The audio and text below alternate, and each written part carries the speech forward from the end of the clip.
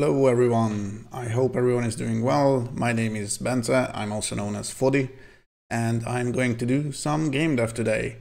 Once again, I'm attempting to do Trijam, which is a weekly jam that has a little restriction that says you should make a game in 3 hours. And I tried that before. Usually the end results are a little subpar. I mean, what I've made were a little subpar. There are a bunch of really talented people who are really a lot better at this kind of stuff than I am, but I figured that, hey, practice. I will eventually probably be better at it if I keep trying. So this weekend's Trijam is, it has a theme that is a really cool one, I think. It's called In the Zone, and I started thinking about it on Friday, so 2 days earlier, and I started actually making some concrete, I'm not saying it's a game design document, but it's a to-do list at least, and I also collected a little package of assets, music, and sound effects and stuff like that, so hopefully I will not spend too much time thinking about this kind of stuff. And yeah, basically I try to be as prepared as possible this time. So let me just go through the usual stuff. The game will be available from this little link, foddy.itch.io/trijam-270. You can also find the same link below the video. On the video, the chatbot will probably tell you the same link if you use the command game. I'm also going to start checking chat because I sometimes forget it, so just bear with me 1 second. Right.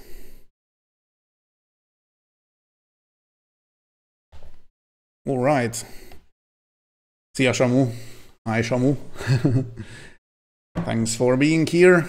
I hope it's not a problem for you that I'm going to be speaking in English this time because I started doing this kind of thing. So yeah, usually I only switch to Hungarian for a little bit during streams nowadays. Yep. So, okay, where was I?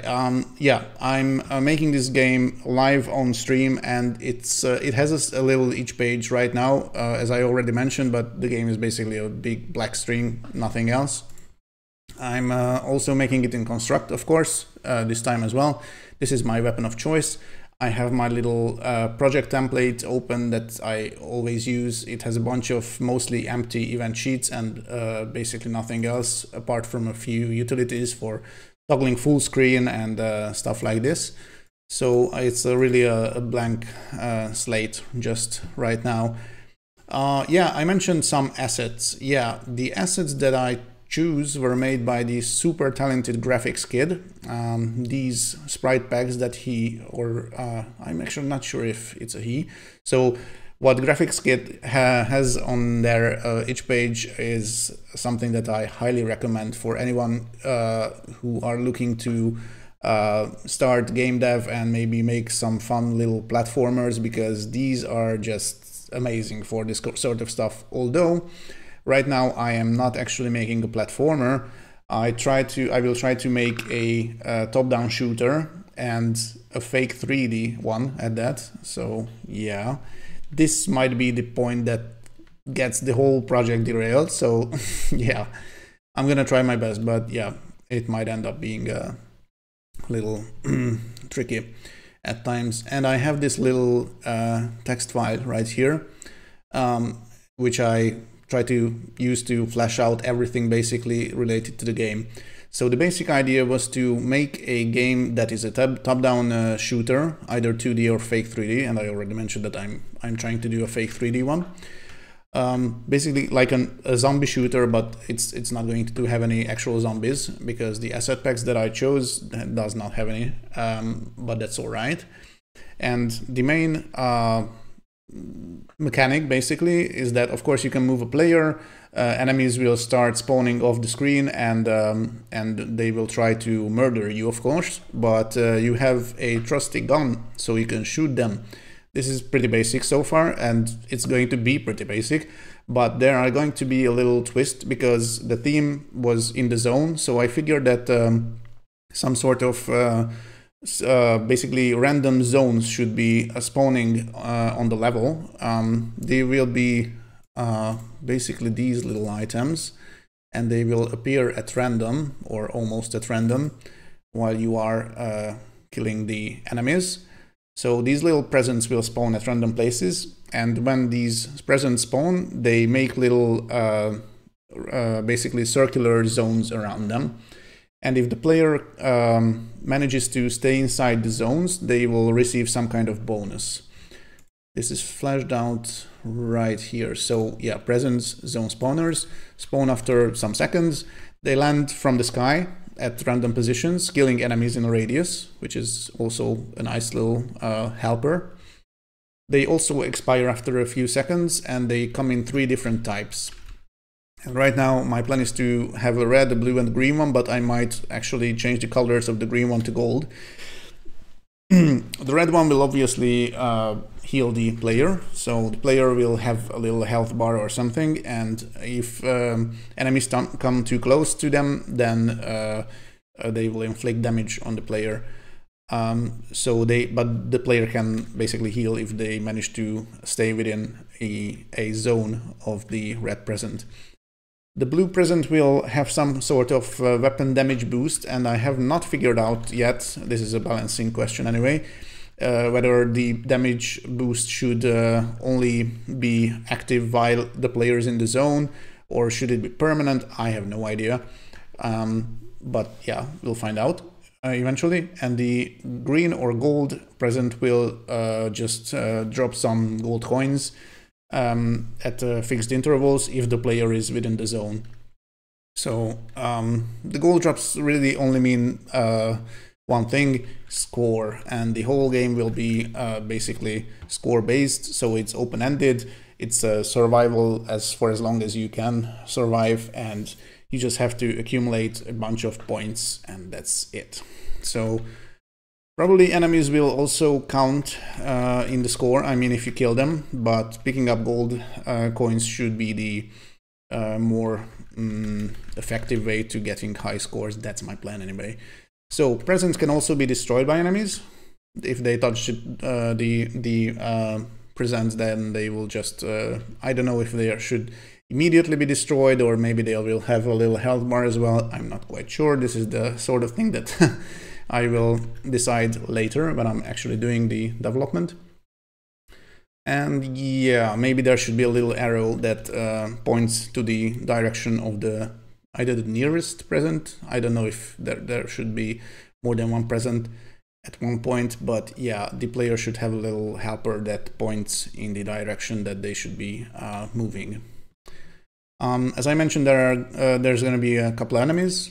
Actually, I have 3 enemy types. They will also be fairly similar. This little guy actually is a sprite sheet that I already used in a previous Trijam game, which was called Mediocre. Ooh, what was it called again? It was a super, not Super Meat Boy, Super Crate Box clone, and it was called, damn, I forgot it.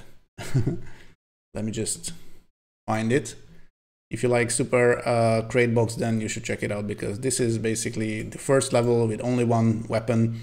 Yeah, it's called Mediocre Container Package, and this little game, I'm going to mute it for now.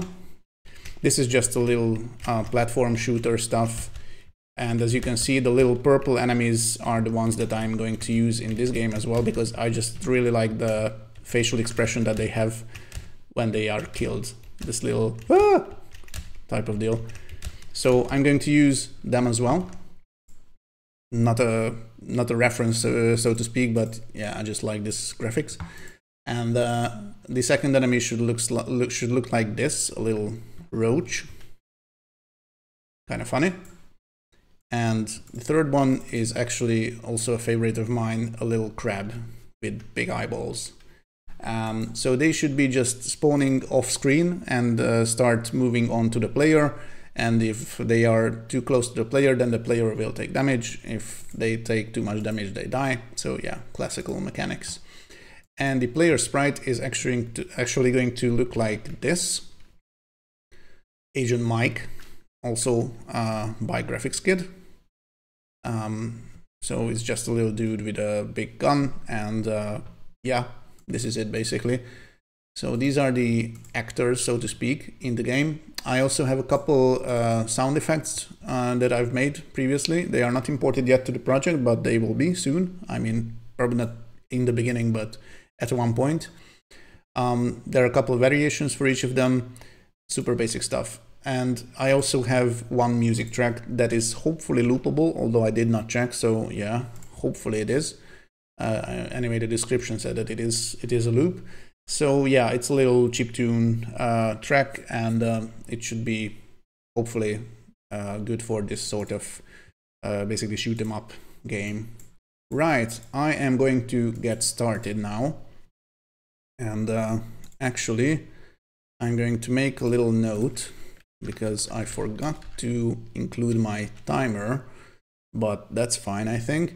So I am starting making the game at 20 past 5 local time, and here we go. Right, okay. So at first I'm going to just add some utilities. I'm definitely going to need a 3D camera because I want to do 3D shenanigans. I'm going to move it to utilities, and I'm also going to create a little tile background for now, probably a temporary one. And I'm just going to use my usual placeholder art for that. This is going to be the ground. So I'm just going to paint it black and add the little line. And this is basically only for, this is only temporary. I actually have some sprites lined up for that, but for now, this is going to be all right. I'm just going to, oh, crap, I remember that I forgot to change the resolution. I think a little slower, by slower, I mean smaller should be sufficient. I'm also going to change the layout's size as well, and maybe the opacity should be a little lower. Okay, this is temporary. This I'm going to name ground for now, and I am also going to create a new object, which is a sprite, which will be the layer, basically. I'm just going to draw a little circle.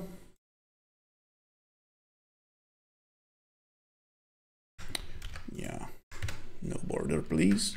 Okay. So this is going to be the player. This is going to be an invisible sprite.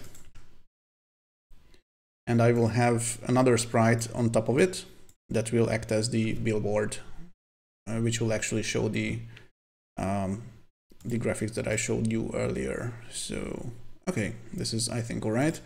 Origin is in the middle. I don't care about the collision polygon because this is going to be moved in a different way anyway. Okay, so I'm just gonna put it right in the middle. And I'm also going to name it player. And just for good measure, I'm already placing it into a family, just to be safe. Oops, I mean players will be the name of the family. I'm also going to clone this object, change it a little, just by filling it with red color, and I'm going to name this enemy. So this will be the enemy sprite.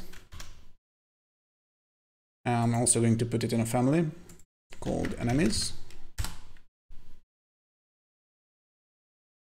And I think I'm already going to move this sprite to the object templates because I definitely don't want any enemies right away in the layout. They will be spawned in later. So what I'm also going to need is some billboards, basically. I usually create a billboards subfolder for this kind of stuff, and I'm going to add another sprite. Now the question is, do I want one billboard for both the players and the enemies, or do I want something different? I think I'm going to keep it separate, so I'm going to have a billboard for the player. and I am going to import the graphics. I really need basically an idle and a running animation, I think, because there's no shooting animation if I recall correctly. Yeah, this is the running one. Should be fine. 1, 2, 3, 4, 5, 6 frames. So I'm just going to grab this little PNG file, move it over here, import as a sprite strip, and yeah, correctly guessed 6 cells. I'm going to replace the current animation, and now it should be fine. I'm going to name the animation running, and I'm going to set the speed and turn on the loop for the animation and check out how it looks. Okay, it's all right. Maybe I increase the speed a little. Yeah, let's just say that this is fine for now. And I'm also going to need the idle animation, which is this one, just 2 frames. Looks like this, a little blink. So yeah, I'm going to add another animation, call it idle, and just place it right here. Same deal. I'm gonna check the origins, but they should be fine. Yeah, the collision polygon it doesn't matter because this is a billboard. It's not going to collide anyway, but I'm going to set it to the bounding box and copy it to all animations. Idle should be probably the primary animation, and it should also loop, and it should also have some sort of similar speed, but right now it's going to look weird because, yeah. So I'm just going to change the duration of the first frame, which has the player's eyes open, to, I don't know, 10 maybe, and I'm gonna check it out.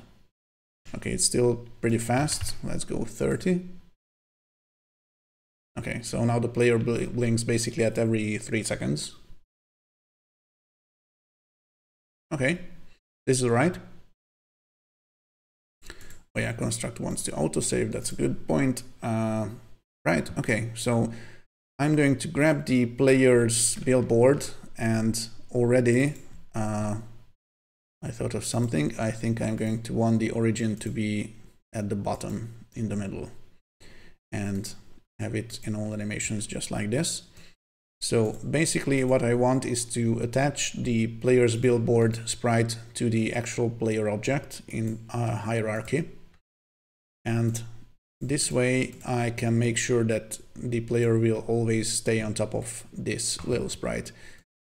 I don't want to sync everything, but I do want to sync the position. So I'm just going to turn these off. I think I don't want the angle to sync either. And the elevation is probably not going to change, but yeah, let's just keep it synced as well. All right, okay, so now I have this little guy standing over here. I'm going to add some movement behavior now. So onto the player's family, I'm going to add a behavior called a direction. I'm going to disable the default controls, set the max speed to 100. Acceleration should be pretty quick, I think.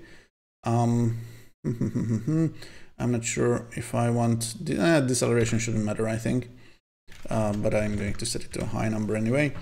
So set angle, this is probably all right this way. I'm going to allow sliding so it can slide along obstacles, which we will have a couple. And yeah, I think this is all right. So what I want to do is to make the input working as soon as possible. So I'm just going to find the right event sheet. Basically, I want to create a custom action to handle all player related stuff. So I'm just going to create a new sheet called a players. I'm going to use the typical emoji, which is the one called person. This is fine. And I'm going to create at least 2 custom actions, one called init and another one called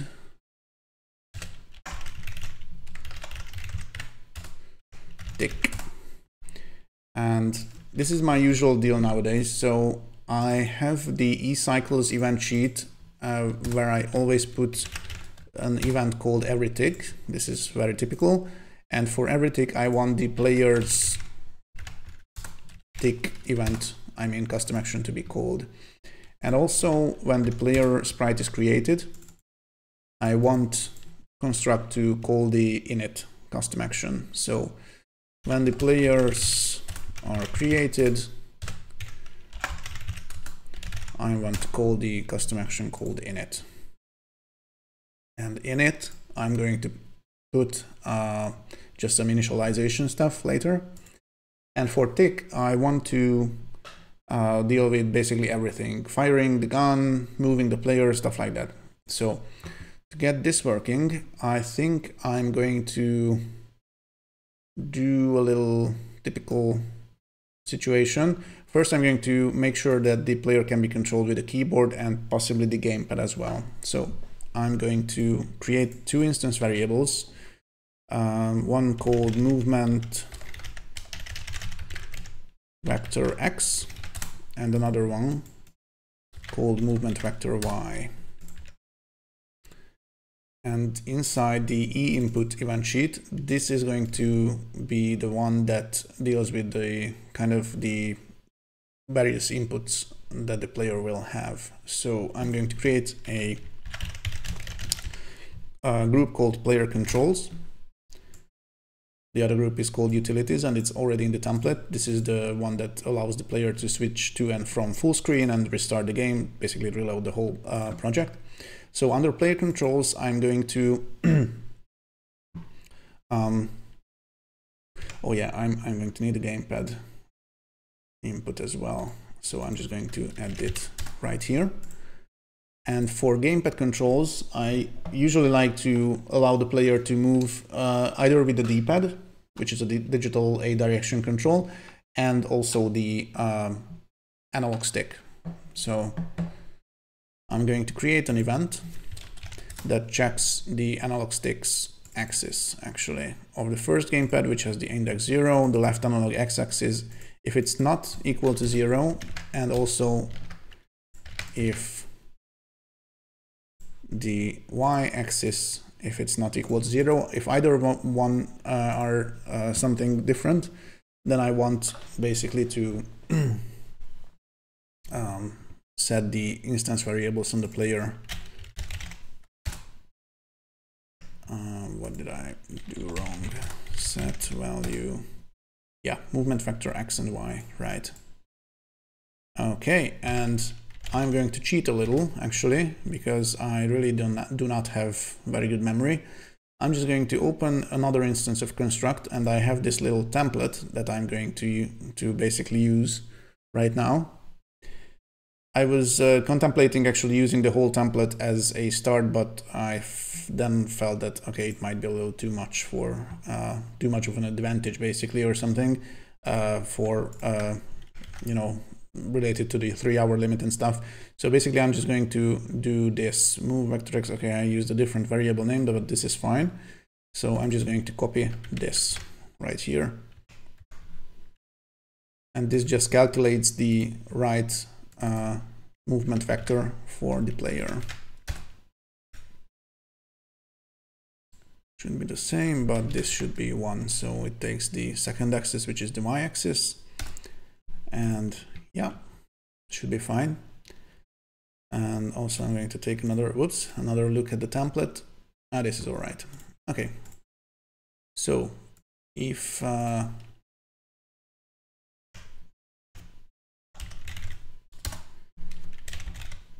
I'm just going to check if the player's instance variables are actually, what am I doing wrong again? So let me do that again.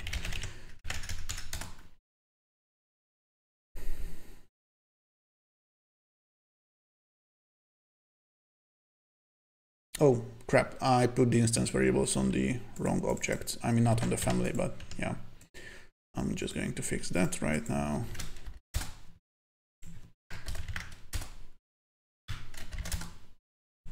Good.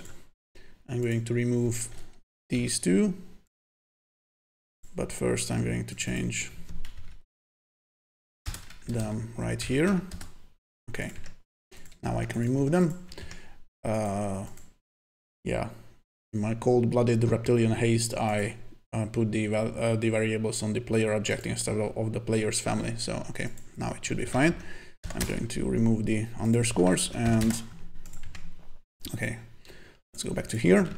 So if the player has either values set to something that is different from 0, I mean, I could do the 0 version first. So if the player has the movement vector x and movement vector y variables set to 0, this means that I have to stop the player. So I'm just going to do this. And also, if they are different, then I want to move the player by setting the actual vector on the a direction behavior to whatever the player has in the movement vector x and y values, I mean variables. Okay, I mean, hopefully this should work fine with a gamepad. I'm just going to quickly test this. So right now the player should be controlled with the left analog stick and should be moving, hopefully, unless I screwed something up. Yeah, I definitely screwed something up. Looks like it anyway.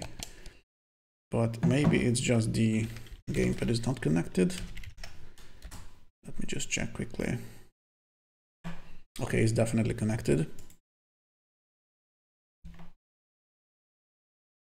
But the game is not accepting the controls at this point. I wonder why.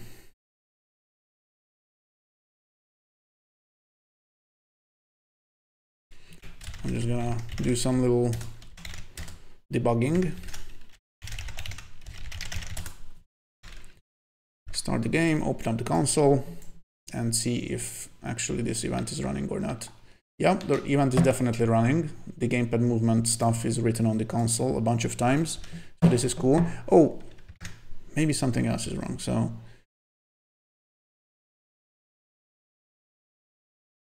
right, okay, so if the player has these variables set to 0, then they should stop, and else they should move. And the tick event is called right here, so this is all right, I think.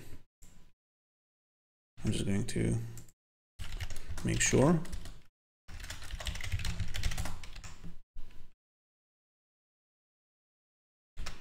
Oh, I also spotted an error here. Vector y should be, but this is probably not the issue anyway. Okay, the player tick event is definitely running, which is cool.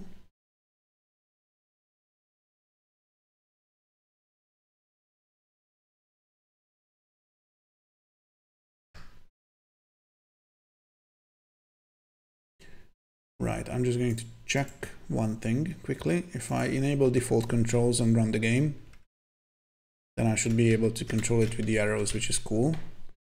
But the gamepad is still ignored. All right.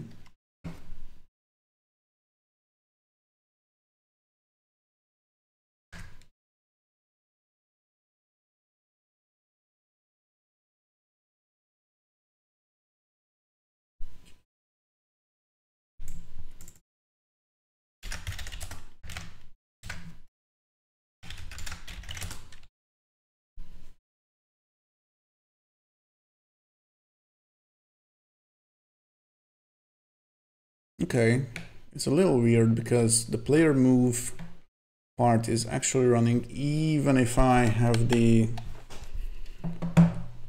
left analog stick centered.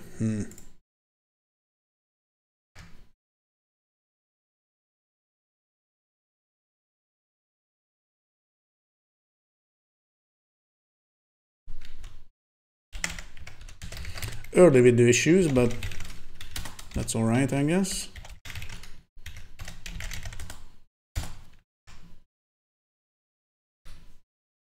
I'm just going to check what's in the vector x variable. It looks pretty cool actually. So why isn't the player moving?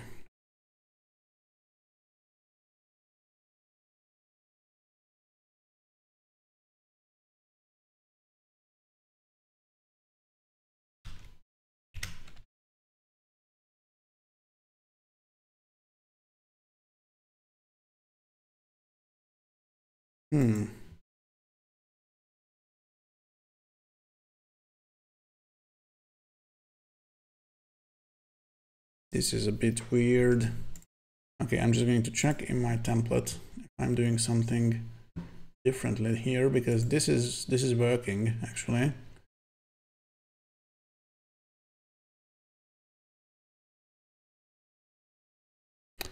Right, I think I have an idea. Oops, that was OBS. Okay.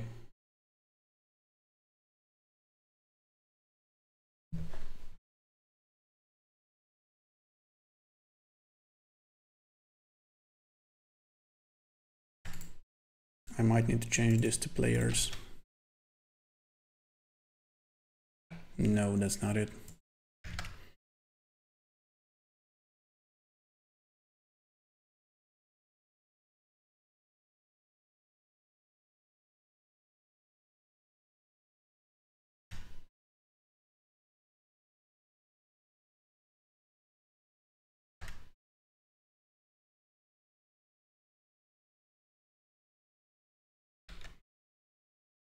Well, I anticipated struggles, but not this early. Please bear with me.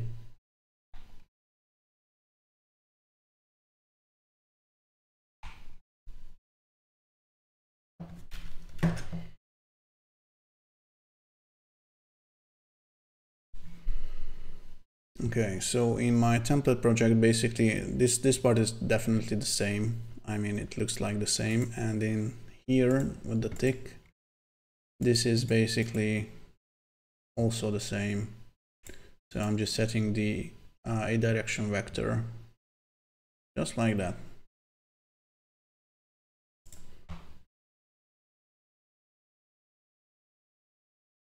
Stop part is there. The moving part is right there. What the heck? Yeah, maybe I should just skip this and do stuff the easy way. For now, at least. And I might come back to this part later. So I'm just going to do button presses instead. D-pad up or keyboard key is down. No, sorry. Different one. I wanted to do is button down for the gamepad, and I'm going to just do the D-pad stuff. All right, I'm going to disable this. And so if the D-pad is down or if the keyboard key is down, W is happening, then I'm going to just do players, simulate control and up. And I'm going to copy this 3 times and do all the rest of the directions. This is right, this is left, this is down, and I'm going to, of course, also change the D-pad stuff as well. No, not to this. So this is down, this is left, and this should be right. Okay. So I'm going to disable this part for now and just make sure that it's working with the gamepad. Yeah, the D-pad is working fine, and also the keyboard controls are also fine. Yeah, sorry about this previous one. I did not spot the error, but I'm going to revisit that later. So I'm just right now going to use the simulate controls actions to move the player, which is, I mean, it's all right. With the gamepad, I wanted to do this because then you can specify any angle, not just the usual 8 directions, but this is all right. Okay, so I'm going to go back to the level and do some trickery with this billboard stuff. So this I'm going to enable the mesh for and just check the coordinates of this. This is relative x 0 and y 100.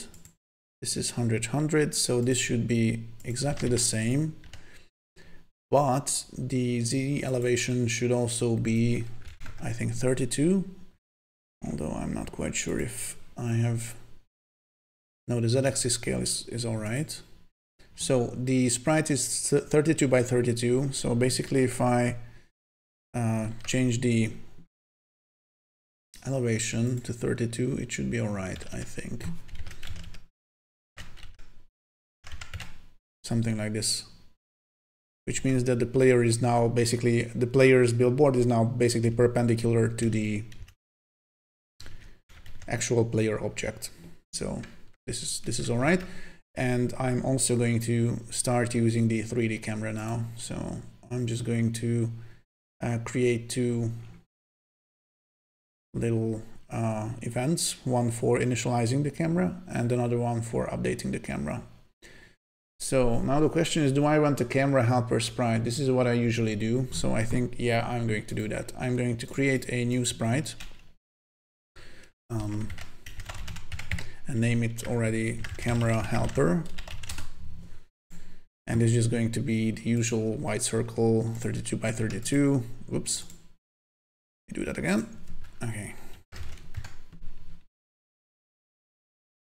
Or let's make it blue. It's not going to show up anyway, so it will be just easier to spot in the event sheets. So, okay, this is basically a little sprite. I'm going to change the size of this to 32 as well. And I'm going to also add this with a hierarchy to the player sprite. This means that this will also move along with the player. I want it to sync the X and Y positions and nothing else. So this is all right. And I'm also going to give it a little Z elevation. Now the question is, do I do it here? I don't need collisions. I don't need it to be visible. And I think this is all right. I'm going to add the Z elevation right here. So I'm going to put it 50 pixels maybe from the ground up, and I'm just going to move it a little further from the player as well. So like this. And I am going to create a little action that sets the 3D camera to be in the position of the camera helper sprite and to look at the player. I'm going to do this right here now. So camera helper, no, sorry, 3D camera set position, but not set position, the other one, look at position, I think, yeah. So the camera X is the position, which will be at the camera helpers X and camera helpers Y positions. Camera Z will be also whatever the camera helpers Z elevation is. And look at will be player X, player Y, and the look at Z will be the player Z elevation, which is 0. Up vector should be set like this. So it's basically a little top-down stuff. And let's just check it out. Okay, so this is how it looks now. It has a 3D camera. It's looking at the player. It's a little far and it's not high enough, I think. So I'm just going to move stuff around a little. Move this a little closer and set the Z elevation to, I don't know, 200 maybe. Okay, this may be a little bit too high. I'm just going to set it to 100.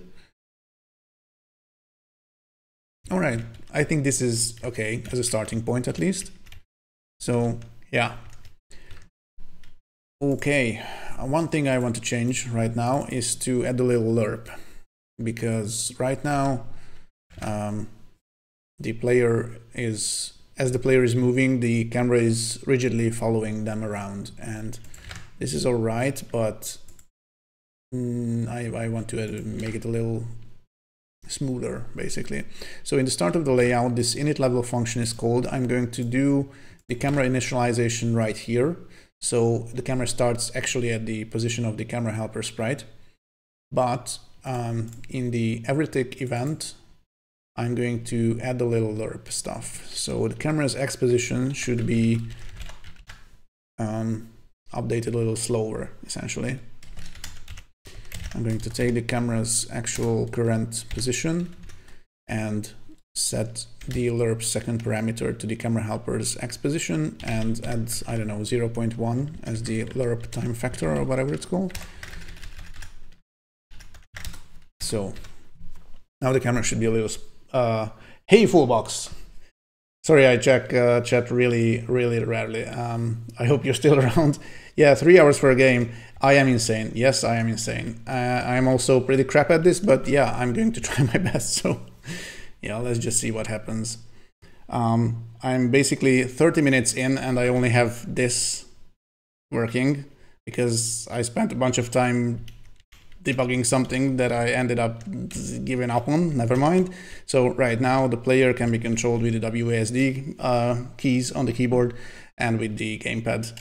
Oh, no, the gamepad was working, okay, now it's working fine. It was in sleeping mode or something. So yeah, this is a little fake 3D camera action right here. Okay, I am going to move on to the enemy stuff, I think, and this I'm going to do on this event sheet because the enemy sprite is right here. I'm going to create a very similar billboard for the enemies. I'm just going to clone this, not that it matters what's in it, because I'm going to replace it in a minute. So the billboard for the enemies should be a little different. Enemies will only have they will have actually 2 animations. So yeah, one will be the running one and one the hurting one. All right, you're still here. That's cool.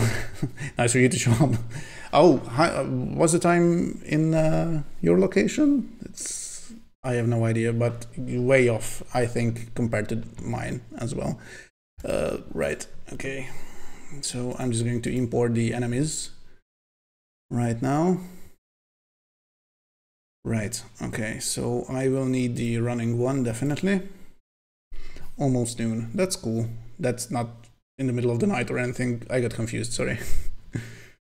Okay, so this is the running animation. I'm going to, oh, wrong project, this one, okay. I'm going to say enemy1 running for the animation name and just stick this sheet right here.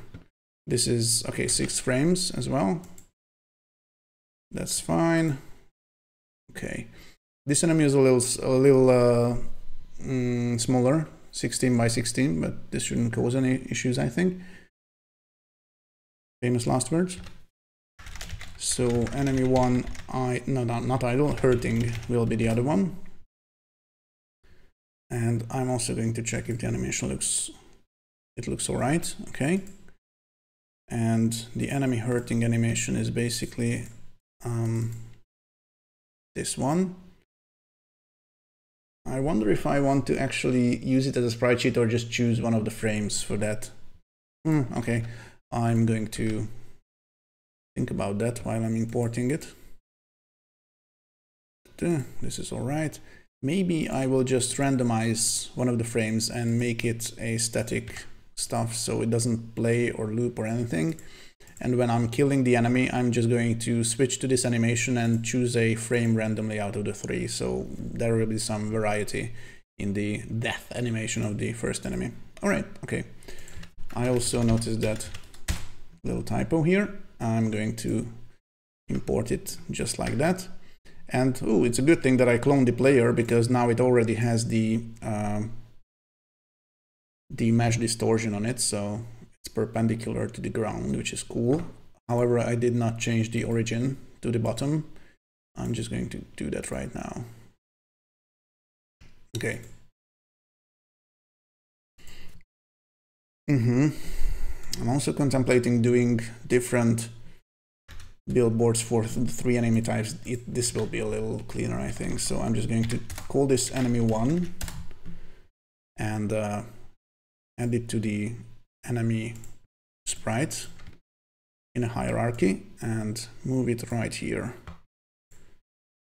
And as I said, the size should be a little lower, I mean smaller, should be 16 by 16 for this one. And also the billboard should be edited a little because now the mesh is off.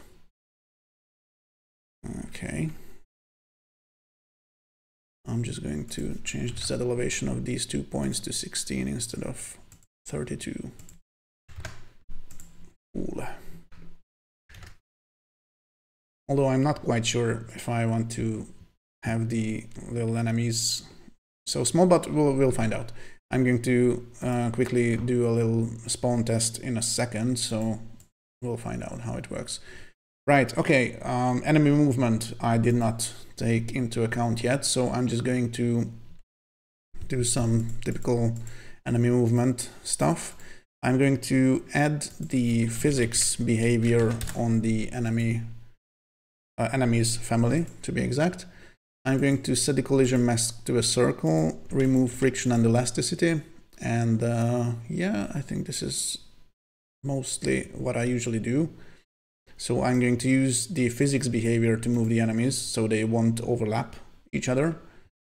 And so they don't overlap the player either, I'm going to add the physics behavior onto the player sprite as well. Not the sprite, the player's family. So this will be immovable because it will be movable, I mean moving with the A direction behavior. So this is just so the enemies won't overlap the player. I don't know if these values should be changed, but yeah, sure, why not? Let's change them to 0 as well. Cool. All right, now I remember what I wanted to do in the player initialization action, because now that I'm using the physics on the player, there should be a little gimmick, glitch or whatever. No, there shouldn't. Okay, never mind. Oh, because it's immovable. Never mind. But I am going to set the gravity to 0, definitely. When the player is spawned. And I did create this one, right? Okay, so just for good measure, I'm going to create a event for the enemy stuff as well. And I'm also going to make some custom actions. No, the enemies. One called init and another one called tick, just like in the player stuff. Okay. And when the enemy is created, I'm just going to call init. And in cycles, I'm going to tick the enemies as well. Right, okay. So I'm going to create a temporary spawning keyboard shortcut. So when I press space, for example, I just want a enemy sprite, not the sprite, the enemy object to be created on, oh, I do not have macros yet. I'm going to fix that soon. So basically right next to the player, I'm going to just take the player's X coordinate and add a little offset to it, and maybe do the same thing with the Y position as well. I'm going to make sure that the hierarchy is created. There are no templates yet, but this is going to change soon.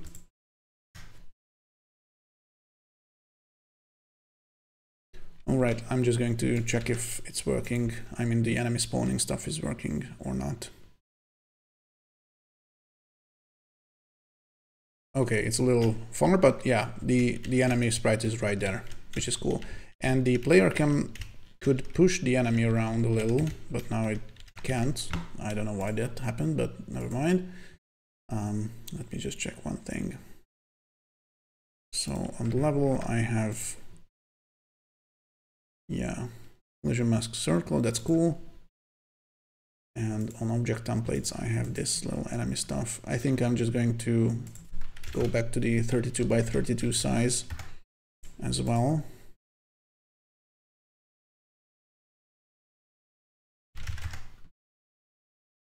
Quickly undo this change on the mesh. Oops, what am I doing? All right, I want to edit the current mesh. Okay, I am editing it. That's nice.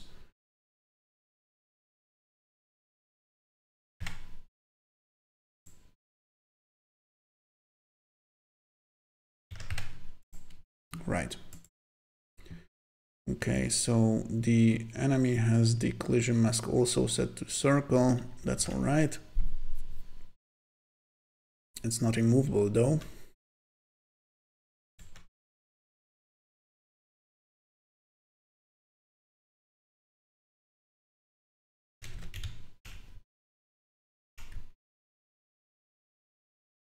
It's weird that it starts overlapping at one point, but yeah, the enemy is way too big. Let me undo this. Okay, now it's cool. Right. Let's get the enemies moving. So in the tick stuff, I'm just going to push all enemies towards the player. But first I am going to set the vector, or how the heck is it called? Velocity, sorry, to X and Y. Then the angle I want to change so it's facing the player.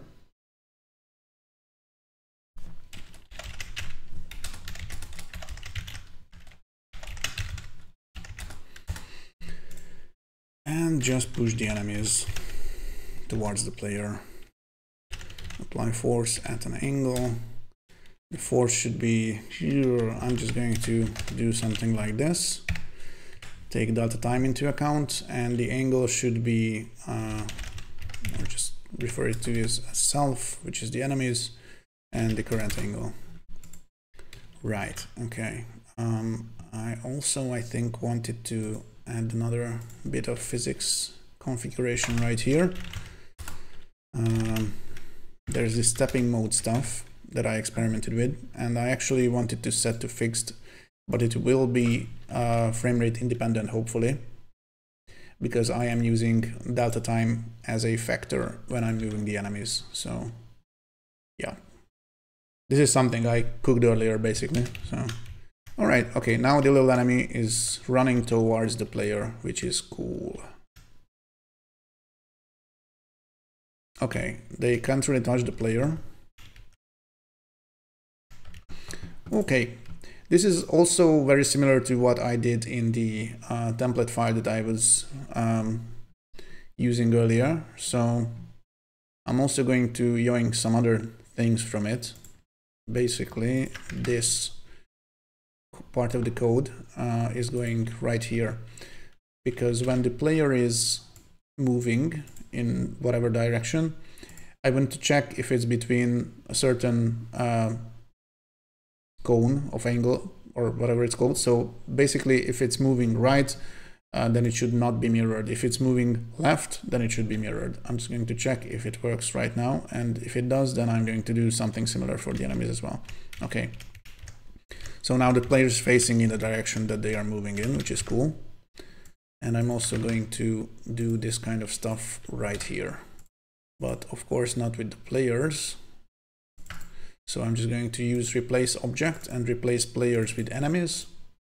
And I'm also going to replace BB player with and now I come to the realization that I want to put enemy billboards into a family,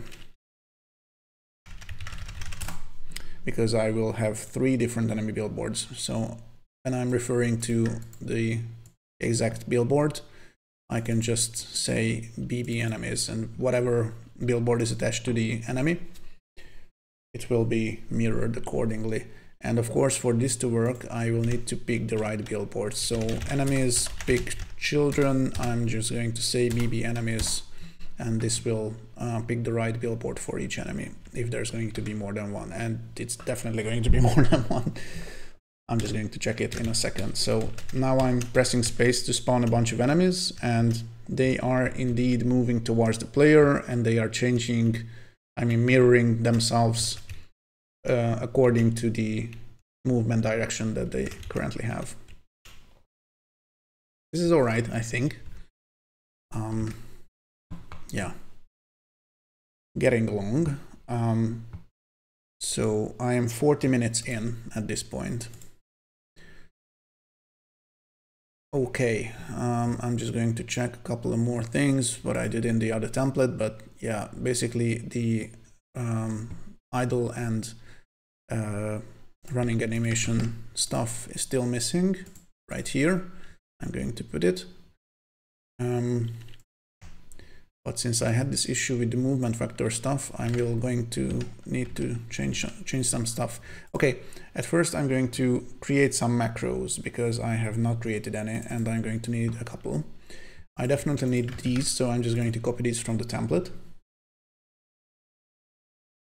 Put them right here.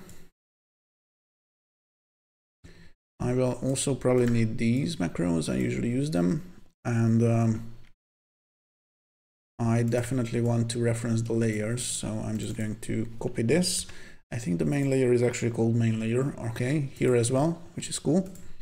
I will definitely have a UI layer as well for showing stuff on the screen, like score and possibly the player's health, I'm not sure. So I'm just going to create a macro for the UI layer as well. And I already have a UI layer, so that's good. Okay, back to the copied stuff. We just yoink these actions. And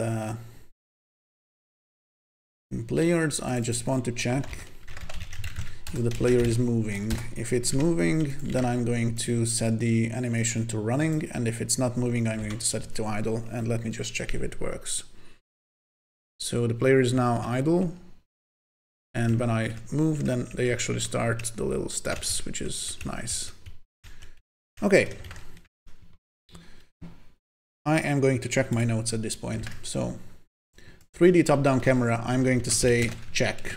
At this point, I have not made any checkboxes, but bear with me. Well, that went well.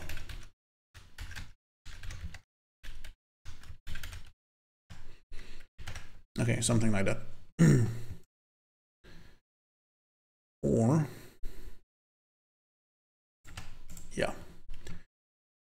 Player movement, A direction, WASD, gamepad, D-pad, left analog, yeah, más o menos, because the analog stick stuff is not working, but yeah, I probably screwed something up. I'm just going to ignore it for the time being.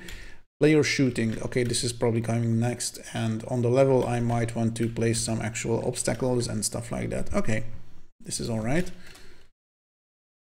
Okay, the tabs got a little screwed up here. Okay.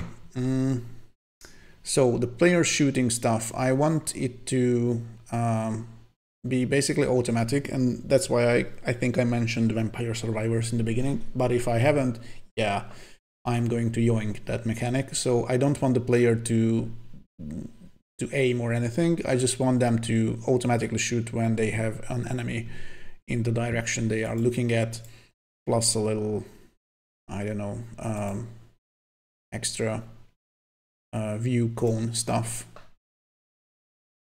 So for this to work, I think I am going to need to use the line of sight behavior.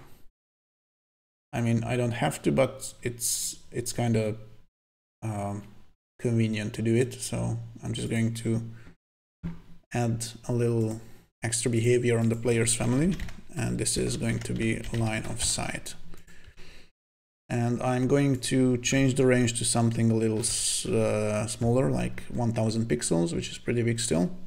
And the cone of view should be a lot smaller. I mean, when it's facing right, I only want like a 30-degree angle or something, probably. Yeah. Okay, I'm just going to check if it works. And I definitely want to import the player's projectile. So I'm just going to create a sprite and name it accordingly, which I kind of forgot, projectile. And I'm just going to place one instance of it on the object templates layout, and I'm going to import the graphics right now.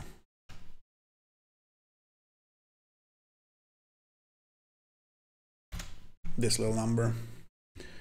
Yeah, the collision polygon it doesn't matter, it should be just the bounding box, but I do need to crop this like this, because I don't need all that padding.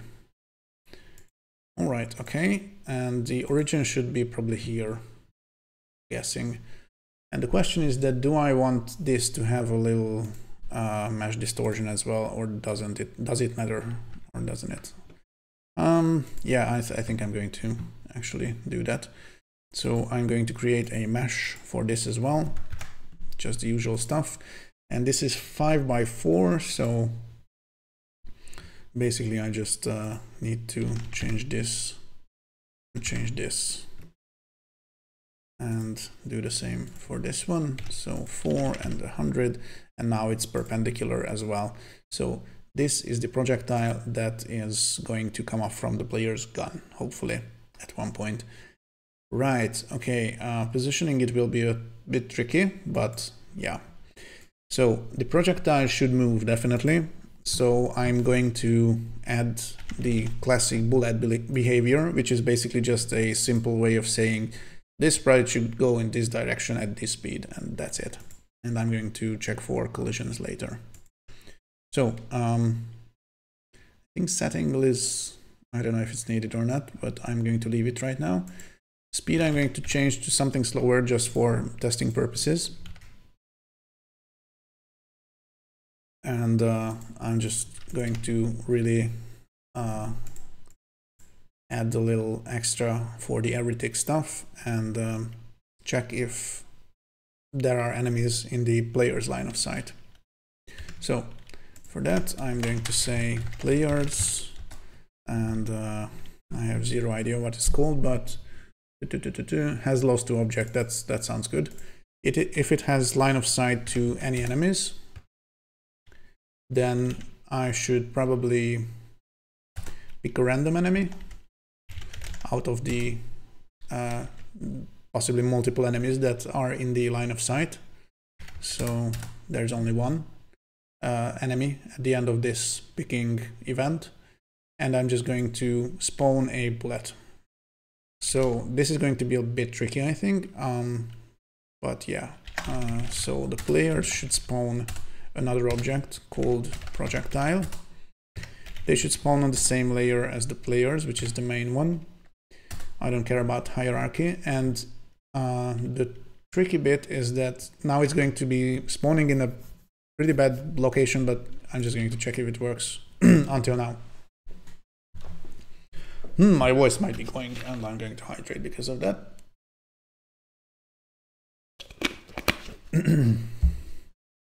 Right, so I spawn an enemy, and seemingly nothing. Okay, now something happened.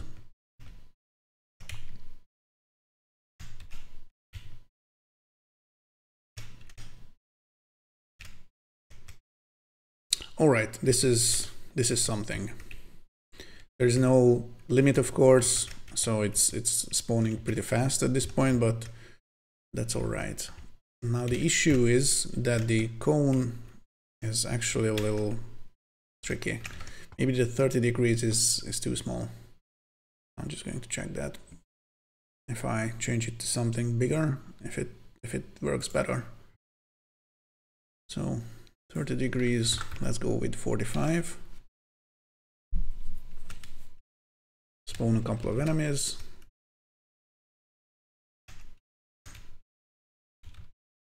Yeah, it's still not great, but right. I'm just going to check if the enemies have the right. I mean, they have a complete bounding box as the collision polygon, which is fine, but just for good measure, I'm going to change it to this circular stuff. But this was not the issue.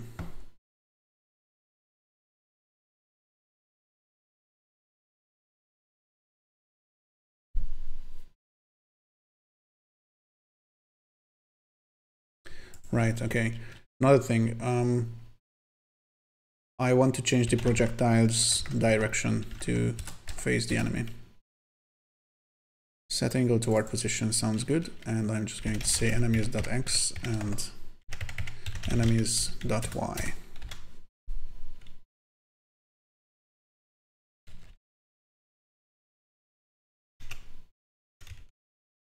Okay, now it's better. Now the problem is that so the cone is always in the direction of the player, which is suboptimal. I actually don't want it to be, but it is. So yeah. I think I might need to do a different sprite, a helper sprite basically, and attach the line of sight behavior onto that.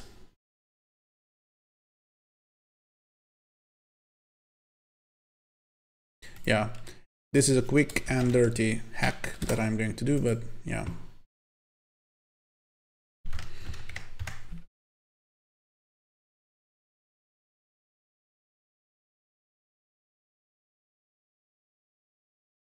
So I'm also adding this. Yeah. To the player. I'm going to name it loss check and add line of sight onto it and set its position right here. So when I'm doing the loss check, I'm actually using I want to use the loss check objects as line of sight to object condition. It's exactly the same one. And yeah, so what I also want to do is disable some synchronization between the player and the loss check object. So the position remains the same, but I want to manually change the direction of the loss check object to either face right or left based on whether the player is moving right or left. Okay, let's be totally hacky at this point. So if the player is moving to the right, I'm just going to mirror the loss check object and set it not mirrored if it's going on the right.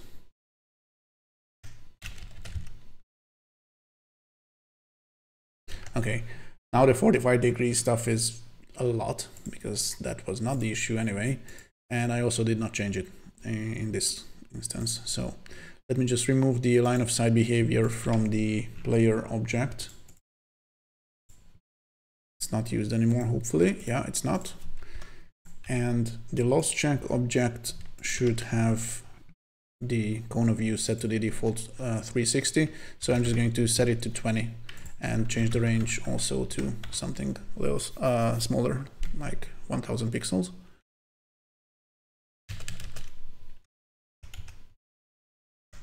Okay, so now if it's facing right, it's shooting a bunch of stuff. Okay, let's check the left stuff. Okay, it also works. Yeah. Okay. One thing that I do not really like is that, you know, if I'm moving on the right but there are enemies on the left, then the player is facing the right, facing the direction opposite to the enemies or whatever. So I might just do something a little different this time. Maybe the player should just auto-focus on the closest enemy. I'm contemplating this. Well, okay, so it's almost 1 hour in. It's 6:17, 18 at this point. So I started at 20 past 5, now it's 18 past 6. So I'm just going to make a little break. I'm going to stop the timer, whatever. So it's 1 hour complete, 2 hours left, and I'm going to continue in about, I don't know, 5 minutes or something. I'm just going to walk around a little, get my thoughts together. So be sure to stick around if you want to continue watching me struggle with this game. So yeah, see you in a while. Okay, I'm back. Sorry, I was eating a muffin and having a drink, but I figured that I should really do the thinking part live on stream because I'm going to talk through it anyway. Okay, so basically 1 hour is gone. I'm just going to make note of it.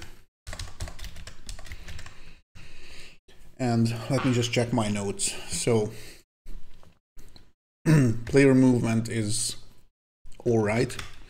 Player shooting is in progress. But I really want to come up with an idea that actually makes it possible to kite. So basically to move in one direction and shoot in another. I'm just going to think about it a little. And also I will very soon need to implement basically the theme, which are the zones and the zone spawner stuff. So yeah, but I still need to do some other things like player health, enemy health, things like that, and also limit the players shooting stuff with a timer or something. So yeah, still a lot to do. Oops, that was OBS. Okay, it still is. Okay, so I'm just going to think a little on this kiting stuff and not count it in the development time if that's not super illegal. So right now, if the player is moving on the to the left side, then I'm mirroring this loss checker sprite, which is checking any enemies in range right now.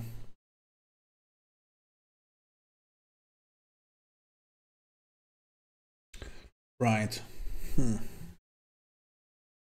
Problem is that using just one line of sight behavior means that I can only check in one cone, and what I really want to do is check in two cones. I mean, I'm still past the point of doing clean stuff. I already started dirty tricks, so I might as well just create another loss checker and have one facing in one direction and the other in another direction, and maybe they should be just active at the same time. So basically they both are constantly looking for enemies in range, and maybe the player should just automatically face in the direction of the loss checker that has enemies closer to the player. Oof. That doesn't sound too great. I mean, there are probably easier ways to do it anyway, but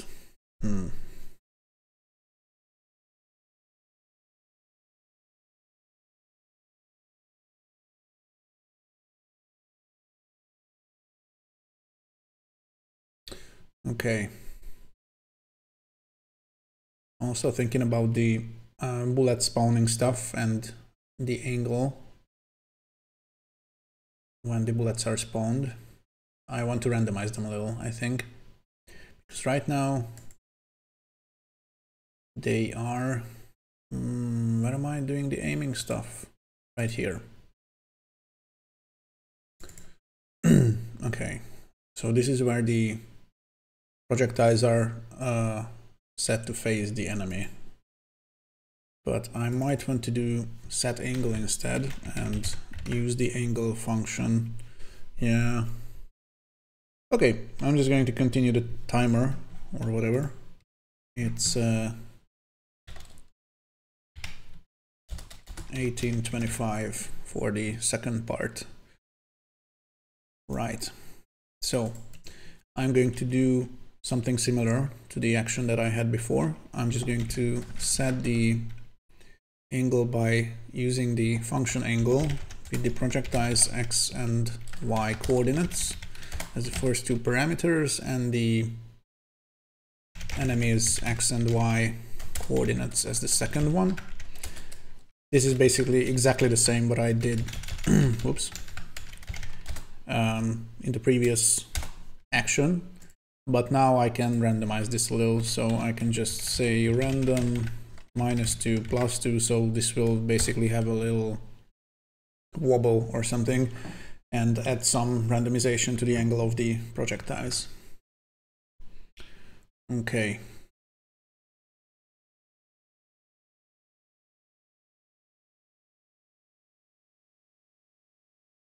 I really don't need loss, I think, by the way, but yeah, I'm just going to keep using it.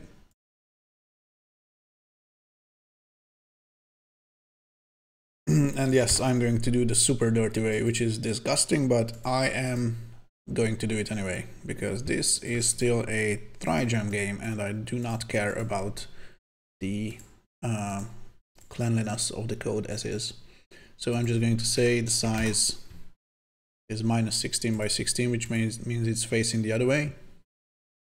And I am going to put it here as well. So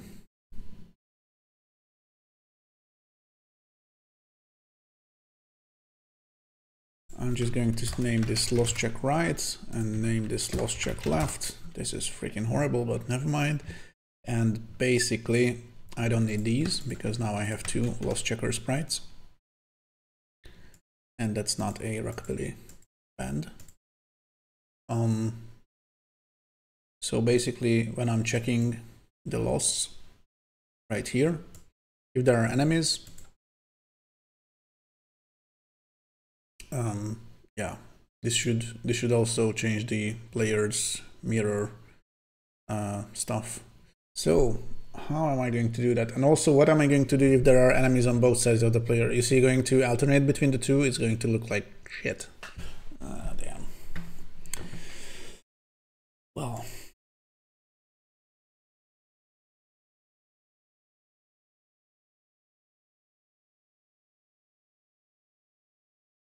Right. I am definitely adding a timer on the player because I will need to limit the amount of bullets that are spawning. So a good way to do that is to create a timer, and for a timer I always create a macro as well. I'm just going to call it fire, and when I'm spawning a bullet, I'm going to start a timer, and the timer should really have a fixed length or interval or duration or whatever. Player fire cooldown is going to be the constant that I'm going to give a value of 0.1 for now, and this will be the duration of the timer that I'm starting right here. So start timer, duration, whatever in this is in this constant, and I'm just going to say timer fire as the tag. So basically I only want the player to fire if the timer is not running.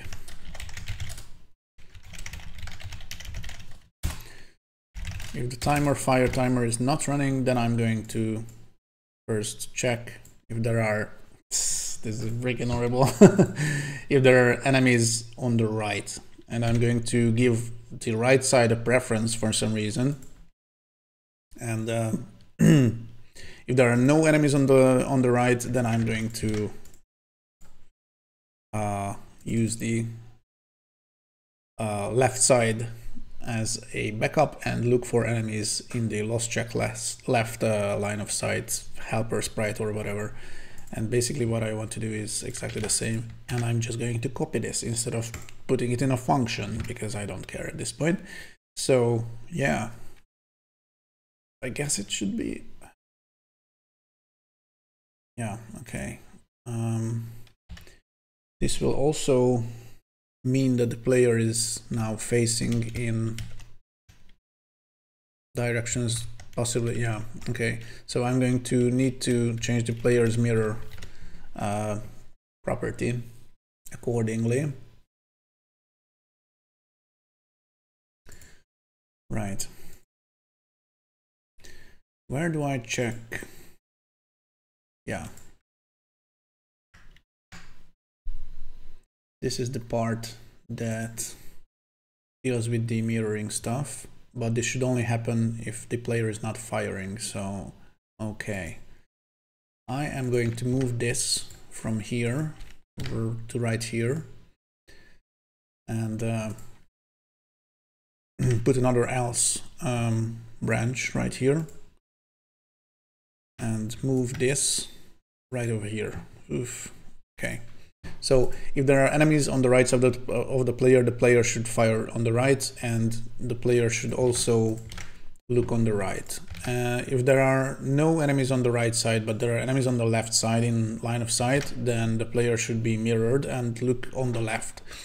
And if there are no enemies on the left side either, then I just check the player's angle and decide which way do I mirror the player.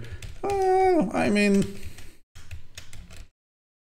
it's not completely terrible, I think. Okay. The problem is that the bullets are spawning from a really weird location, so I will need to fix this. And since we are doing stuff dirty, I'm just going to basically make some offsets out of thin air and set them. So player, no, sorry. So the spawning stuff should happen, but then the projectile's position should be changed a little. So the projectile set position, I'm just going to say self.x and self.y, and I'm going to offset stuff. So actually self.y is fine. Self.x, no, sorry, the other one, yeah. Self.y is, no, self.x is what I need to change. So if the player is shooting on the right, then I'm just going to do this. I will need to only change the x. So I'm just going to say self.x plus, I don't know, 8 something. And put it right here and do something similar here, but in this case, yeah. Let me just check. The Z position is still off. Okay, I mean, it's not terrible, but not great either. I'm just going to create a constant because there are limits to what dirty tricks I allow myself, so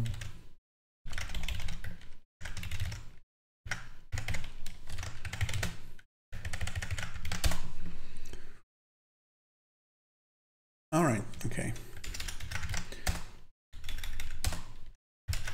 And also I will need to set the Z elevation, and this I can probably basically calculate. Let me just grab the player's billboard.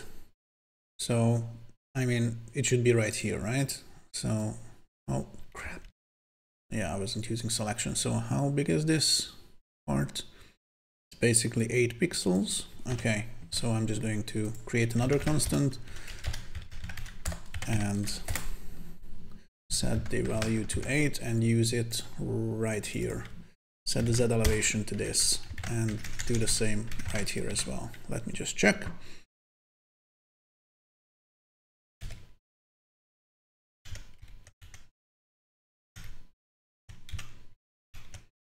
It's a little high,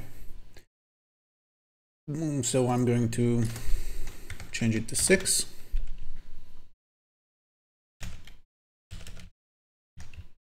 Okay, it's fair, I think. Maybe the X offset should be a little lower, so it's closer to the gun, actually. This is pretty good, I think. Okay, so the player can basically shoot on the left, on the right. There's a little leniency, I mean, like this. There's an actual cone. Doesn't have to be perfect, and the bullets have a little random factor as well. Okay, this is all right, I think. So collisions, I need to do collisions, and when I'm doing collisions, I'm also going to decrease the health of the enemies and stuff like that. So I'm just going to create some instance variables first. I'm going to create one called HP, which is short for health points or hit points, whichever you prefer. And while I'm at it, I'm also doing this for the player as well. So the enemies should really have a starting HP, which I'm going to set right here. And I might just leave the enemy situation as is and just do one enemy if I don't have time to do more. So yeah, this is all right. So the enemies have 10 HP when spawning at this point, and also I'm going to set the player's health to something bigger, or I don't know, maybe set it to, no, maybe just set it to 10 as well for now. Okay, so what else do I need? I might need to do some flashes, possibly. So on billboards, I'm just going to call this billboards now, and use the same family for the player billboard as well, I think, because why not? So on billboards, I'm going to put a little effect, which will allow me to do the flash stuff. It's called brightness, and it's super simple. If I change brightness to 200, then it will just turn white. So yeah, I'm going to disable it here and here as well.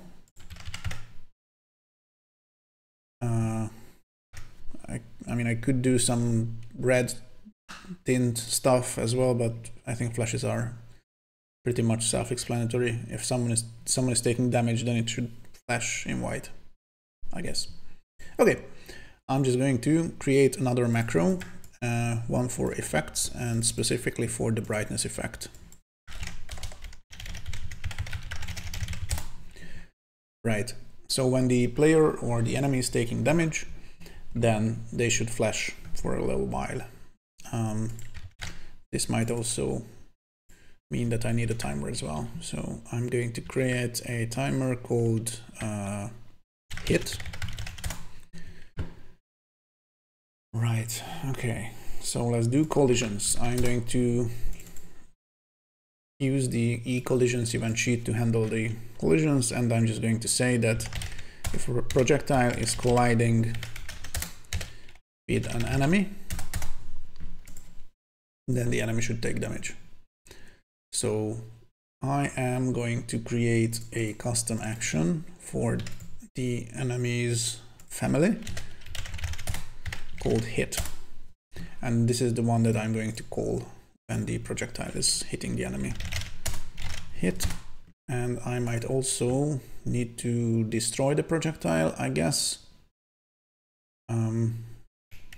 Question is, do I do it here or do I do it in the custom action? I think I'm just going to destroy it right here. Although, no, because I will need to do the damage stuff, and for this I already have an idea. So under enemies, I'm going to change this to copy all picked objects, so it's not just the enemies that are picked when the custom action is called. And the projectile should have an instance variable called damage. And I'm just going to set the value to the default 1. So one projectile does 1 damage, and that's it. So when the enemies are hit, I'm going to destroy the projectile, and I'm also going to decrease the enemy's health. So enemies subtract from health and whatever was in the projectile's damage instance variable. The order doesn't matter because the object is not getting destroyed until the end of the tick anyway, but just for good measure, I'm going to move it up here. So when the damage is done, I am going to check if the enemy still has any health left. So I'm just going to check the variable called HP, and if it's less or equal to 0, I'm going to kill the enemy. And for this, I also usually use a instance variable called isDead. It's 0 by default, and I'm going to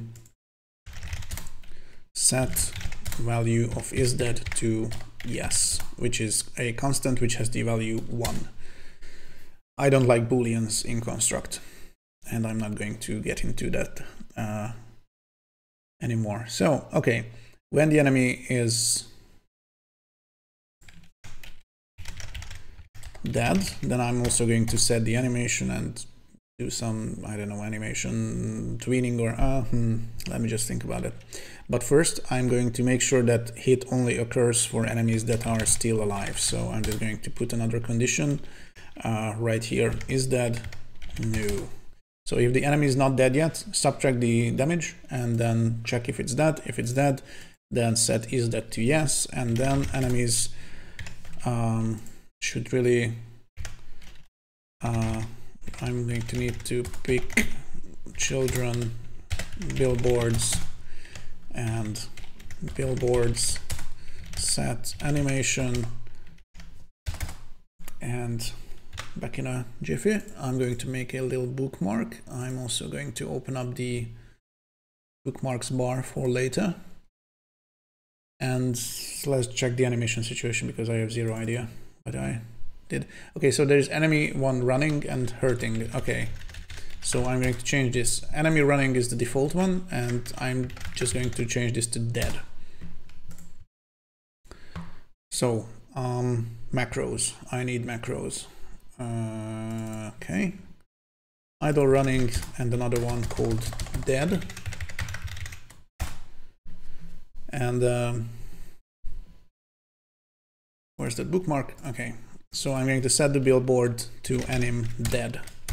And I'm also going to randomize the frame, as I mentioned earlier. So billboards set frame, and I'm just going to do int random 0 and billboards animation frame count. That's it. So it's going to randomize between the however many animation frames are there in the dead animation, hopefully. Okay, and once the enemy is dead, I also don't want them to move. So basically the tick stuff and the whole movement shenanigans should only happen if the enemies are not dead. So I'm just going to put another check whether the enemy is not dead, then I'm going to do the movement. And if the enemy is dead, I'm just going to, good question, definitely going to stop it. So basically, this can happen here. But I also want the enemies to somehow fade out or something. Some tweening maybe. Yeah. Do I have the tween behavior on the enemy's family? I don't think I have.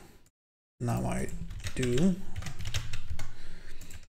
So I'm just going to do a little woo or something on the enemy when they are dead.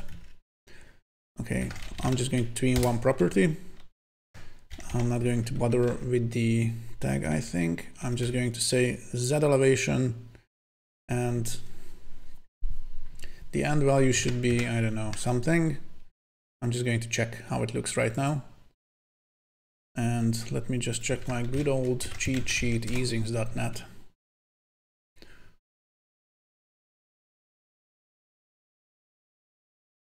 Ease out expo looks good. I wanted to woo, and maybe fade out as well.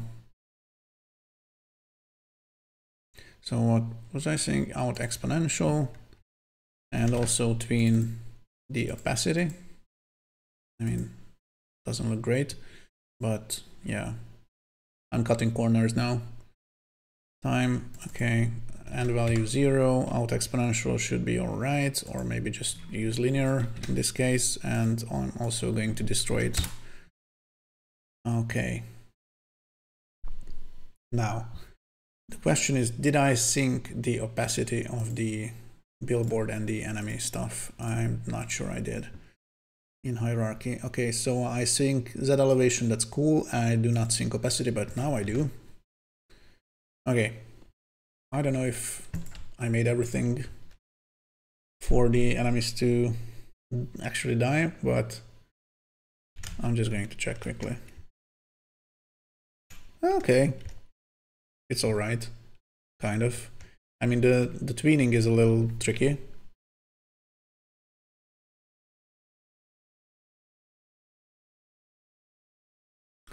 Yeah, where was I?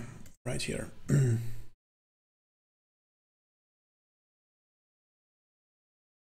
just going to halve the time.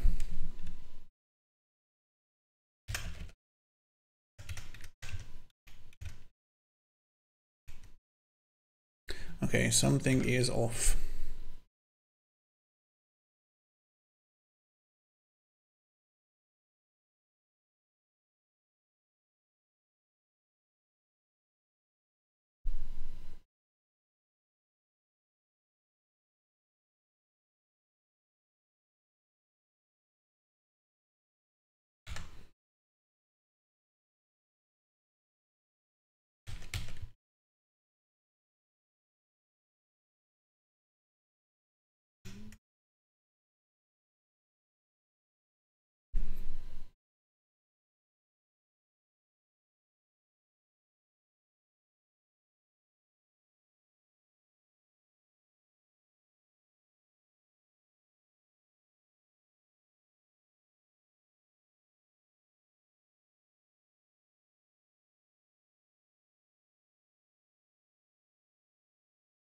Right, okay, so this dead stuff, the tweening should really happen here, I think. I mean, it's sufficient. Tween only once. And This might be a fix for the issue that I'm having at the moment.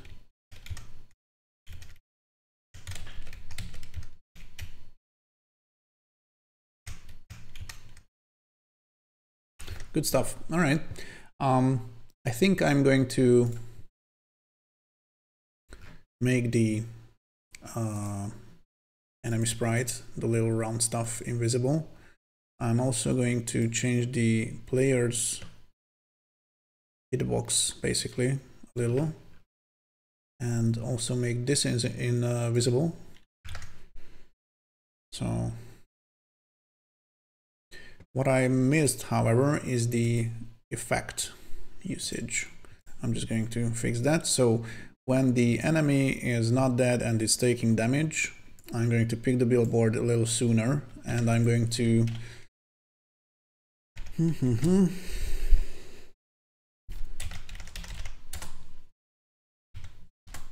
enable the effect called effect brightness. But I also wanted to set it back. After a while. Now, do I make another timer stuff? Yeah, let's get dirty. So I'm going to add another behavior on the billboards called timer, and I'm just going to start a timer. Billboards start timer. Say something like this. Crap, I do not have a. Although I could use the timer hit here as well, why not? So yeah, I'm just going to create a event right here. Billboards on timer hit, and I'm just going to say billboards effect disable effect brightness. Hopefully it should work, I guess.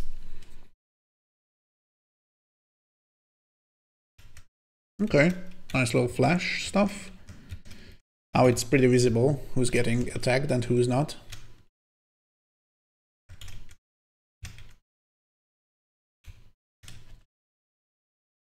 Okay, one thing I do not like about the camera, by the way, is that it's slurping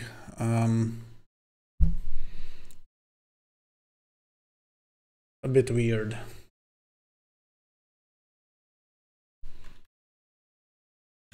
What if I do something like no.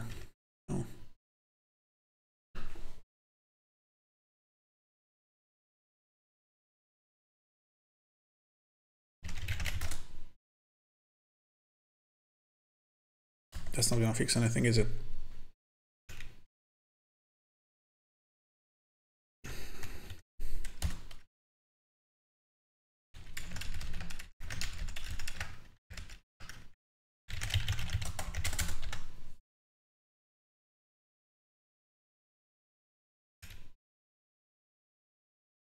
Okay, I'm just going to change the factor, I think, for x to something a little faster.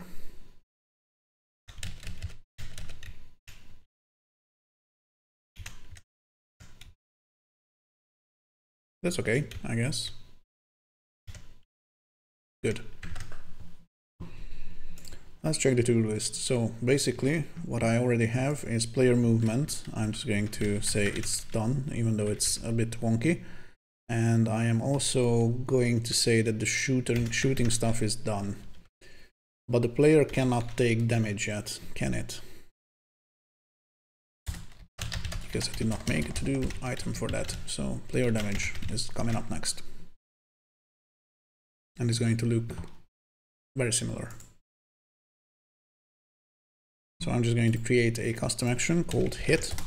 Whoops, I mean for the player, something called hit. And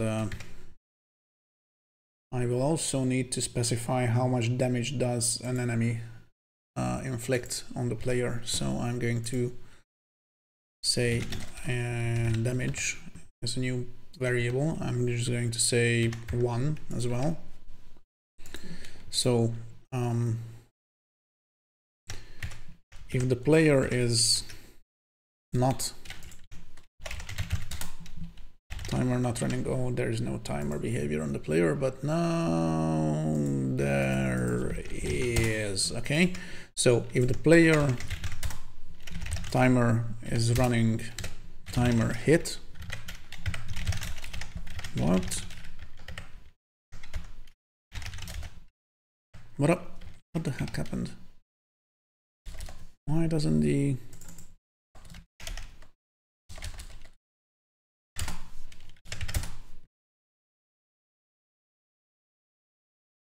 Oh, I'm in the wrong freaking project.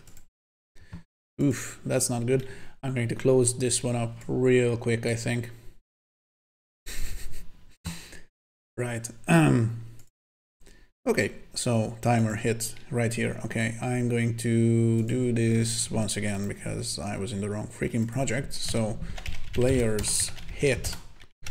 Players timer, yeah, is running. Timer hit, and if it's not running, I'm only going to inflict damage. Oh, also I'm going to copy all PID stuff, and one of the enemies are going to inflict damage on the player. So if the player is not taking damage right at this second, because the timer hits, timer is not running, I'm just going to player subtract, whoops, HP and say enemies dot damage. 1 minute. So this was done in the other project as well. Damage. And not that it matters, but I'm going to say 1. Did this propagate properly? Yes, it did. Good.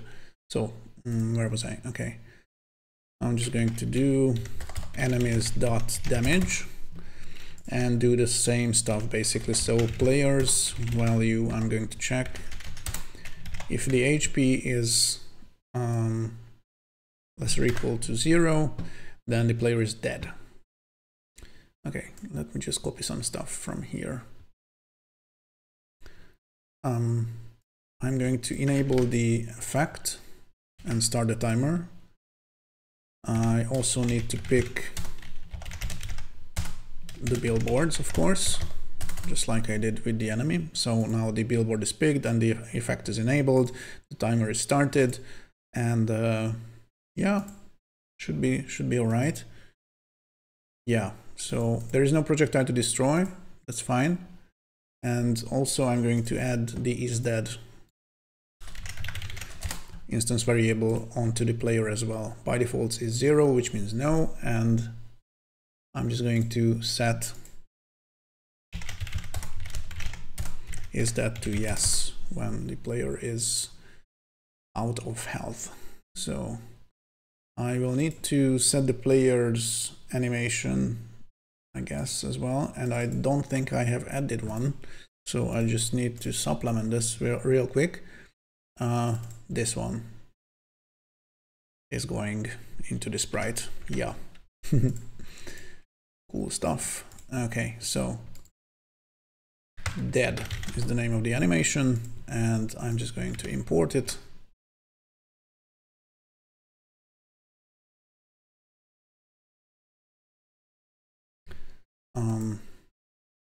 I'm just going to set the origin, and I don't need this either.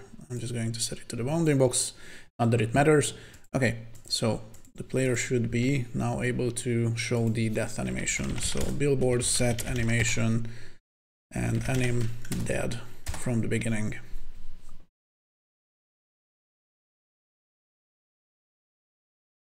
Okay, also when I'm taking the player,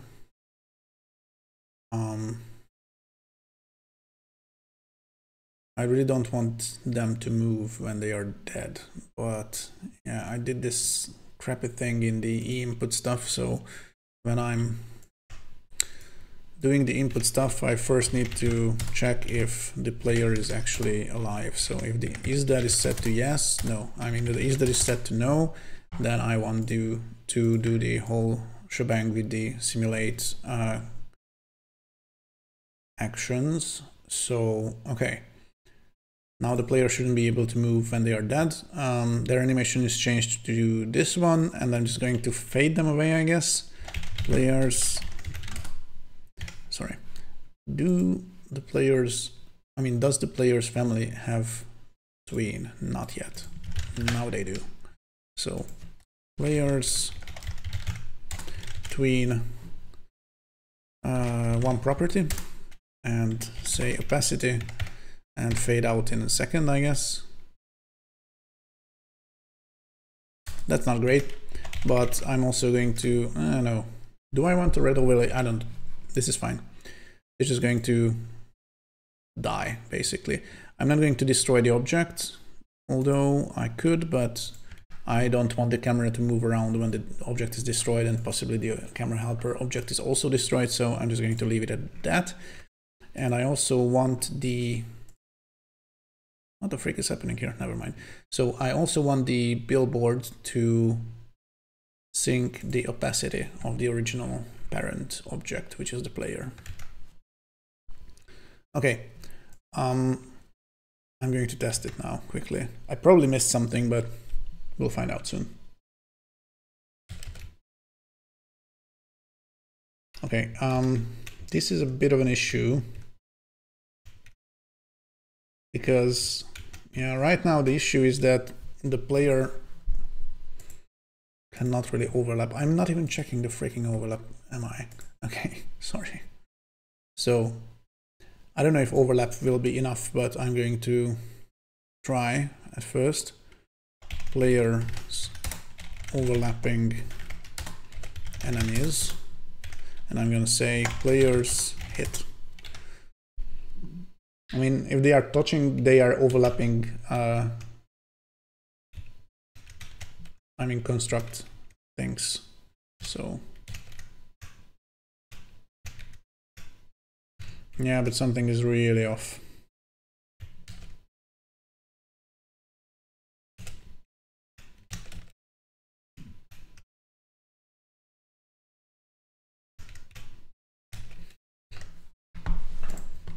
I will need to limit some damage stuff. Also,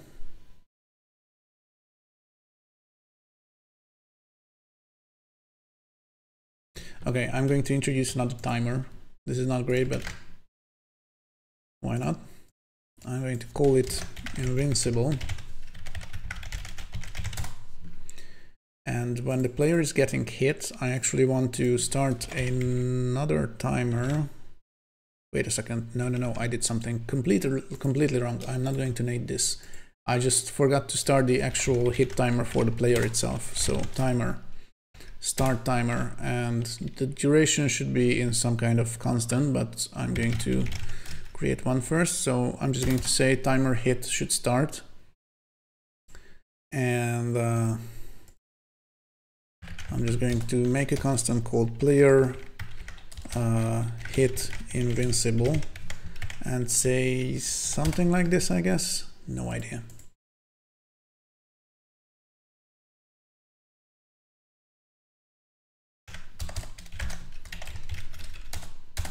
So it's a higher window than the actual flash stuff. Hey, A6020. What time did I start? I started at 5:20, then I did a session for an hour, then I did a little 5-minute break, and then right now basically I am 1.5 hours in. So halfway point, I guess, but this is basically nothing yet. I mean, not nothing, but yeah, it's not great. It looks bad. But as you can see, enemies can spawn, although now they are spawning when I press the space bar. So yeah, not automatically, not yet. And the player can shoot enemies. And now I'm working on the player getting hurt bit. And something like this, yeah. Okay, it's coming along, but there's a good chance that it's going to be a train wreck in the end. So I don't want to get ahead of myself. So player timer looks good so far. That's very nice of you to say so, thank you. I mean, it's not horrible, but the problem is that basically the main theme is something that I have not yet incorporated, and I'm also already, you know, halfway in the 3-hour time limit. So there's a very good chance that I'm not going to do the stuff in 3 hours, but I'm not going to stop at 3 hours either. So yeah, I mean, I'm not sure if I'm going to finish the game today. It might be possible that I'm going to finish it tomorrow morning, but we'll see. Okay, player damage is mostly working, but I'm just going to check it one more time because something is a bit off. The timer check might be wrong. So, okay, if the player is not having the hit timer running on him,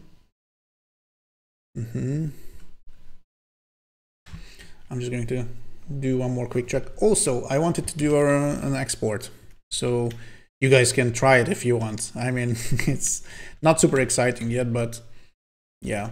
One thing that I usually do on stream is to make some in-progress exports and upload it to itch. So I'm just going to do that right now. I'm just going to export the good old HTML5 project, save it, put it in a nice directory, and call a little script that uploads it to itch. Ooh, I might also take a little break. So it's 7:05 now. I think I'm going to say, I mean, it's 7:04, but I'm just going to round it up to 7:05. So right now, basically, this means that I'm going to take a little break and check the itch situation anyway. So, okay, I'm using Butler, which is the official itch CLI, and it's hopefully have uploaded the game to the link that you can see on the video, below the video, and it's also probably linked in one of the panels, the game that I'm doing or something. There's a panel with this label. So yeah, if you now open the itch page, footy.itch.io/trijam-270, then you can move around with the WASD keys, and when you press space, some enemies, I mean just one enemy, will spawn. So you can basically have a little vampire survivor type situation. And also you can, I think, hopefully you can die. I mean, this is the part that I'm working on at the moment. Okay, the flashing needs to stop. That's the only issue that I have at this moment. Also the fade out stuff on the player is real crap, but yeah, I'm not going to bother with perfect animation until I have the main mechanic, which is the spawning zones with the various bonuses in the game. So yeah, I'm going to prioritize other stuff for now. Okay, so I'm just going to, I think I know what I've missed. Yeah, I also need to check if the player is actually dead. I mean, not dead. So if the is dead is no, then I want to do this kind of stuff. Okay, he says, yeah, I'm looking at it now. Very cool. Good. What's your shoot button set to? It's automatic. You just have to basically move next to the enemies, and the enemies need to be on your left or right side. There is like a 30-degree line of sight cone or something on both sides of the player. So if there are enemies on either the left or the right side of the player, and in roughly the same Y position, then the player just starts firing. And you can kite as well. So basically, if there are, even though you are moving in one direction, but there are enemies close to you on your other side, then the player will shoot the enemies. And yeah, they will also face the enemies. So you can just basically walk back and kite. So that's why I mentioned Vampire Survivors. It's not exactly like that, but yeah, the auto firing part is basically the same. Cool, you figured out. Yeah, I guess you did. I mean, hopefully the other players of this fabulous game will do as well. I might not have time to add any in-game instructions, although I will add some on the itch page, definitely. Okay. I said that I'm going to take a little break now. So basically that was 1 hour, the first session, and this is now 40 minutes. So, okay, right. I'm going to, feels good to play. That's cool. That's what I'm basically shooting for, just a little bit of juice, so it's not completely, you know, dull. But still, I need to import a crap ton of assets because this Tron style, whoops, that was OBS. So the Tron style temporary tile background stuff is looking really crap. So yeah, but I already have some assets lined up. Let me just show you quickly if you're here under graphics. So basically, I want to have this little number far in the back, basically a little horizon, or I don't know, kind of like a skybox, but it's completely going to be 2D. And also I have these little obstacles that I want to put on the level. Just basically I'm going to put a bunch of trees and add the little colliders, so there are some obstacles that the player can go around, something like that. And the main event in the game will be the appearance of these little presents. Basically, they're going to drop from the sky, hopefully, if I manage to do that. And when they drop from the sky, they have a little radius that shows up around them, and if the player is within this radius, then they will receive some kind of boon. Either they recover health, or they have like a weapon damage boost or something, or gold coins start spawning. This is the third present, the one that is right now green, but I might change it to gold anyway. So just a bunch of gold coins will start spawning around the present within the radius if the player is in the radius. That's the plan. That's the in the zone theme, basically. It is planned. So yeah, I'm going to take another probably 5-minute break, folks. So yeah, if you are able to stick around, I would be very grateful, and feel free to basically put anything in chat. I'm happy to pause at times because I'm a little stressed usually, and right now I'm also a little stressed when I'm doing Trijams because of the time factor, of course. So yeah. Nice. Is it going to be survive as long as possible? Exactly. Yeah, there's going to be a little score. You get some points for killing enemies, and you get a bunch of points for picking up gold coins from the green or gold presents. That's the plan, at least. And it's just an open-ended high score type situation. You survive as long as you can, and I will need to think about something in terms of increasing difficulty. Probably I'm going to spawn a bunch of more enemies over time or something. I'm not quite sure what am I going to do about this, but yeah. I also have 2 more enemy sprites lined up, but I'm not sure that I'm going to import them. If I end up in a situation that it's almost 3 hours and the game is playable, I'm just going to put it on itch and submit it basically for the jam. But I really want to update it after the basically the 3-hour development period, but I'm probably not going to submit the updated version or something. Although I might, I'm still not sure. So yeah. Okay, it's break time. I'm going to be back in probably 5 minutes, 10 tops. I'm really going to try to hurry, but I need to take a little walk and get some fresh air. So see you guys around. And I am now back. So I added some checkboxes to my to-do list. I mean, part of it was missing the actual little checkable boxes. So yeah, player damage and player death also is almost done. I just noticed some minor stuff, which I'm going to fix in a minute. And then I'm also going to do some level design. I mean, I'm not even going to call it level design, basically just make sure that the assets that I pre-selected are actually used in the game. So I'm just going to import those. I'm not quite sure what I'm going to do about the ground though, because I don't really have a top-down grass texture, but I have an idea. So maybe I can get away with it. And then I'm definitely going to move on to the present stuff. But first, yeah, this is a little wrong.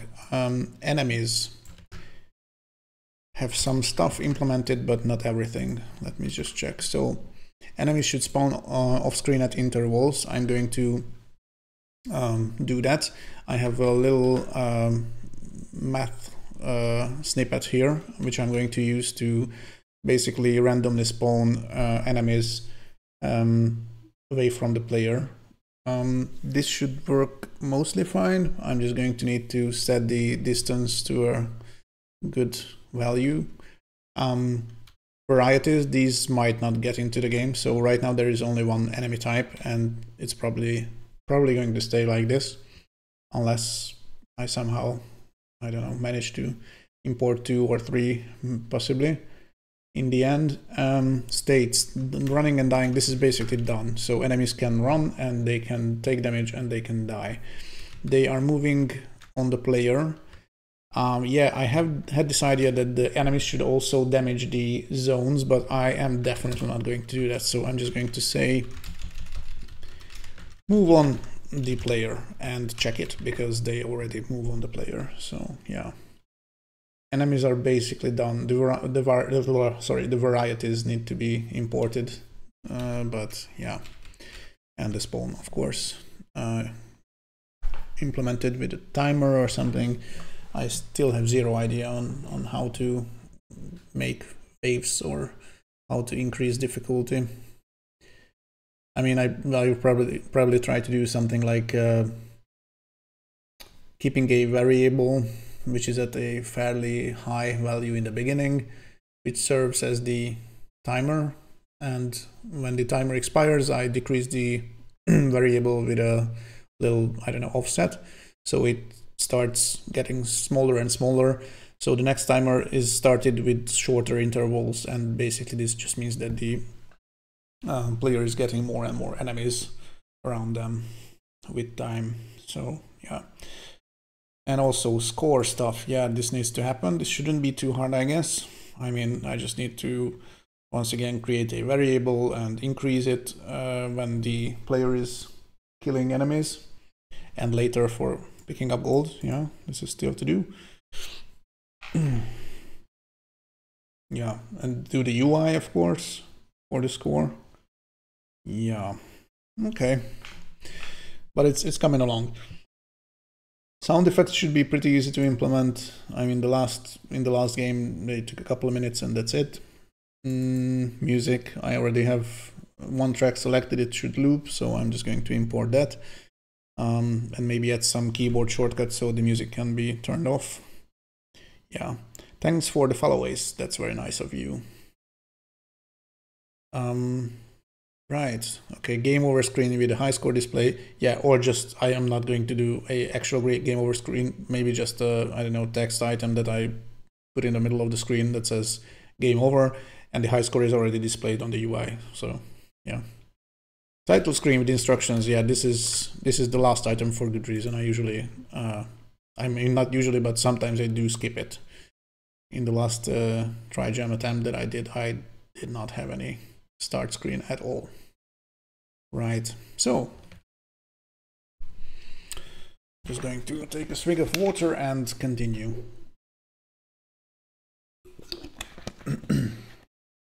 So it's 1 hour and 40 minutes in, and yeah, I'm fairly optimistic, but there is a very good chance that this is not going to be a satisfying experience, not in the 3-hour time frame at least. So yeah, we'll find out. Okay, so the current time is, I'm just going to wait for it to cross the 25 mark.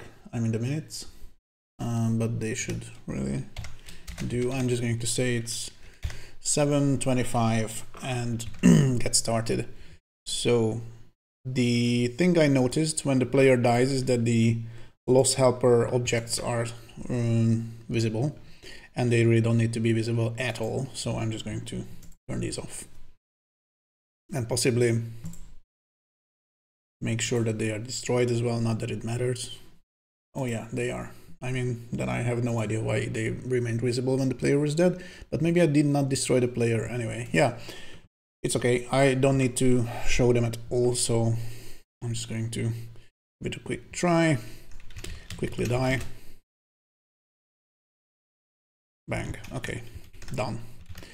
Good. Yeah.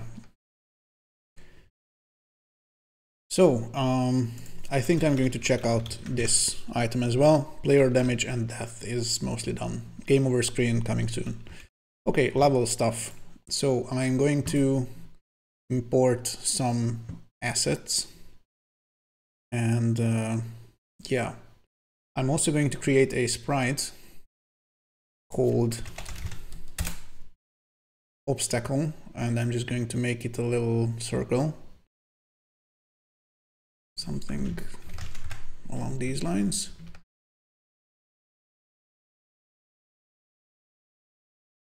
Yeah, this is a very good song, but it's a little slow. I mean, this part, so I might just skip it.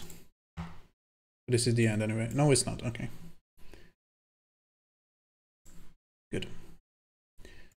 Right, I'm going to set the collision polygon to this mostly circular shape. Although I probably need to add physics to it as well. Make it immovable, make it a circle, collision mask, and remove friction and elasticity. So this is going to be the object that spawns various decorative stuff on them, like trees. And yeah, I wonder if I want to make a spawner. I really don't, so I think I'm just going to make a couple here and there and just make a little initialization stuff. I really don't want to take up too much time, so I'm just going to create it right here. So when an obstacle sprite is created, I want it to spawn something, but I don't have the sprite that I want to spawn, so I'm just going to import it first. Okay, so these are the trees that I want to use in the game, and possibly that bush as well. So I'm just going to create a billboard. I'm gonna copy the one for the player. I will not need to use the brightness and the timer stuff, but yeah, that's staying there. So I'm just going to say that this is BB obstacle, and I am going to remove these animations and just import this as files. I mean, as a file, and I'm just going to cut some trees, not in a lumberjack sense, but you know, like this. Really? Okay.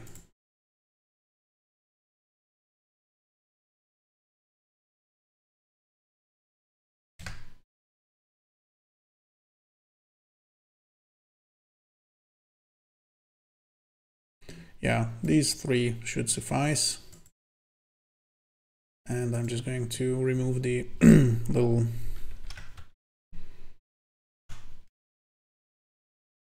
one pixel padding. Oh, cool.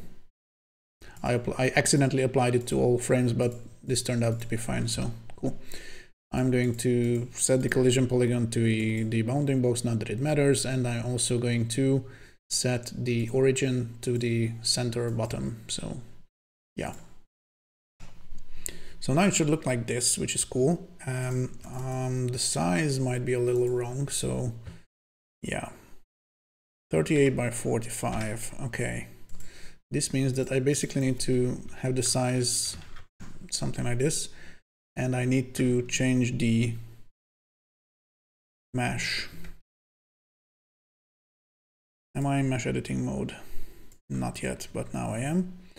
What did I say, 45 or 47? What the frick was it? 45. Okay, so I'm just going to say that this little point is at 45. Whoops, what the f happened? I accidentally put 45 in the Z elevation of the entire object instead of just this one mesh point. So 45, okay. Now it should be proportional to the original sprite. And what I want to quickly test, what if I just simply say that obstacle spawn another, So obstacle, when it's created, it should spawn another object, which is called BB obstacle. Spawn it on the main layer. I don't need any hierarchy, and also I will want to randomly select an animation frame. So BB obstacle, set animation frame. I'm just set frame, and do the usual int random 0 and BB obstacle, or just self.animation frame count.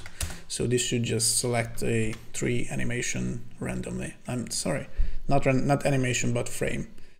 Okay, it's almost okay. I forgot to turn off the this one. So speed 0 loop, no, that's fine. Okay, so it's random. I mean, 2 out of 3 were kind of similar, but yeah. Now the issue with the, whoa, what the f happened there? Okay, this is suboptimal. Okay, things are tricky. This is also a little bit of a problem. I mean, I also thought that this is going to cause issues, but I might have bigger issues at the moment.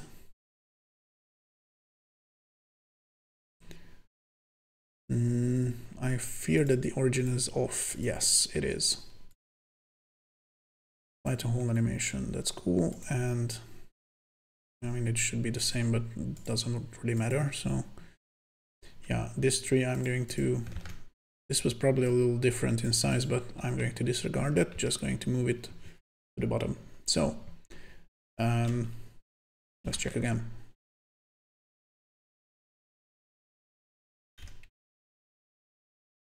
Yeah, I might just, leave it because, hey, the player shouldn't really move behind trees anyway. So, okay, now the issue is that the obstacle sprite should also have the solid behavior, I think, on it.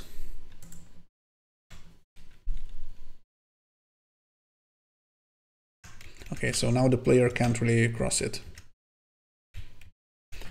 However, I will also need to change the collision shape a little of this. And it's going to be probably a fairly fortunate turn of events, because the collision shape is actually disregarded when physics shapes are colliding, because the physics shape can just have a circular collision mask, which I'm using anyway for example, the enemies, the players, basically everything that has physics behavior has a circular collision mask.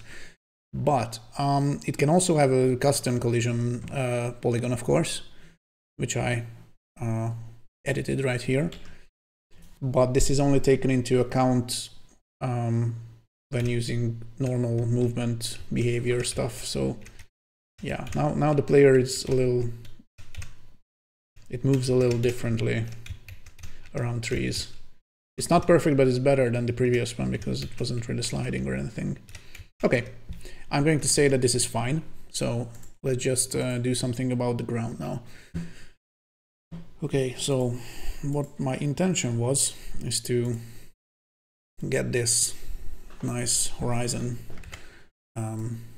into right here. And I am going to do a little trick. This is probably going to look horrible, but I just want to check. How big is that? 15 by 15, all right, okay. This is not great. But also I move the opacity back to 100. And what if I do some tile randomization? Yeah, it's horrendous. Also, I wanted to... Oh god.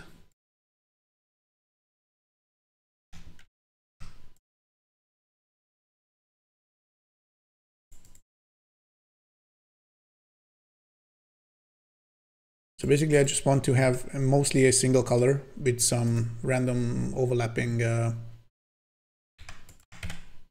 shapes. So it's not completely homogeneous or whatever it's called. I mean, it's not great, but not horrible at the same time either. So I'm just going to probably leave it at that. Also, I'm going to resize the layout because this is ridiculously small. Let's just go with something that's not Vampire Survivors big, but pretty big. Jesus, what am I doing? One moment, please hold. So I accidentally changed the viewport size. I meant to change the layout size, which is right here. I'm also going to change the size of this tiled background stuff. And what I'm also going to do, this is freaking horrendous, by the way, that I have the player and all these helper objects attached to it in the middle. So I'm just going to put a bunch of trees in random locations by hand, because I really don't want to mess with proper randomization.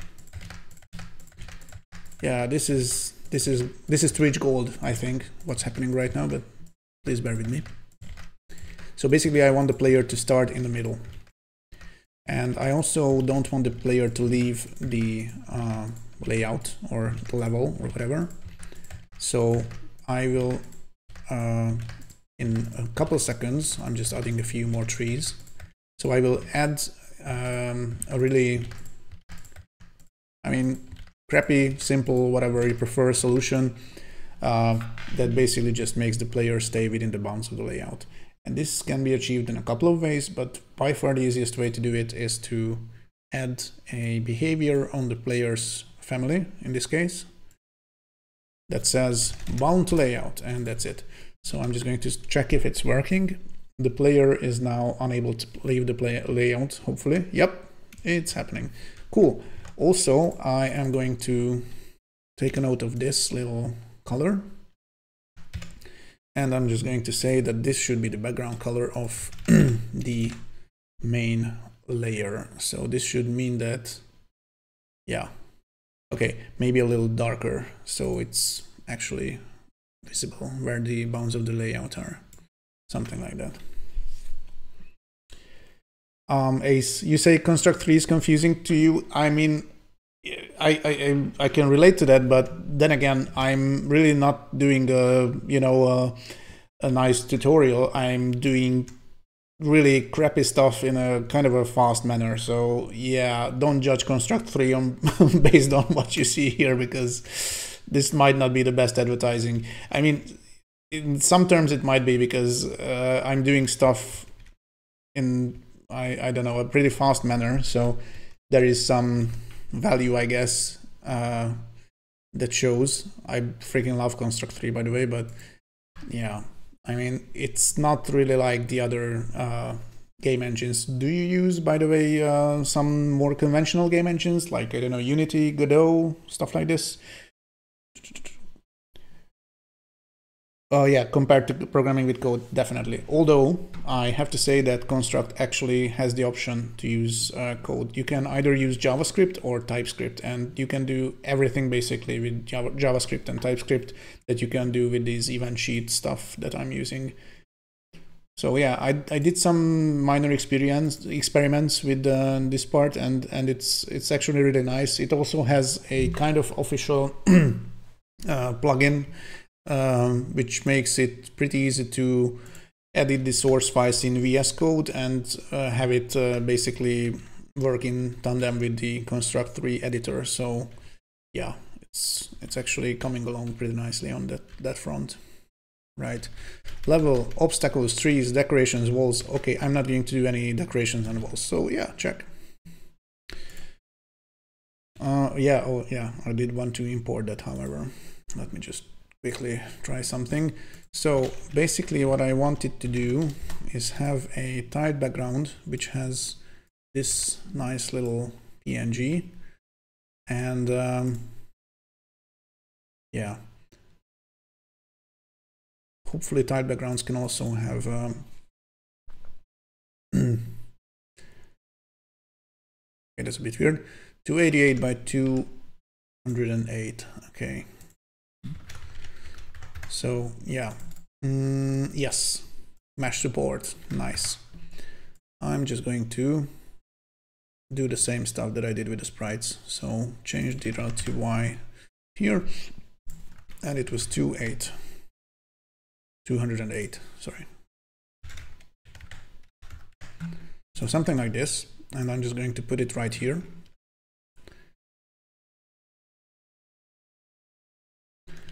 And change the size to 2000. I have zero idea how this is going to look. Unity and a bit of Godot, okay. What do you think about the resurgence? I mean, not the resurgence, just the surgence, if that's a word, of Godot on Twitch. There are a bunch of developers that started using Godot for some reason. I wonder why, and it's really fun to watch them. And I'm actually contemplating trying stuff in Godot as well, because I do see the limitations, constraints, whatever you call it in Construct. Okay, this looks like crap, by the way. Although I am going to, I think, use this color in the bottom as the background layers color. No, that did not succeed. Let me try that again. Sometimes my clipboard is acting up. Okay.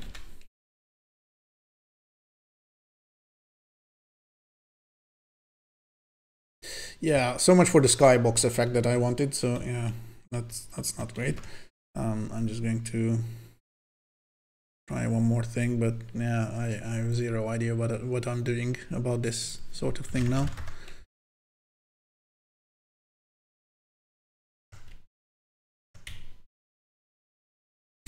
No, I'm just going to remove it. Never mind. Yeah, I mean, it was an idea, but I've never done anything like a skybox, and this is really not the way to do it. So yep, okay, let's check the to-do list. Yeah, enemy spawn stuff is coming up. So I'm going to create a custom action for enemies that is called spawn. And this is just an action that spawns one single enemy.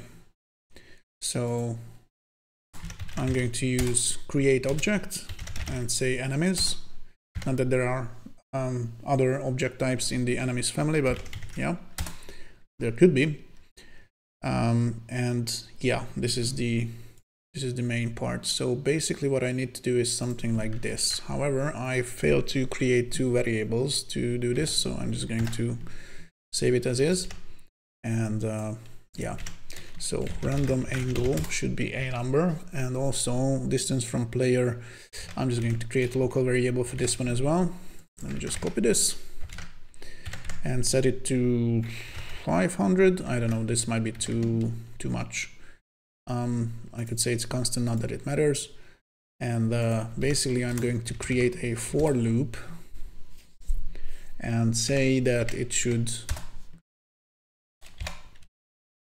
enemy count should be a parameter, at least one, and the for loop should use this. So basically I can create multiple enemies with the same custom action call. So I can say spawn 10, and then it will spawn 10 enemies, all equal distance from the player, and in random locations. So this should be the correct formula, hopefully. I need to create a hierarchy, definitely. So what I'm going to do now is just change this to, whoops, to this, and say that 10 enemies should spawn when I press the spacebar. Okay, let me just check chat. Yeah, I mean, all engines are going to be better at certain things, exactly.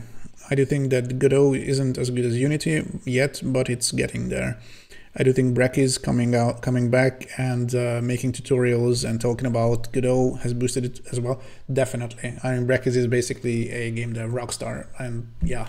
So yeah, it's a really nice thing that he's actually, you know, taking a bunch of time and devoted on making probably awesome tutorials. I haven't checked his tutorials yet. I did check a tutorial. I'm skipping on the name, but it was something like the ultimate Godot course or something. Bernardo from Two Nerdy Nerds actually recommended it to viewers a couple weeks ago, I think, and it's like a 11-hour tutorial on YouTube, and it's all free, and it has GitHub repos and everything that you can basically just do stuff along it. And I started doing it just to get a feel, you know, how things work. And I think around the 2.5-hour mark, I basically came to the conclusion that, okay, this is nice. When I have the time, I will revisit it. And yeah, I have not done that yet, but at one point I will probably do, because Godot sure felt really, really good in terms of, I don't know, the general logic of things. I like the node system, but at the same time, I do miss a bunch of refactoring stuff that doesn't seem to be available in the editor, at least when you're using GDScript, but I might have missed some things. So yeah, for example, if I want to move a function, rename stuff, this doesn't seem to be really well basically enabled by the editor, as I've seen. Although there's the option to go with C# if you don't mind losing web builds, and there are a bunch of really nice C# IDEs. Sorcery Story, for example, on Twitch is like a C# wizard, and she's using Godot with C#, and it's really fun to watch as well. And not just entertaining fun, but you know, you actually learn stuff when she's doing it. Okay, I'm on a timer, by the way. Sorry. Spawn off and okay. So what the heck I was doing? Did I? Yeah. So this is OBS again. Sorry. I'm scribbling. Okay, I wanted to change something, because for one thing, the player shouldn't start at this location. That's definitely not good. And also, I really don't want the player to be on this layout either. I'm just going to move them to the object templates layout, and I'm going to dynamically create the player at the start of the game. So I have this little init level function, and I'm going to use it to create an object from the player's family on the main layer, and basically at the middle of the layout. So layout width divided by 2 or multiplied by, not that it matters, but yeah. So create hierarchy, that's it. Okay, now the player should spawn in the middle of the layout. Is there a limit on the range the player shoots at enemies? Exactly, that was the thing that I actually wanted to do instead of moving the player. It's way too far. It's like 1,000 pixels or something, so it's not great, because you can't even see where the player is shooting at times. So yeah, the range on these little objects is a bit high. I'm going to say 300, although I'm not sure if it's a good number or not. And here's the cone of view, so it's 20-degree cone on both sides of the player. Okay, let me just check it. So now if I press space, hopefully 10 enemies should spawn at random locations. Oh, that was weird.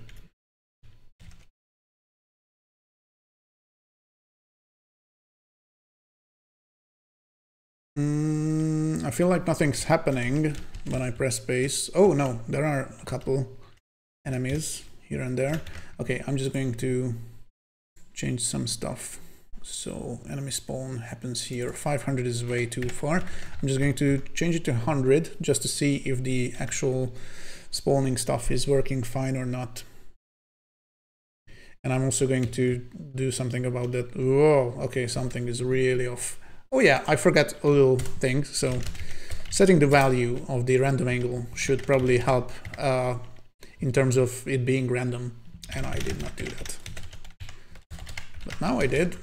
If I can type it. All right, so each iteration of the for loop should just have a different random angle variable this time, and now it should be used. Yep, this is nice. Okay, 100 is maybe a bit close. Let's just go with 300 at this point, although there's an issue with the 3D camera stuff, because you can see objects spawning in the behind the player, so yeah, not great.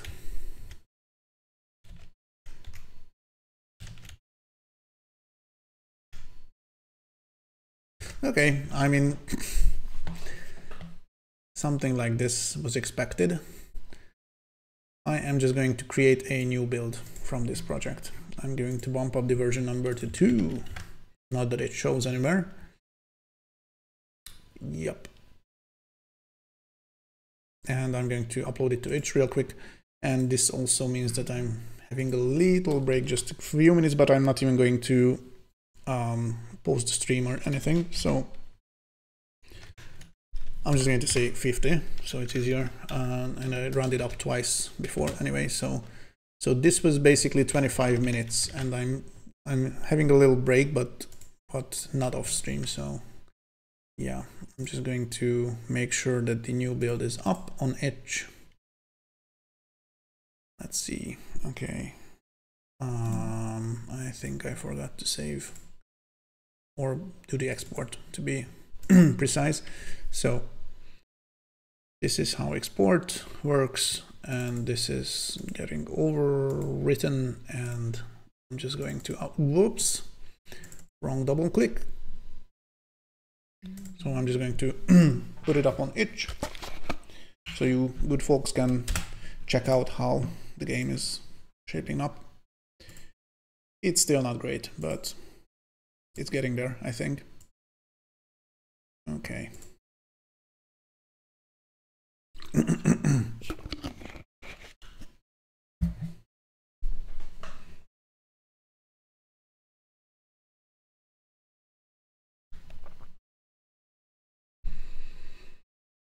Oh yeah, I forgot to do something about this camera stuff. I might have an idea what's causing it, so I'm just going to change some stuff.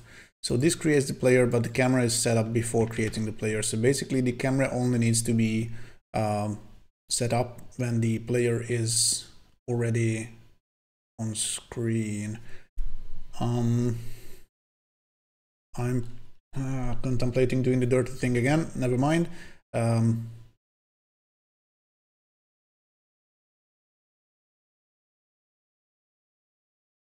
Yeah, okay. I think I'm just going to put the camera initialization right here, and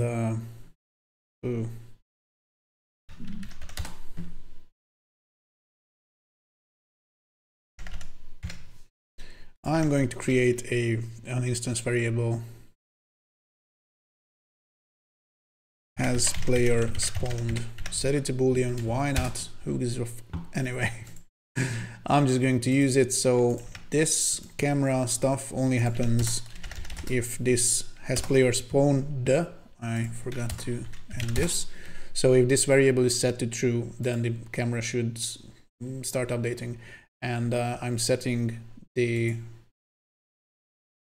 Boolean to true in the player's init,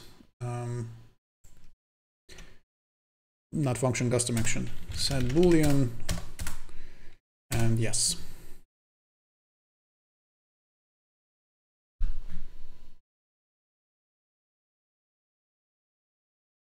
Whoops. So okay, something else might be off.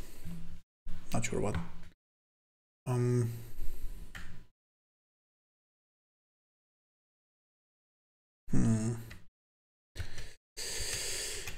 I mean, I don't know if I'm going to actually spend time on this, but yeah, it's not optimal, definitely.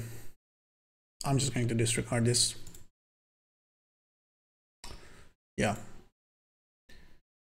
Okay, enemy spawn off screen at intervals. Yeah, I really need to make a little variable that holds the interval. Okay, Ace, I'll be back to watching a little bit, just going to grab something to eat. Bon appetit. Probably isn't going to... yeah, nice catch. Yeah, the player keeps shooting after they die. I'm going to deal with that. Thank you very much. I have not noticed that, but I appreciate any bug report. Please feel free to do so later as well. Okay, so,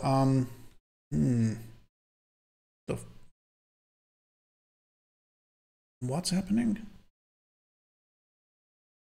Did I delete something accidentally or something? No, I did not. Okay. Sorry. So what's spawning these little obstacles? Okay, I put this in the wrong event sheet. Okay, I put it in collisions instead of created. Okay. Right, so firing. So the player tick custom action does the firing stuff, I think. Yes. And this only needs to happen when the player is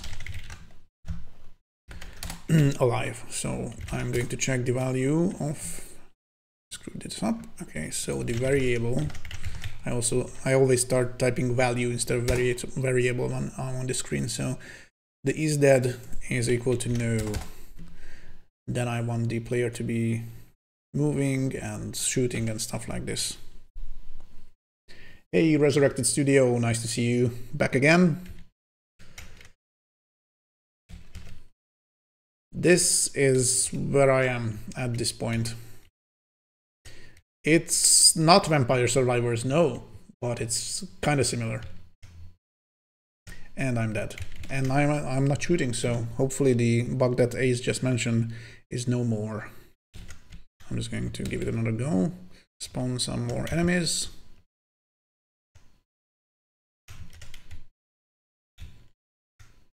Okay. It's alright, I guess. I mean, not great, but... Okay, so enemies spawning at intervals. Yeah, I'm going to create a global variable called enemy spawn interval, and it's going to start at, I don't know, 5? I don't know. I really don't know. I'm just going to set it to 5. And also, I am going to do something like spawning one wave of enemies. Oh, also, yeah, enemy spawn count is going to be a thing. And it's going to start at 10, I guess. Maybe just 5. Yeah, so where the spawning happens right now is going away. So instead, I want to do this sort of thing in at the end of the, I mean, at the beginning of the level, and or even better, I'm going to do it in the players init part, because this means that the player is definitely on the level. So I'm just going to say enemy spawn count, and also start a little timer. And I think I'm going to start it on the player, because if the player is dead, there's no point spawning any more enemies anyway. So not that I'm killing the player, I mean, I'm not destroying him at this point, but yeah. So I'm just going to create a new timer called timer spawn, I mean spawn enemies. Same value and make it a constant, and I'm just going to start timer and say duration is the enemy spawn interval once, and timer called spawn enemies. So this means that when the player is spawned, the timer is started, and this means that the timer is eventually going to end. So when the player's timer called timer spawn enemies is ended, or has ended, then I'm going to do this sort of thing. Just spawn the enemy count again and start another timer. So this is alright, but this is basically a constant rate of enemies both in quantity and in time. So I'm just going to say enemy spawn count max, and I'm going to make this a yeah, I might want to make it a constant anyway, just for good measure. So enemy spawn count max, and I'm going to say that, I don't know, 30 enemies in a wave, why not? And also enemy spawn interval min is the other one, and this is the minimum interval. So this is just going to be, I don't know, 5 seconds. I mean, it's the starting one, so maybe not 5 seconds, but maybe it shouldn't start at 5 seconds anyway. I'm just going to change it to 10, and also I'm going to say enemy spawn count change, not the best variable name, and I'm going to say 2. So this I'm going to increment the enemy spawn count with, and also 1 for the interval change. This is going to be -1, I guess, so, or maybe a little, I don't know, minus 0.2. I'm really just guessing wildly and probably very wrong. So when the timer has run out, sorry, then I'm first going to subtract from, no, I'm just going to use set because I want to incorporate the min and max stuff as well. So basically I want to change the enemy spawn count to enemy spawn count minus enemy spawn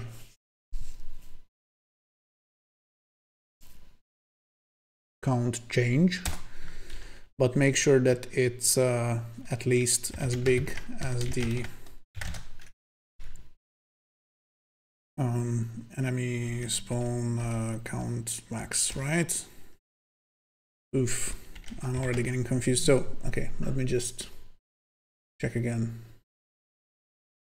So the spawn count should increase, right? Okay, so this should be a plus. Enemy spawn count plus C, enemy spawn count change. Good. And take the lower value. So, god damn, okay. Right, do this before setting up the new timer, and also do something similar with the interval. So the interval is actually going to decrease. So I'm changing min to max, and I'm also changing this to minus, and also changing spawn count to spawn interval, and spawn count change to spawn interval change. And just for good measure, I'm going to log stuff.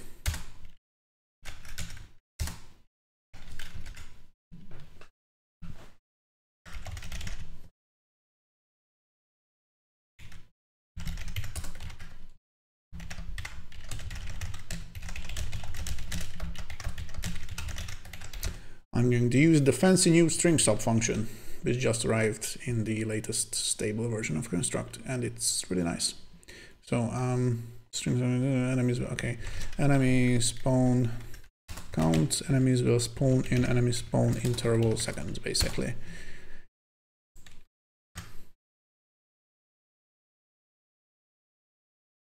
Okay, but the spawning should really happen before that, right? Okay, yeah.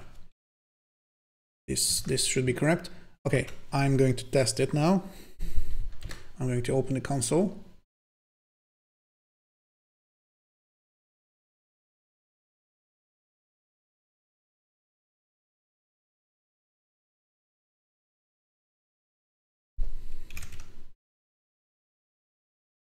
I don't know why the first wave of enemies did not spawn.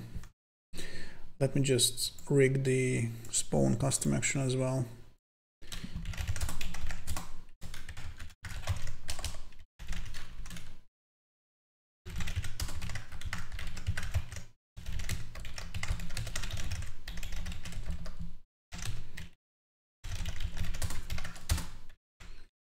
to make sure it's running. I have an inkling that maybe the player is not available, maybe the object, when this stuff is happening. I'm just going to decrease the distance once again to 100, so I definitely see all enemies spawning around the player. Yeah, it's not happening. And the increased amount should spawn. So 7 enemies should spawn in, yeah, 30 seconds. Okay. Why is there 30 seconds? What the frick did I do? Enemy spawn interval is 10. Okay. Okay, max. Okay, I screwed something up, definitely.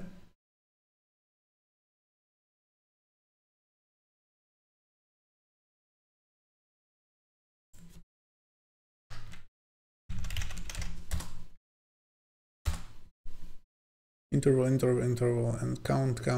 Good. Okay, now it should work fine. But yeah, what's happening with this freaking spawn stuff? Because the player's init function should only run when the player is actually spawned. So what if I do the old wait 0 seconds thing? Let me just check real quick.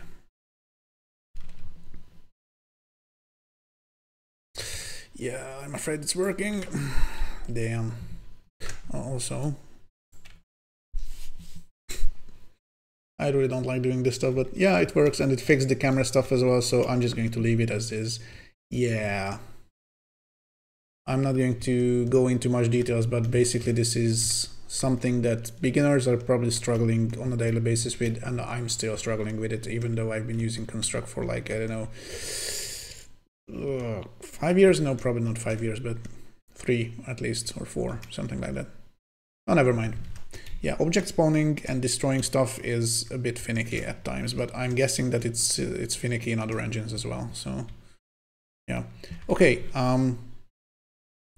What's happening with this timer stuff? I think I kind of forgot to reset it, so I'm just going to say that I think I started doing stuff again at 7:55, possibly.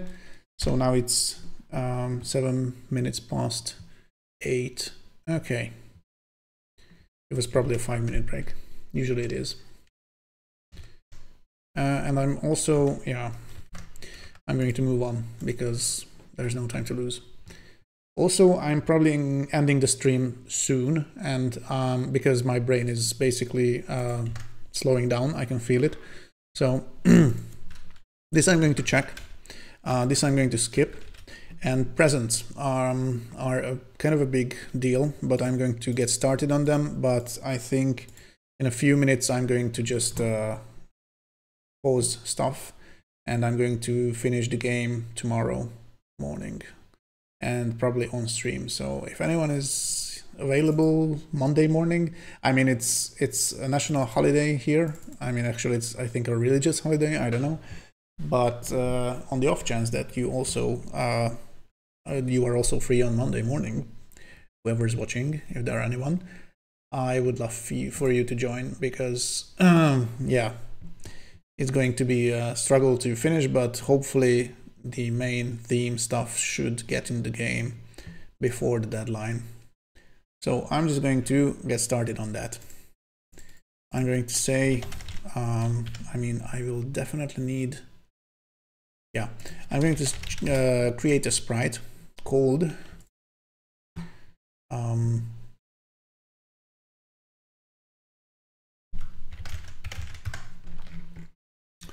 I don't know if I should call it zone or present or whatever.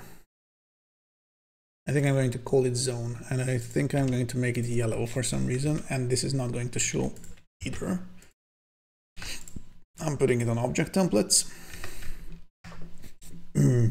Also, I think I'm just going to make it a lot bigger. Let me just resize stuff. So what if the zones are actually this big? And I'm just going to draw a nice little circle, if I can. I usually have an SVG circle lined up, and I also have now, but I'm not going to bother. So this is just going to be a circle, more or less, and I'm also going to need a billboard. And this might also actually show up, so yeah, maybe change the opacity and just leave it as visible. Why not? So under billboards, I'm already a couple billboards in, and I'm going to do another billboard called zone, just to match this sprite, which is now zone as well. And let's import those graphics. I mean, I struggled a bit to find an actual sprite that would be good for the zone stuff, but then I ended up choosing these. All sprites are made by the amazing graphics kit, by the way.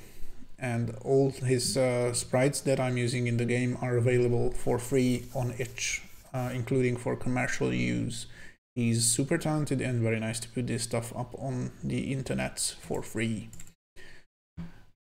Okay, I'm just going to import this.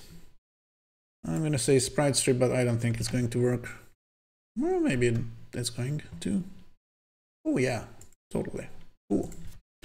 Okay, so how should I do this? I think these might actually be better as separate animations. I'm going to say this is health. I'm going to say this blue one is weapon. And the last one is actually green at this point, but I might change it to something else because it's going to spawn gold pieces. So I'm setting the collision polygons, going to all animations. I'm setting the origin to the bottom, just like I did with all the other billboard sprites. And there are no instances, right? Okay, so I'm just going to, whoops, I'm just going to put one of these right here.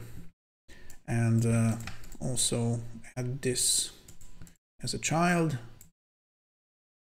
And the size is a little off. I don't know how big it should be, but I'm going to say 16 by 16, possibly, or maybe a little bigger. Let's try 24 by 24. And also I will need to adjust the mesh accordingly. So this should be at the Z elevation 24. Okay, looks good. Going to position it in the middle of the zone sprite. Good. And for testing purposes, I'm just going to yoink this and also say something like create object zone. Oof, my brain is really starting to freeze up. Okay, Resurrected Studio said, I will look if I have the time, I will jump in. Please do, but if you don't have the time, yeah, you really should not. I mean, this is just a bit of fun anyway, so nothing serious here. So yeah, do as you please, please. Okay, I'm just going to say players.x plus 100 once again, and just players.y. I'm going to create the hierarchy. I just want to check how big the zone is actually. Okay, it looks like this. Okay, the zone's diameter is actually pretty good. I had something like this in my mind. So basically, this means that the player really has to be around the zone, but I might increase the size a little bit, maybe to, I don't know, 160. Whoops. Okay. Also, I'm going to make sure that the opacity is at 100%.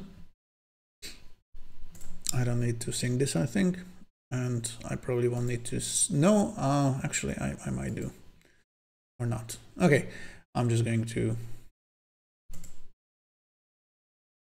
try stuff later. Okay, the radius is not going to be visible while the zone is spawning, but right now it should be.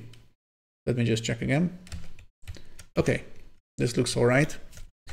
Now that I turn the opacity syncing off, I can change the opacity back to something lower.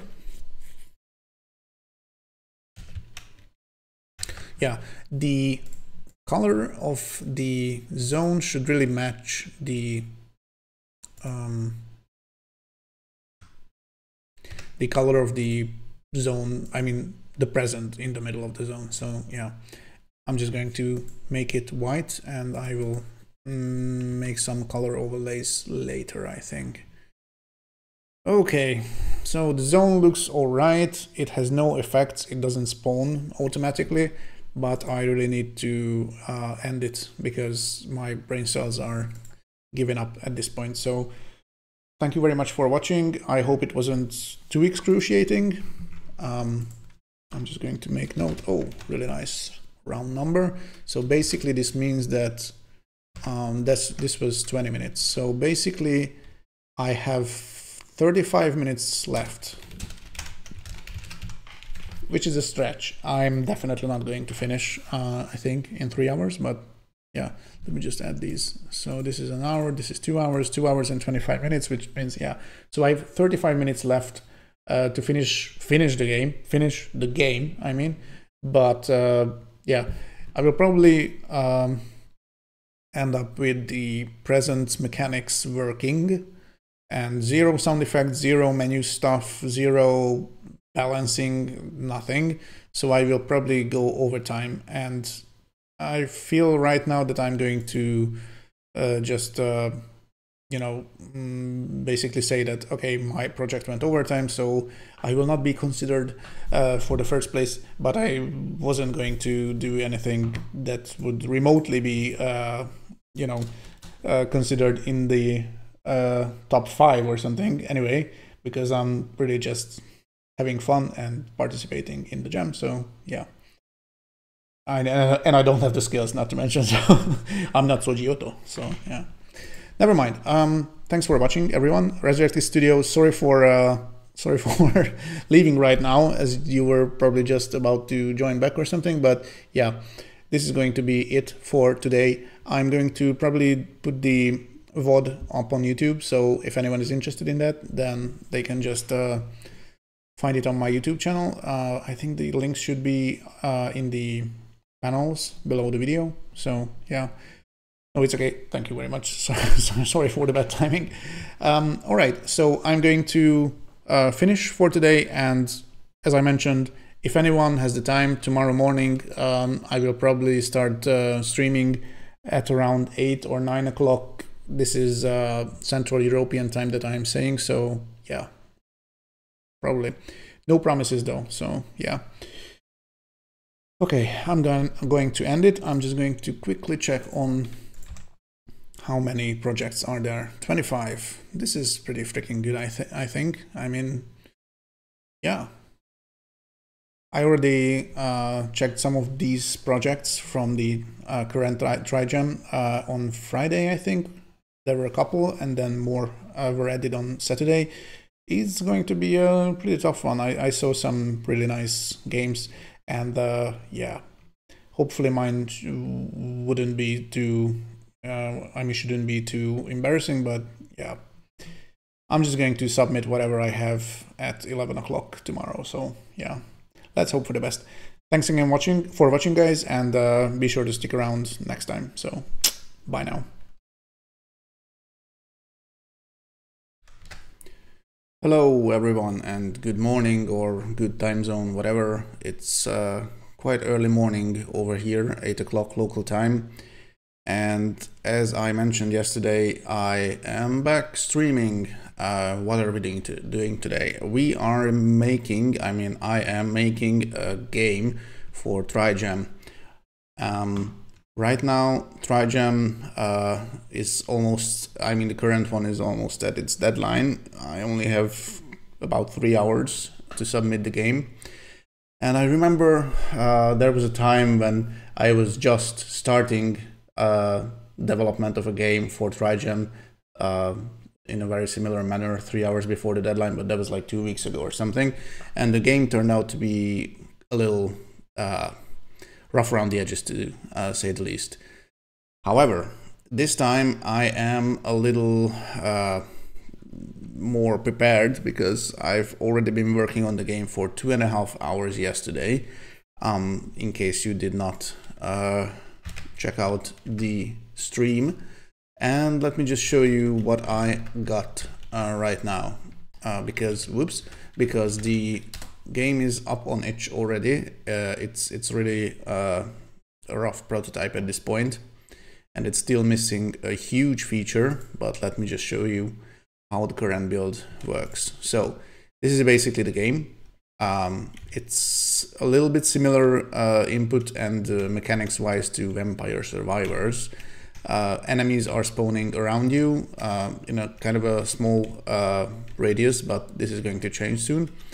And you control this little dude with the gun, and he's firing bullets at the enemies, and you can move around with the WASD keys on the keyboard, and hopefully it's also possible to... Whoops, I died. Let me just restart. I'm not sure why restart isn't working, by the way, but let me just reload the game. So yeah, I don't know what happened, but maybe my controller is asleep or something. But yeah, you should be able to control it with a gamepad as well, but why would you? I mean, the keyboard's right there if you're playing on a PC. So yeah, this is basically what I've got for now. It's a big level with a couple of trees. You can't really go through them, of course. Neither can the enemies. Enemies are circling on your position, and one thing that is missing from the game at this point is closely related to the theme, which is in the zone, and a bunch of presents are going to spawn at random locations at fixed intervals. That's my plan anyway, and they are going to form little zones around them. And if you can stay inside the zones, then you will receive various bonuses, health, more powerful weapon, possibly, I mean, higher damage or something, or just collect gold coins, which will bump up your score. By the way, there's no score yet, and there are a couple of issues. One of the issues yesterday, which I encountered quite early in the stream, actually, during development, was that I was trying to use the 8-direction behavior and the action that manually adjusts the movement vector of the player. And yeah, yesterday when I went home after the stream, I had a kind of an epiphany or something, and I quickly checked whether I screwed up the parameters for the 8-direction behavior, and indeed that was the problem. So yesterday I spent 5 minutes fixing something, and right now if I can select the player, yeah, this is the player object.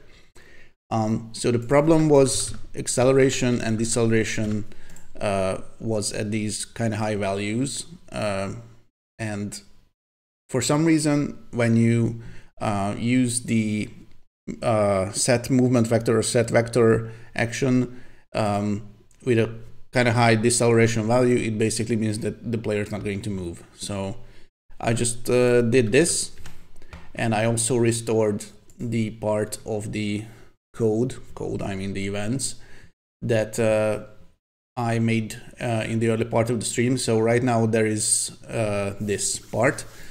So when the gamepad is active, and I mean the left analog stick is moving and it's not centered, then I'm setting this local variable vector x and vector y to whatever the gamepad's left analog axis is. And if the left stick is centered, then I'm just going to look for either D-pad buttons being pressed or the keyboard controls, which are WASD, but I think I'm just going to quickly supplement this. Maybe some people prefer arrows, why not? It's quite easy to do this. So now we also have arrows to control. So French keyboard layout players can, you know, play as well. Okay, so basically what this does is sets the vectors of the player by setting the instance variables movement vector x and movement vector y first. And basically the player has an action called tick right here. And I think, I'm not sure if I left the code in a good state or not, but yeah, this is basically what happens. So the player should move to whatever the movement vector x and movement vector y instance variables value is. Ooh, that was not a sentence, sorry, but never mind. So basically right now if I run the game in construct, then hopefully it should work, but I'm going to check it anyway. The gamepad is not working, but I have a hunch that it has something to do with my actual gamepads. Yeah, I can't even see it at this point. Let me just fix it quickly. I just have to plug the receiver in again. So disconnecting it, and hopefully it should show up at one point. Yep, now it's there. So let me just try again. And I'm going to move the gamepad, the left analog stick. And as you can see, not only you can move the player, but you can move in all directions basically, or 360 degrees. So this is a little better than using the D-pad, which also works by the way, or the keyboard's W, S, and D buttons, because you can only specify 8 directions. So this was the big fix yesterday, and yeah, this is basically it. One more thing I just quickly wanted to check if the player stops actually, but of course it does. Yeah. Okay, so I'm going to remove, I think, this and also this part because these are disabled. And I'm going to start the timer pretty soon, but first I'm just going to check my to-do list. So this was the state that I left things in yesterday. We have a 3D top-down camera, basic player movement. The player shoots automatically in the left and right directions. The player can be damaged and they can die as well. There's a little glitch that I need to fix, which I'm adding right here now.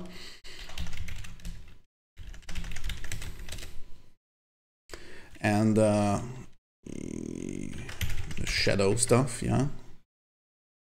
And also I am going to need some sort of health display, but I think this is going to go to the UI or something. Do I have a to-do item for the UI? No, I do not. So, okay, basic UI, player health, and score, I guess, and possibly some information on the spawning of the enemies.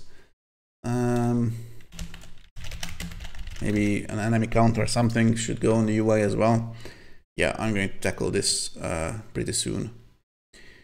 Also, enemies can spawn off the screen. I mean, they are not spawning off screen at this point because they are spawning in a little circle at random positions on that circle.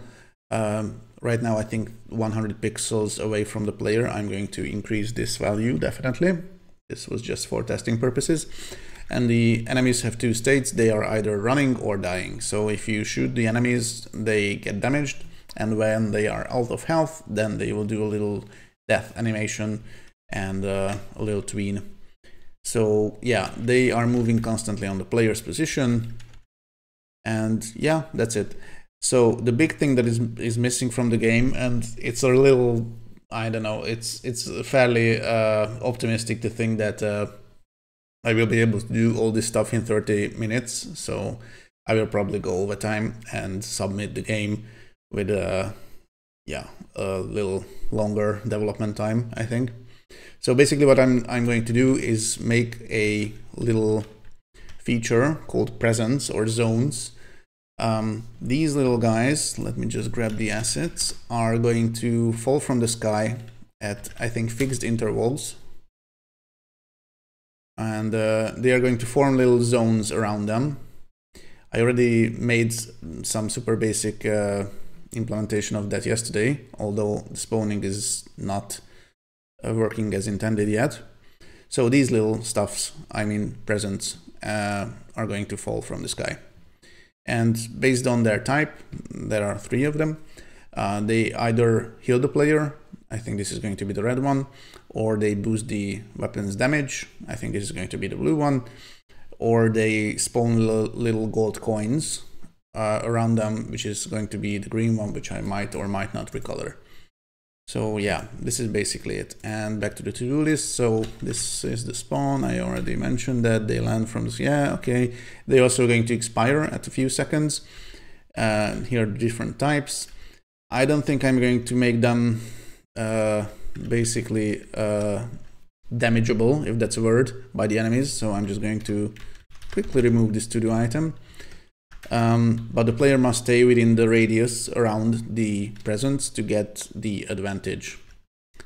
And I might or might not add the little arrow around the player which shows the direction of the current present, or if there's going to be more than one maybe on the level, then the closest one or something like that. Okay, I already mentioned that I need to add score to the game because right now there is no score. Not even a variable and nothing. And the score is going to increase when the player is killing enemies. And it's also going to increase a lot more when the player is picking up gold coins. And gold coins are only going to spawn from the green or gold present zones or whatever.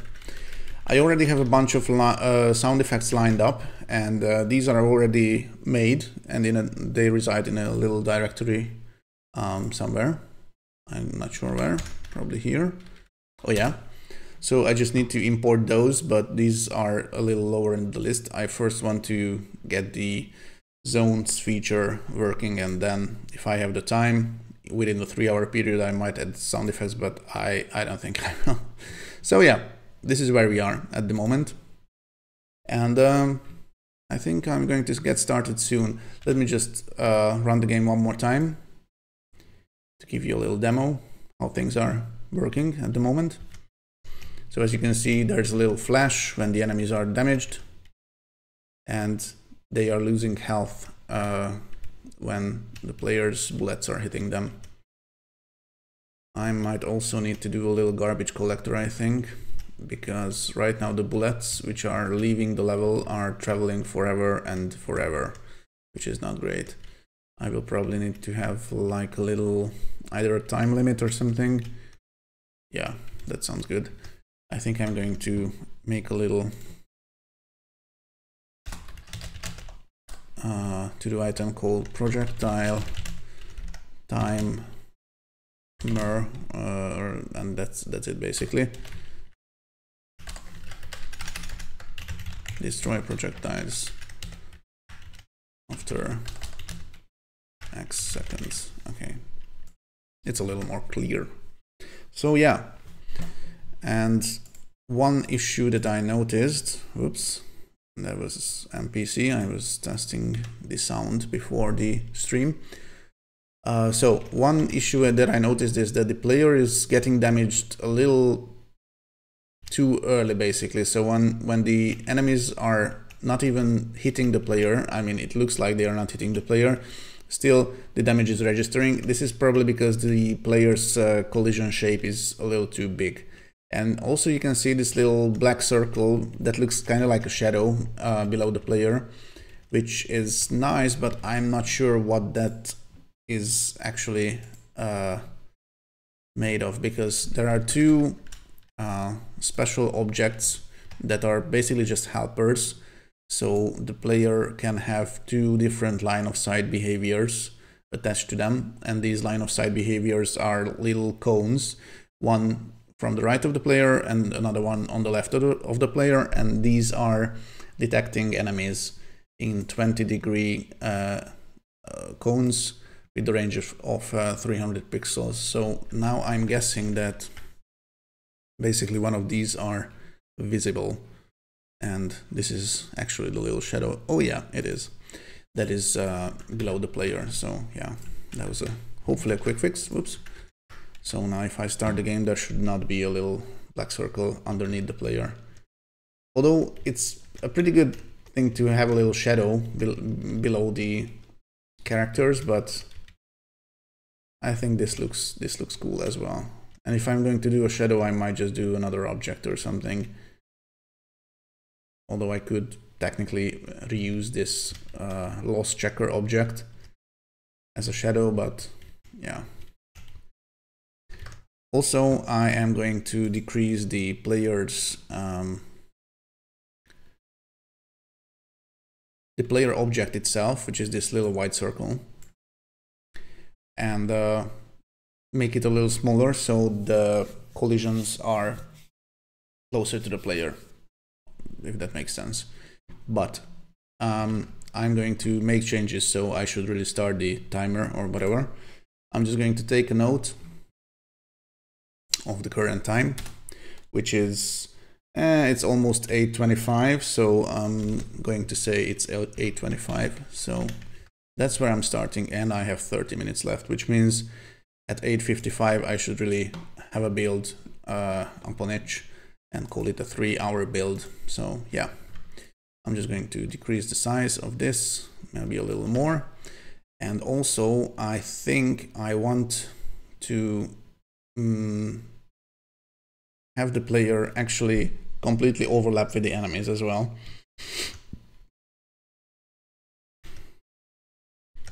Okay, this feels better, I think.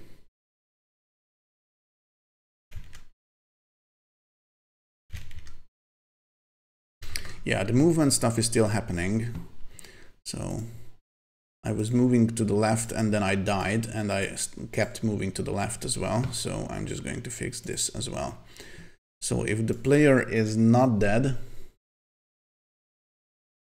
then all this stuff is happening, but this should really be a little different. So let me just make a quick change. I'm going to say if the player is not dead, and I'm going to move all these events right here at this point. But if the player is dead, I'm just going to stop the player's movement.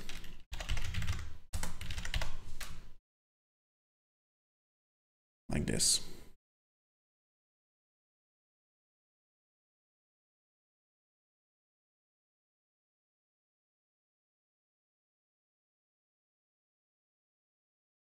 All right. And also the hit stuff, yeah, that's happening. I mean, I could just do this as well. This is where the player is out of health. So yeah, maybe this whole shebang is not really needed. All right.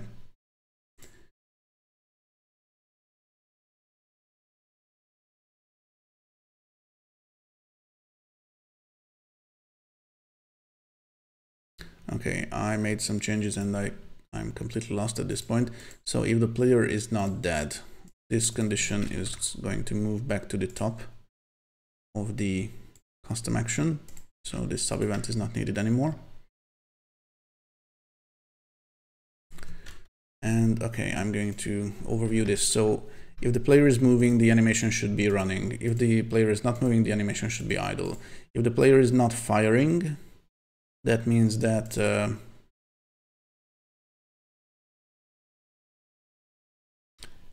they can fire if they have enemies standing next to them. And I think this should just go right here. So at first I'm going to move the player if they are not dead. And if I'm going to move the player, then I'm setting the right animation. Okay, let me just check how this looks now. Okay, movement seems fine. I'm going to quickly die. Okay, and now even though I was pressing A and moving left, when they killed me, I stopped and then I just disappeared. So, okay, this is fixed, I think. Right, okay, I'm going to make a new build, and I'm also going to make a new version of the project, because I've been using the same project file since I started, which is not really good practice.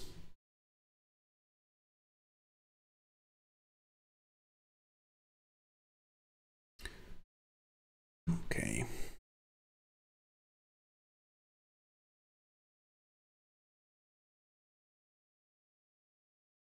God damn it. Misclick.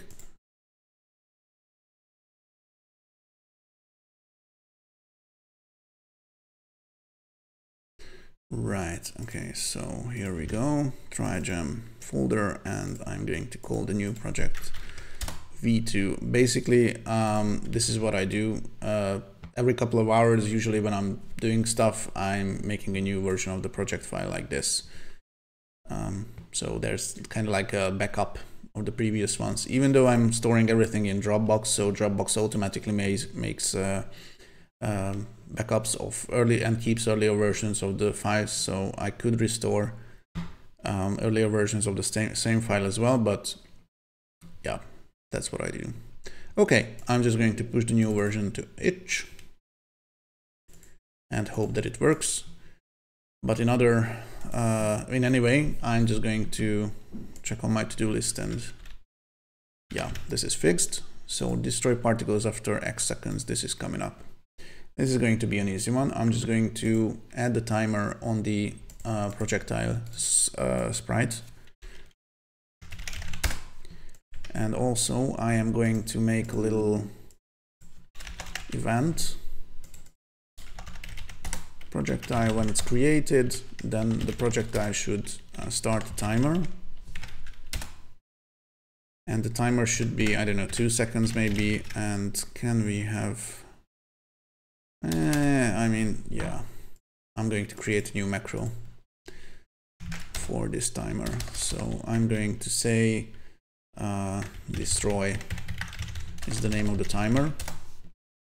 And I'm going to use it pretty soon. So the projectile spawns with the 2-second timer. When the 2-second timer is up, then the projectile should be destroyed. So if a projectile has an on timer trigger of this timer, then they should just be removed from the game. That's it. I'm not even going to test this. I just assume that it's working. And now let's do a little UI and also maybe do some score stuff before I move on to the big event. What's happening over here? I clicked into the window and now it's not running. Okay. Right. Okay. So I am going to need some sort of global variable. I could store this on the player object as well, but I'm going to just make a global object called score. Global object, I mean global variable called score.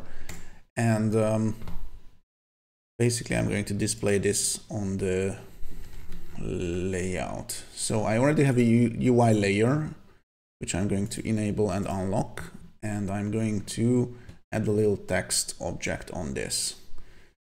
This is going to look bad, by the way, but it's going to work. So yeah, oh yeah, this is the folder I was looking for. So I'm just grabbing this text object.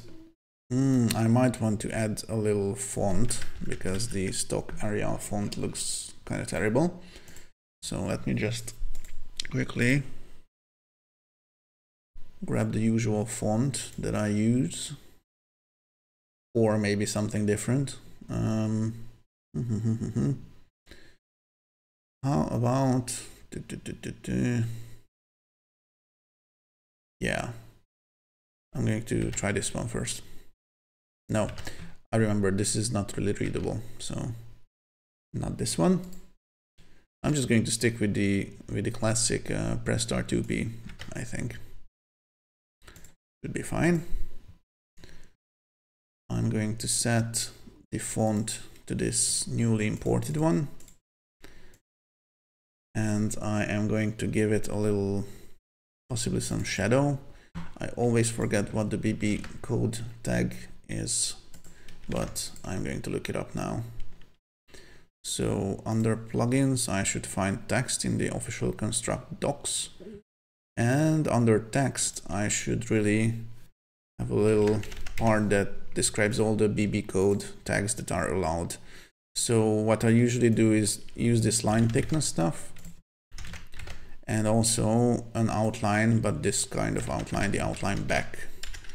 And I'm just going to make it black, and the font is going to be white. So I'm just going to say score and make the color white, change the size. Let me just check how this looks in game. it doesn't look anything. Why? Is it not visible? It should be. Is it on the right layer? It is. Okay. And the layer is also visible. So what is happening? Oh, maybe the layer is set to 3D. Yeah, that's a problem. Okay, it should really be 2D. Okay, now it looks better. So I'm going to decrease the font size. Let's go down to 8. And also I'm going to ask for a bigger outline. Maybe this. It's a little glitchy on the top. I don't know why, but I don't care at the same time. What if I do a little center alignment? Okay, now it's better. I'm just going to leave it at that. Maybe decrease the font size a little and size this accordingly. So I'm going to have two UI elements. One is the score and one is the player's health. So I'm just going to do almost exactly the same, and this is going to be health. And this I want to arrange to the right, I think. I mean, why not? And I'm going to have health as the role of this UI element. Also do the same for score. And I really don't want to get too involved in the UI update mechanism, so I'm just going to quickly create a function in the FUI event sheet called update UI. And update UI should just really pick all the text objects. And oh no, I forgot to create the roles. 1 second. I'm just going to make a bookmark. I'm going to remove this one, by the way. This is an old one. And now construct is, I don't know what's happening. Maybe sometimes Chromium does this little glitch that everything turns black and then it comes back, so should be fine. Okay, so I'm going to create two constants, macros. These ones that are prefixed with role I use for UI elements, which have role instance variables. So what was the other one? Health. Okay, this is cool, and I'm just going to pick each one of them.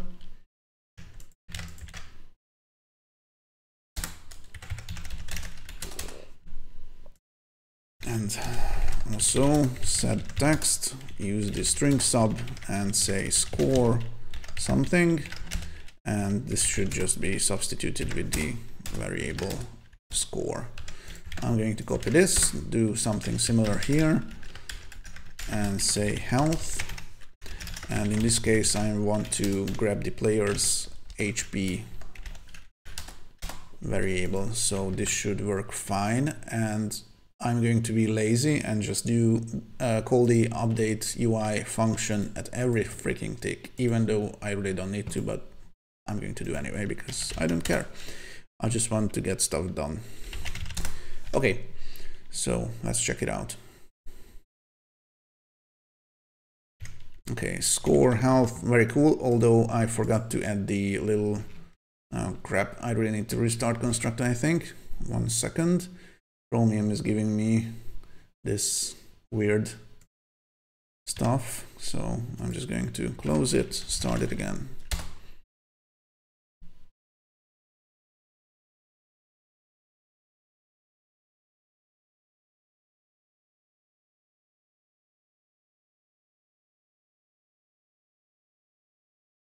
Ooh, my PC is kind of slow today, and other days as well. Okay, back in business. So I'm just going to grab this part of the BB code stuff and I'm going to add it right here. So there's actually an outline on these text objects. Cool, and just to test things, I am going to add a little score stuff when the player is killing enemies. So when the player kills an enemy, then enemy hit is called, and when it hits the enemy with a projectile, then this is called, and when the enemy has 0 or less health points, then they die and they should really add some score. So add 2 score, and I'm gonna say, I don't know, 10 or something. Yeah. So basically the player now gets 10 points for killing enemies. Let's check it out. And let's also check if the player's health is displayed correctly. Okay, scores are coming up nicely. And yeah.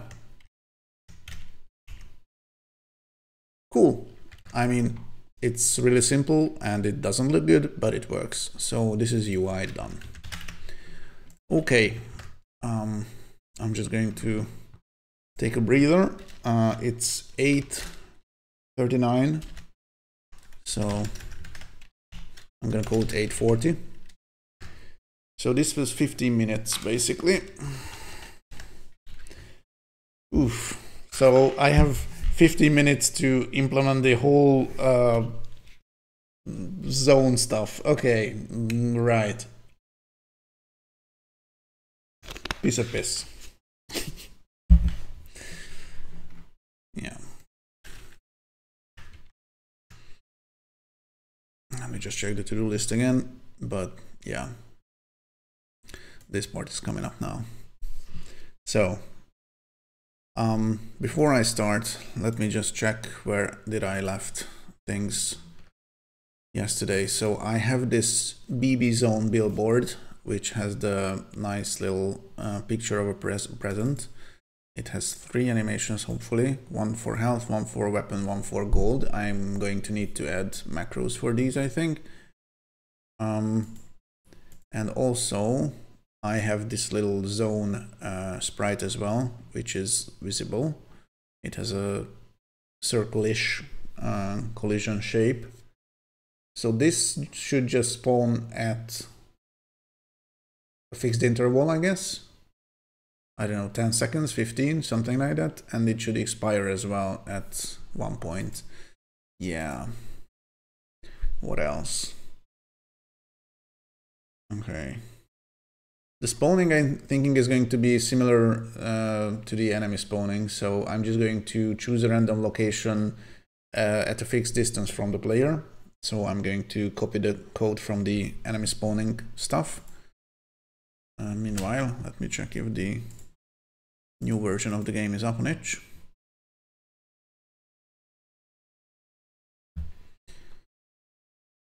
I mean, not the newest one because it doesn't have a UI, but this one should really have gamepad controls working.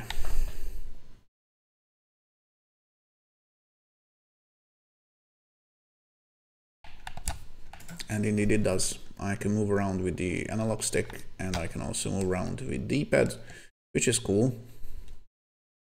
Right, okay. Right, let me add some stuff to the to-do list. So, spawn after X seconds, land from the sky, expire after X seconds. Okay, this is a timer stuff. Different types, sequentially selected or randomly selected, I don't know. Which one would be better? I mean, for testing and consistency, sequential sounds better, but random also sounds like fun. So, I'm just going to go with random, I think, at first. Player must be within radius. Yeah, this is the harder part, but yeah, it should work. I'm also going to need a variable for the player that stores the maximum amount of health that they can have, so they can't really, you know, heal over their original HP. Yeah, this direction stuff is not going to get done, I think, definitely, but yeah. I mean, I'm definitely going to do overtime, so I don't know why I'm stressing over the 3-hour limit anymore. But yeah.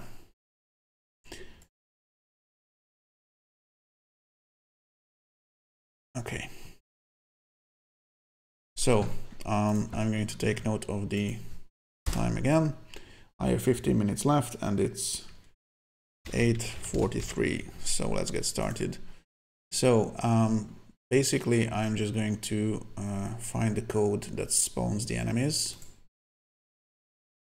and I'm going to change 100 to something like, I don't know, 250 at first. And also I'm going to yoink this soon. Or, yeah, I'm just going to create a new custom event, I mean custom action for the zones.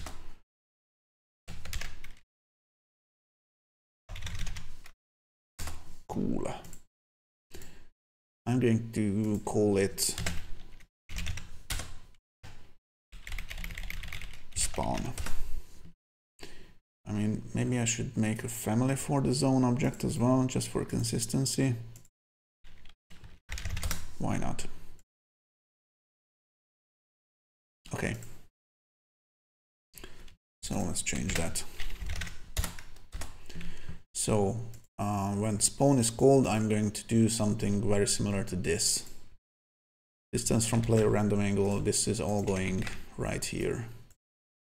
And also this stuff is going here as well. It says the random angle and it creates a zones object, and yeah.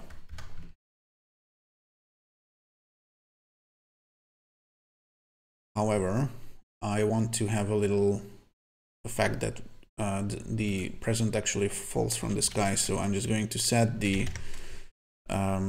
zones Z elevation to something like, I don't know, 200. And oops, not zone, but zones. And I also need to tween stuff, so I'm going to add the tween behavior right here. And tween the zone Z elevation. So it falls within, I don't know, 0.7 seconds. And for easing, I'm going to quickly, I want to try the bouncy stuff. So ding, ding, ding, ding, ding, ding. Okay, ease out bounce, this sounds good. Out bounce, okay, here it is. Where is it? There it is. Right. So it actually lands. And I am going to change this. So zones spawn is called when I press space. Let's check it out.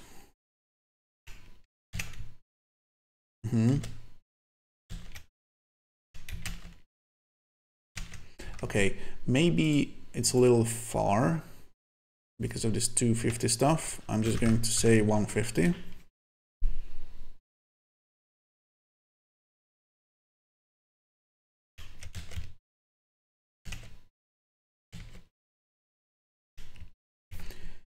Okay, what I'm also going to do is change stuff a little. I could use tween triggers, but I'm really making stuff dirty today, so I'm just going to do this and the zone is actually, yeah, visible, set visible, visible. So the zone, the radius I mean, should only become visible when the tween is over. So I'm going to change some stuff here.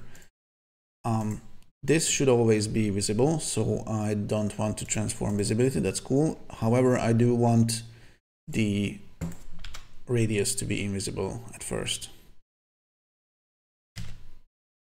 Okay, this is better.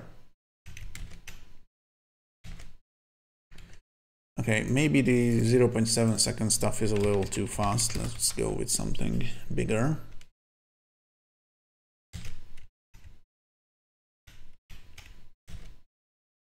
Okay, this is all right, I think.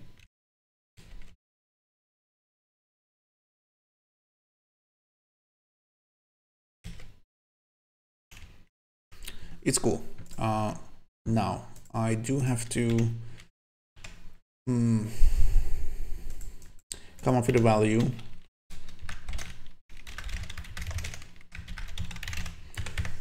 I'm going to say 10 seconds. I'm going to say 5 seconds for now, but change it later. So every 5 seconds the zone should spawn, and I'm going to run the zone spawn timer on the player as well.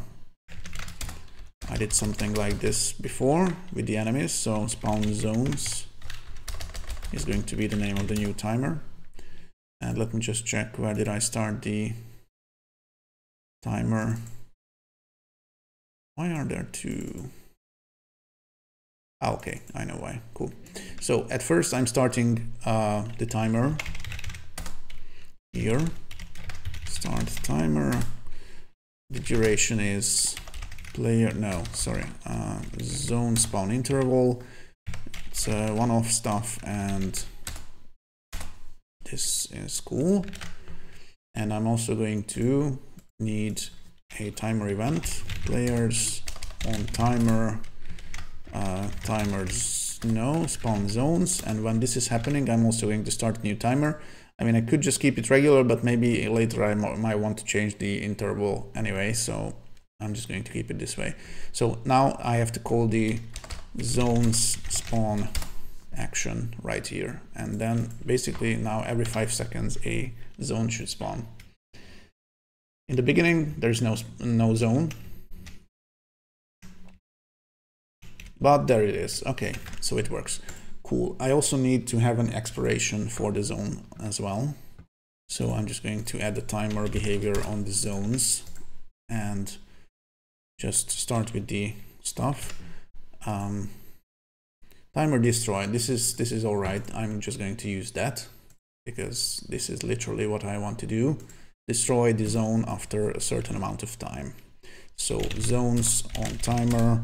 Timer destroy, and zones destroy. That's it.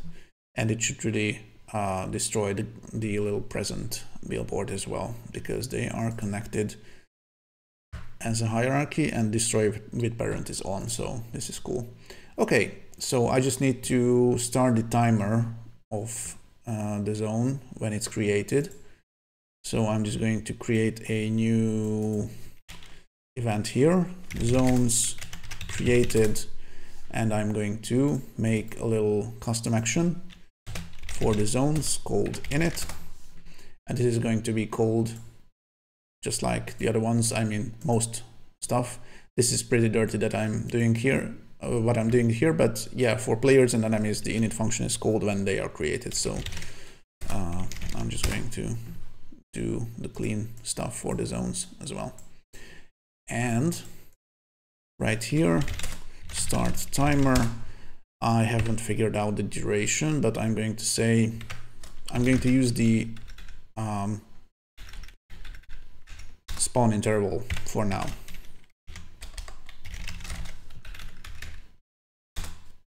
So basically when a new zone is spawned, the previous one is also destroyed. I mean, it could be a different value, but right now I think it's alright if they have the same value. Okay, so the player should stay within the zone, hopefully, if they can. And now, the problem is that the zone is not getting destroyed. New zones are spawning, but the old ones are not getting destroyed. I'm not quite sure why. Oh yeah, I know why. I mean, I think I know why. Not quite sure.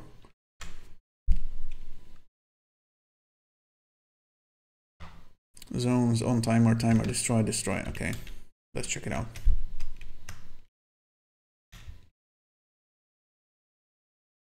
And it's almost time.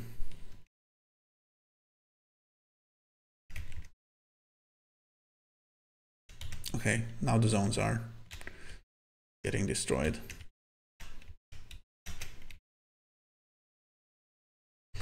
Cool. Okay. 43.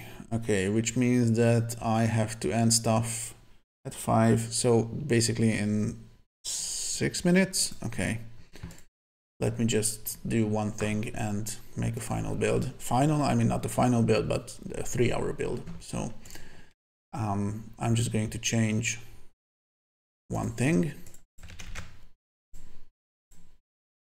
I'm going to say expire interval, and I'm going to say this should be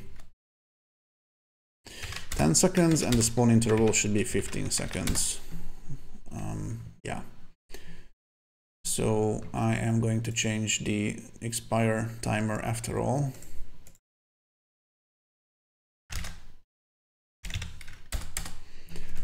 And also I will need to do a little health bump up. So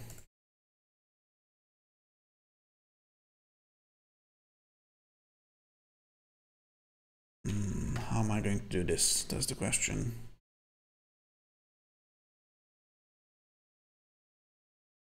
So while the player is inside the zone, I want them to heal, basically. Okay, I'm gonna think about this before I actually implement it.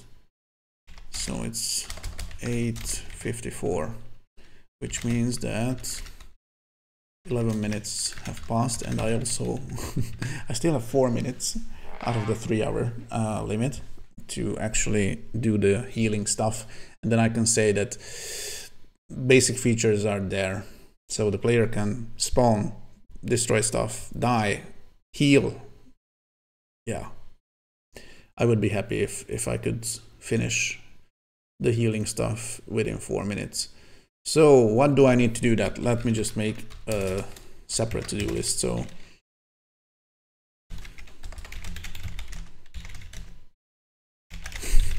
I'm just going to call it that.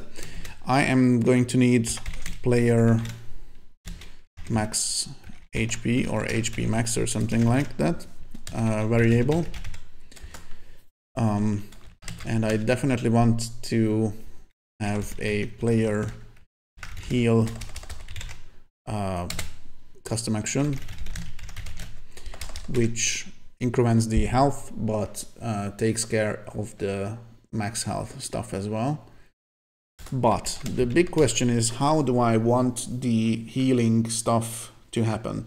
So when the player enters the zone, maybe a little timer should start, but then I have to take I have to keep watching if the player is still in the zone, because if the player is not in the zone and the timer is running, then I want to stop the timer, and when the player is back in the zone, I want to start it again. So basically the player has to stay in the zone to receive the heal bonus, and there should be like a little interval, like, I don't know, 2 seconds for 1 health point or something like that.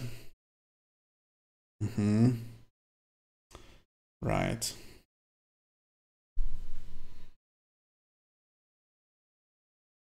Little issue, but not a huge issue, is that construct doesn't have a leave trigger for collisions, so I can't monitor that. But what I can do is basically at every tick check if the player is still in the zone, and maybe use variables to keep track of the player's position, whether if it's in the zone or not. Okay. Right. Player timer heal.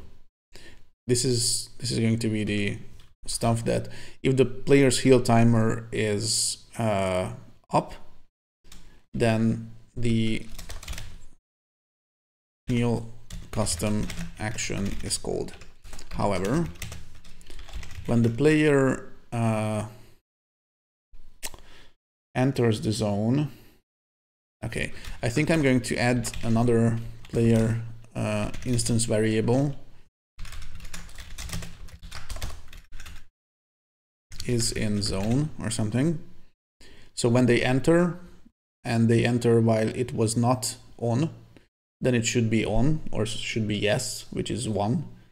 I'm not going to use booleans. Right, so when the player is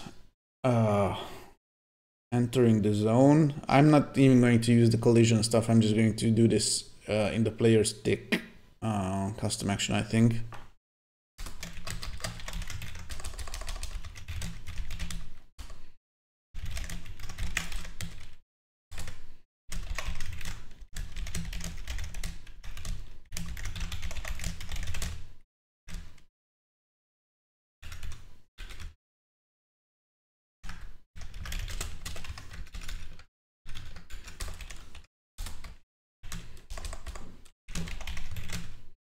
So if the player is not in the zone, when the player, if the players is in zone equals to 0, but player is overlapping the zone, then I'm going to set is in zone to 1. And I'm also going to start heal timer on the player. Now, if the player is in zone is 1, but player is not overlapping the zone, set is in zone to 0, stop heal timer. I think this is going to be hopefully enough. So when the player enters, then is in zone is set to 1 and the timer starts. And if the player enters and it's is in zone is 0 and overlapping the zone, then the timer starts. So the timer doesn't restart if the player the player is still in the zone, right? But if they move out of the zone while the is in zone value is 1, then I need to stop the timer, so the healing is not going to happen, and the is in zone is going to be set to 0, right? The question is, what do I do if the healing is happening? And maybe just setting, okay, so what does the timer need to do?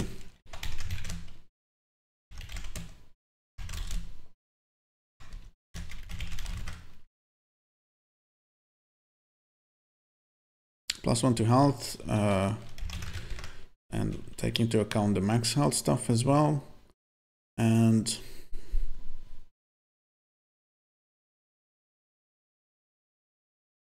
maybe just start the timer again, I guess. Or maybe the timer should be a regular timer. So it will automatically be called. Anyway, probably. Okay, so it's 9 o'clock. I have 4 minutes to do this. Crap. Okay, I'm going to try. I mean, it's 9:01 now, so let's get started. So at first, I'm going to add an instance variable HP max. I'm going to say it's 10. So I'm going to create a custom action for the player called heal, and this is just going to set value HP to HP +1. Oops. God damn it, construct. Thanks for the help. I really appreciate it. Okay. HP +1, but I am also going to use min and say self.hp max, so it's maximized at this self.hp. Okay, once again, thanks for the help. Okay, so timer, I really need to create a macro heal, and I am going to do players on timer heal, and call players heal like this. And what is left is the tick stuff. So, oh yeah, I need to create an is in zone variable as well. Is in zone 0 by default. So if the player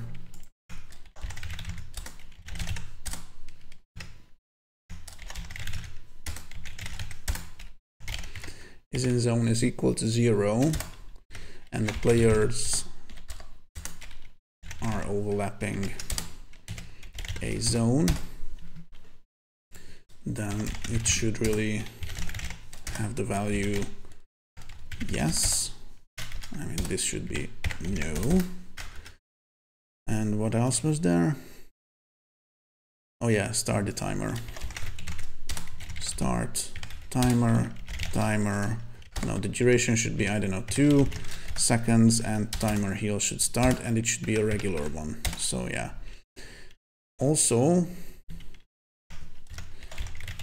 if the player has the value is in zone set to yes, while not overlapping the zone, then the is in zone value should be set to no, and player's timer should stop the timer heal one.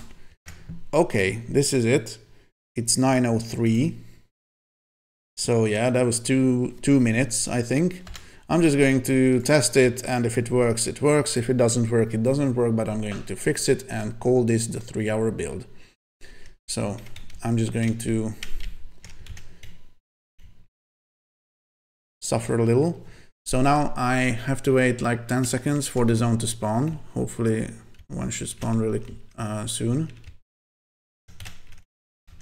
I mean, it's probably somewhere, but I don't see it yet.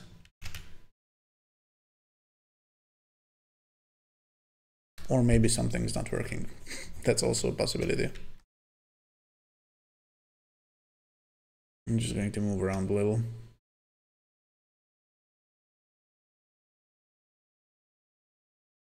Why isn't there any zones? Why aren't there? Sorry. Okay, now there is one. Okay, healing seems to be working fine. If I move out of the zone, then the healing actually stops. This is cool. Okay, this is the 3-hour build. I'm going to put it on itch.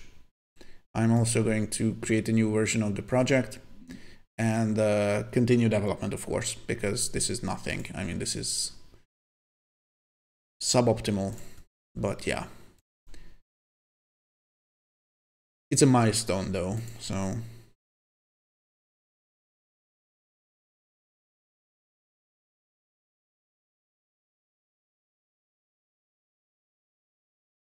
Yeah, I'm just going to say, yeah, 0.5, so 4 minutes. Done. Cool.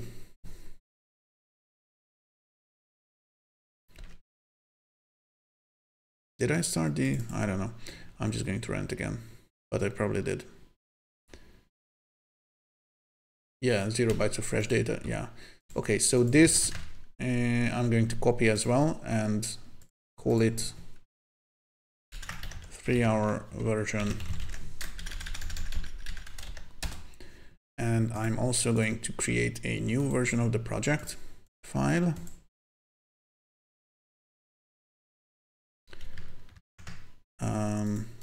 Say it's v3. Did I bomb the version number? I'm not sure, never mind. It doesn't show anywhere either, so I'm going to say this is the, whoops, freaking Dropbox 3-hour version. Okay, cool. Right, okay, so I stopped the timer and I don't really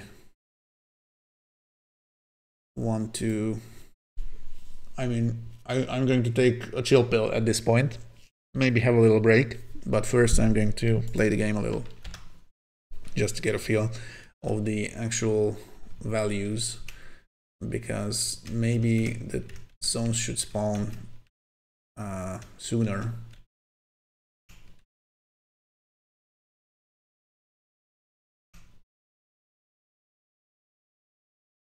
It's 10 seconds or 15 seconds or something. It's a little slow this way.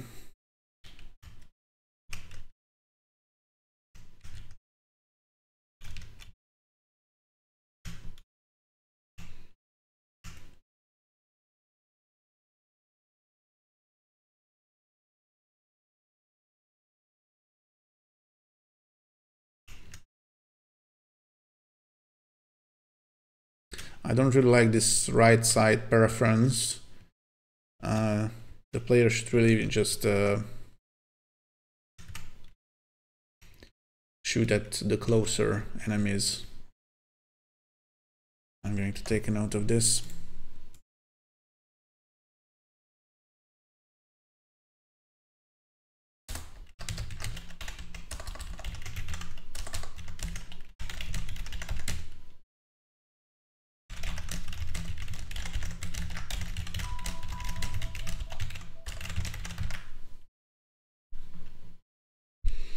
But I know why I did this, because if there are enemies on both sides of the player and they are roughly the same distance, then it could cause the player to quickly, you know, flip between the two sides and fire on basically both sides, and it could look a little weird. But I'm just going to try to change things and see if it looks good or not.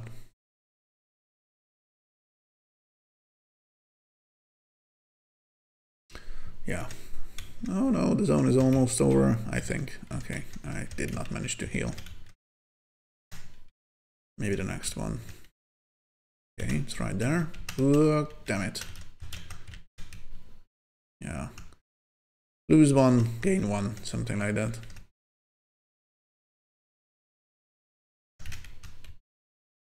Okay, this is cool. Right, I think I'm going to have a little break at this point. I think I'm going to drink another coffee, and I will be back in a couple of minutes, 5 to 10 or something. So yeah, if you want more custom action, just stick around. Ooh, that was horrible, sorry. Yeah, see you in a few. And I am back. So, oof. It's jail time now. I mean, it's not like I have a lot of time left to submit, but yeah, I'm just going to take a little slower. Take it a little slower, sorry. Yeah. So one thing that I also thought of while I was having the little break is that some sort of feedback should be given to the player so that they actually notice that they are healing, not just so they don't have to check the top right corner all the time. So I think I have an asset, actually, hopefully, that has a little heart icon somewhere. I mean, I might not have it in this folder, but I have this assets folder where I keep a bunch of cool assets downloaded, and in the graphics kit folder there is this mini FX items and UI pack. It's all available from itch, by the way, right here. Graphics kit is the really nice person who is making a bunch of really cool looking platformer assets available for free on their each page. So this is where I got the sprites that I'm using in the game, and in this pack I think there should be some sort of, yeah, this little heart looks really cool, so I'm just going to find this. It's either a pickup or maybe part of the mini UI stuff. Yeah. It's even animated. Very cool. Okay, I'm going to import this, and when the player receives a health bonus, then this should appear above their head and maybe have a little tween that moves the heart sprite upwards. I mean, the Z elevation should change, and you should tween, and I think it will look pretty cool. So I'm going to import this right now. I'm going to create a new sprite for this. And import the sprite sheet, which has 4 frames. I'm gonna give it a little 15 FPS stuff. It's cool. Maybe it's a little too fast. Let's say 10. Yeah, looks good. And I'm also going to set the origin to the bottom as usual. Apply it to the whole animation. I don't care about the collision polygon, but I don't like it when it's like this, so I'm just going to set it to the bounding box. Apply it to the whole animation. So yeah, this is the health bonus, and this is basically a billboard, so I really should have done Never mind that. So I'm just going to create a mesh, and the sprite is 16 by 16, so I just need to set the Z elevation of this point to 16. Oh, my unlock was off. And set this to 16 as well. Relative Y is, so it basically, it is perpendicular to the ground.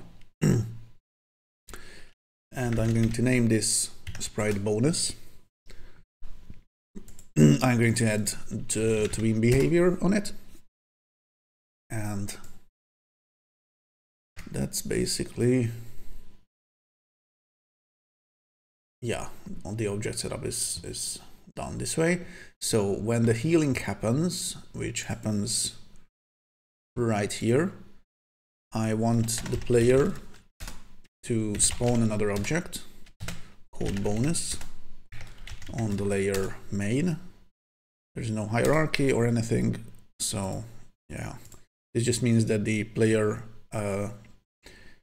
spawns basically an object at the player's position, which is fine. And I don't know if I should maybe put it in hierarchy so it moves along with the player. Yeah, I'm going to do that. Players add child bonus, and I want the position to sync and nothing else.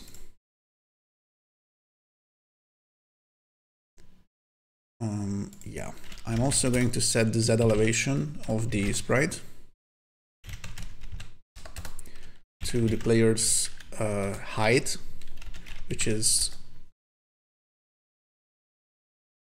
which might not be the best value. Maybe it's a little too far above the player because it has a little padding over them, but I'm just going to try it first like this.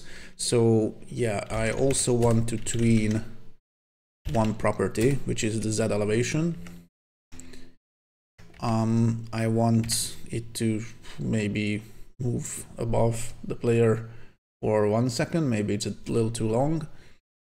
I'm not going to bother with the easing. I'm going to say destroy incomplete, and I'm also going to tween the opacity over 1 second and maybe add a little easing here, so it actually gradually disappears. Ease in expo looks good. In exponential, right? Okay. I mean, I don't need to set this string complete twice, but yeah. Okay. So, oh yeah, the timer. I wanted to actually,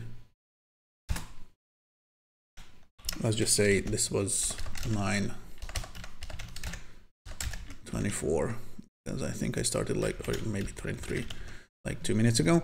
Okay, so right. I'm just going to check how this looks, if it works even.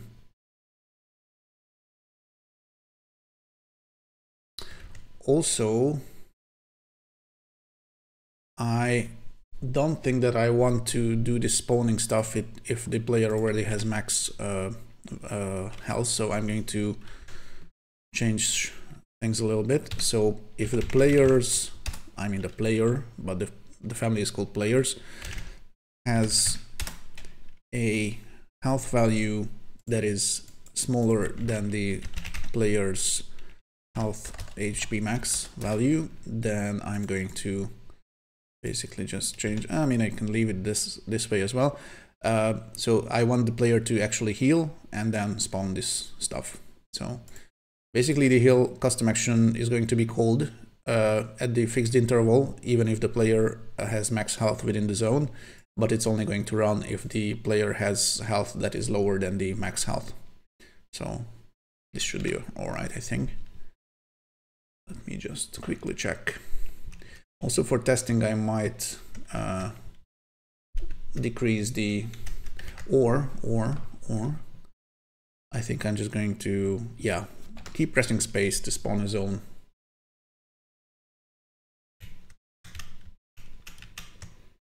Okay, so nothing happens now, but if I scuff myself a little bit and then move back to the zone.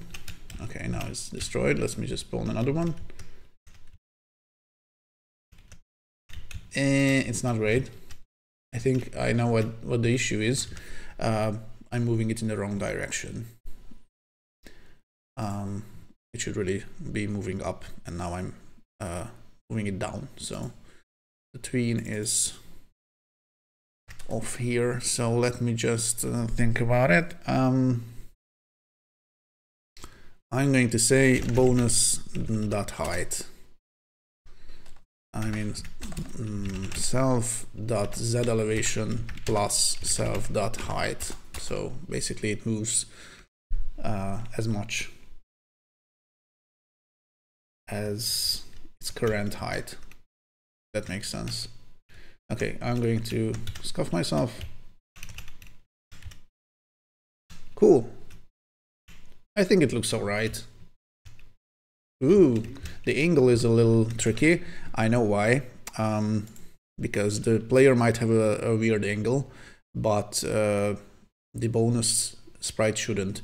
And because how the spawn stuff works, so basically when you use spawn, then it not only spawns the object at the exact position of the object that you are running the spawn action on, it also inherits the angle of it. So I'm just going to say bonus set angle and set the angle to 0. I am not syncing the angle anyway, so this should be fine. Yeah.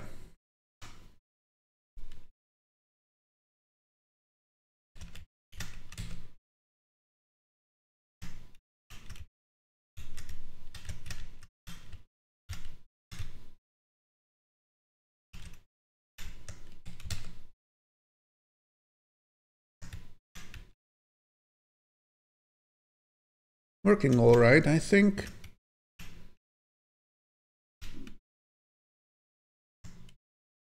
Cool. Okay, I'm going to check the heal feedback item that I just added to the to-do list. So players should shoot enemies that are closer. Okay, let me check this one as well.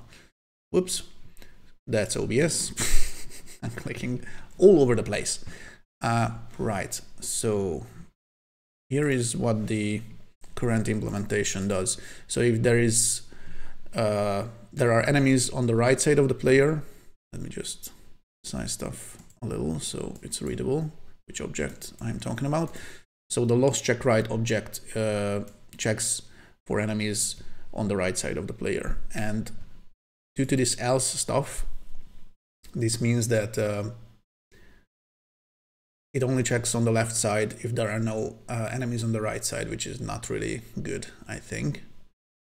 I'm just going to think about that. How do I want to pick the closer ones?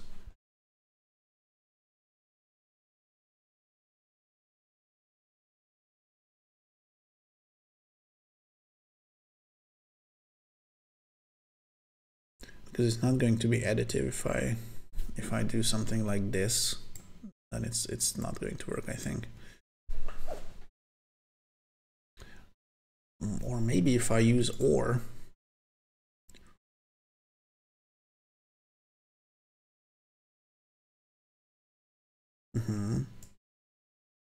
Then this could maybe work. So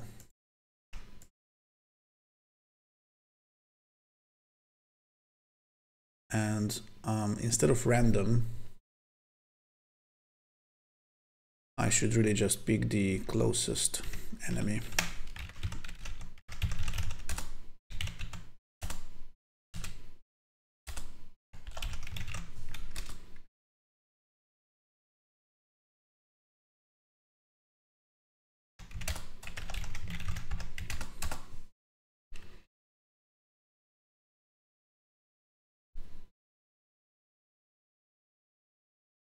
The question is, what do I do with the mirroring stuff?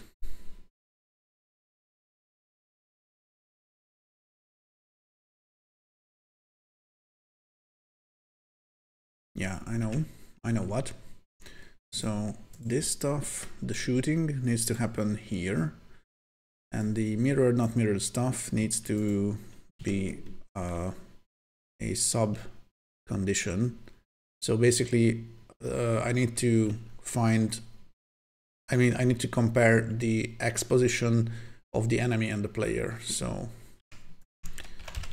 I'm going to say compare X, and if the enemy is on the right side of the player, so the if the player has an X that is bigger than the enemy's X, this means that the enemy is on the left side of the player. So in this case, I want the mirroring stuff to happen, and otherwise I'm going to use this not mirrored action. So this hopefully should work fine. Let me just read through. So if the player is not firing, doesn't have the fire cooldown running basically, then both the right and left loss check objects are invoked and enemies are picked within line of sight, disregarding the position, I mean whether they were picked by the left or the right loss check object. And out of those enemies, I'm going to pick the one nearest to the player. I'm going to shoot the bullet in direction of the nearest enemy. And I'm also going to check whether this enemy was on the left or right side of the player and mirror accordingly. Let's just check.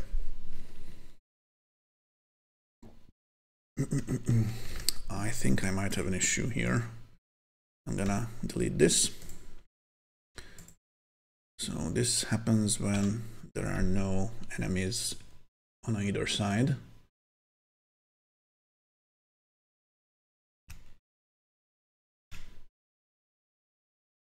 I have a hunch that something is a bit off. Also, this the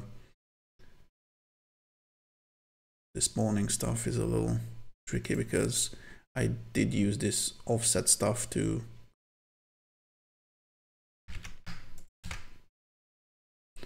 so this is the left side stuff. So in this case, I want to subtract the player bullet offset X from the bullet's current X position.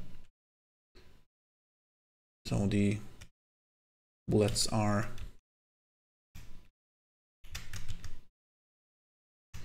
it's a little weird. That's what that's not great. I mean, if there are enemies on both sides of the player, then it ends up turning in it ends up turning quite fast. Like they can decide which enemies to shoot, but I think it's all right. It's not great, but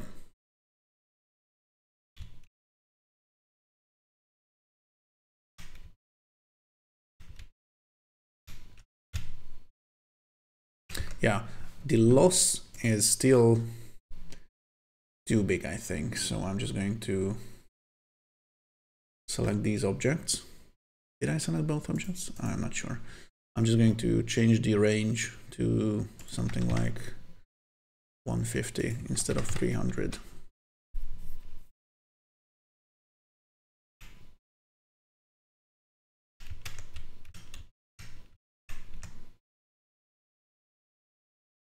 I mean, it's still firing at those enemies that are basically off screen, so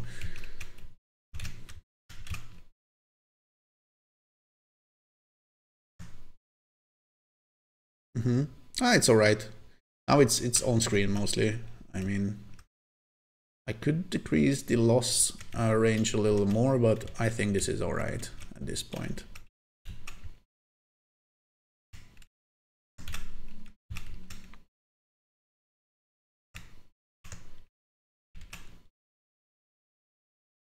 I also contemplated doing a little kickback with the weapon, but I don't know if I should do that or not. So when the player is firing, they should move a little to the, if they are firing in the right direction, then they should move a little on the left maybe. In platformers, this looks cool. I'm not sure if it's a good idea in a top-down scenario, but yeah, I might do that. Oh crap, the healing is still happening. That's not great. Yeah, I'm just going to fix that. So Healing only happens if the player is not dead.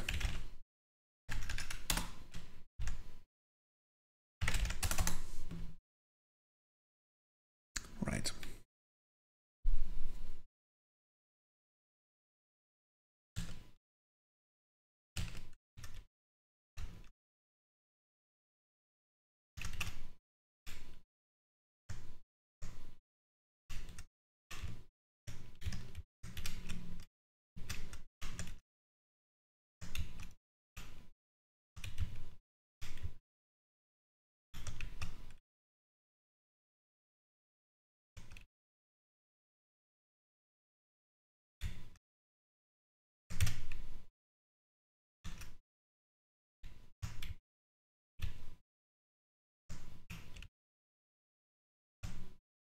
It's pretty fun, actually. I mean, because it looks so good because of the sprites. I really love those sprites. Oh, another thing. The trees have this little collider that is visible. I might not want to make them visible. Let me just select all the obstacles, and I think changing their color to black and changing their opacity to something like 20 should work fine, because then it looks like a shadow. But it's a little small. Let me just change the sizes a little.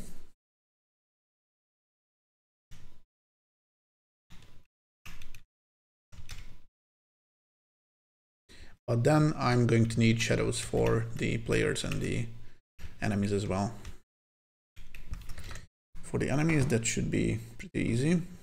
I'm just going to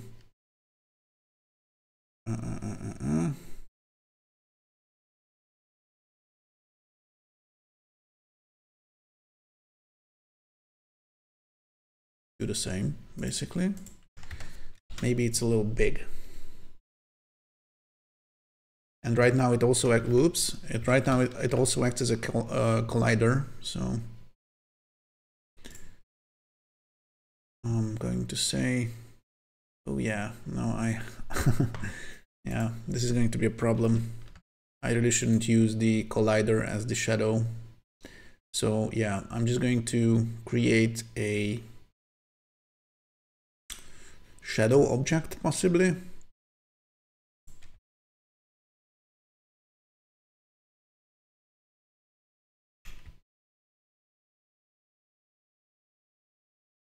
It looks a little weird anyway, because the shadows are circular and everything are billboards. So yeah, I don't know if I should do the shadow or not. Maybe I should just turn it off for the obstacles as well.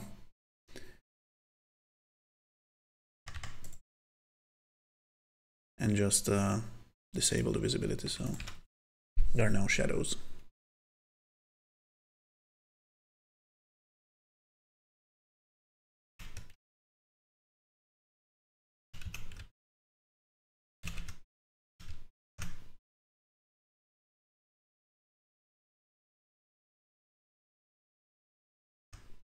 Good.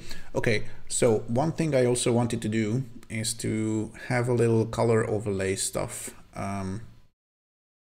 for the zones. So they are basically matching the color of the present sprite. So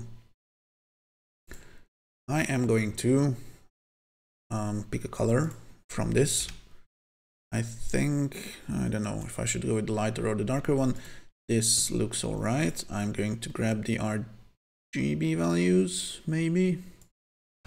Yeah, this is a bit finicky, but I'm going to do that.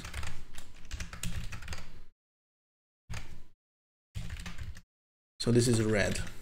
I don't know why did I open a new document for this, so let me just say colors, and this is red. For the weapon stuff, I'm going to use this color.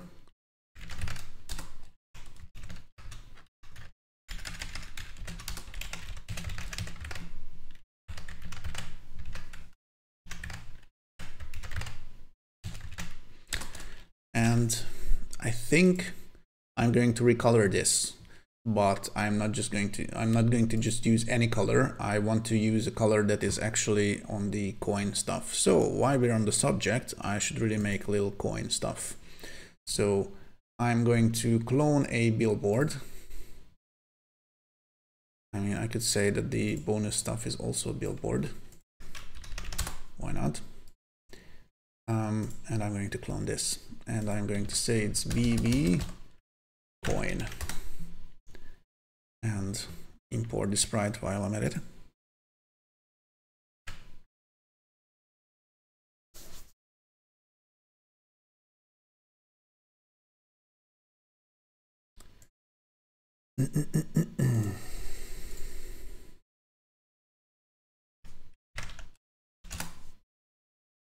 Was it gold or was it coin? I used, I think it was gold, but I like coin better, so I'm going to change the animation name of the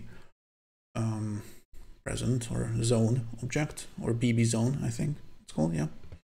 So the origin should really be the bottom one as well, and I'm going to apply it to the whole animation. So I wanted to change the animation name here, coin, and I'm also going to make macros while I'm at it. So anim health, what was it called, weapon, or maybe, oh no, that's fine, or damage, and coin. So these macros I will be able to use when I'm addressing the animation of this object. Health, weapon, coin. Yeah, it did say damage instead of weapon. And I'm just going to save the colors of this sprite, the yellow ones, and see if it looks good on this little present stuff. So, oh crap, I'm going to need more colors actually, because, okay, there are only 2 yellow colors on this one. Now, it's a little nitpicky. However, I'm pretty sure that Graphics Kit basically has a palette, how do I pronounce it, that they use in all of these assets. I'm not sure if it's linked anywhere, but I kind of recall seeing it on low spec. Let me just check. Is it .com? I don't remember.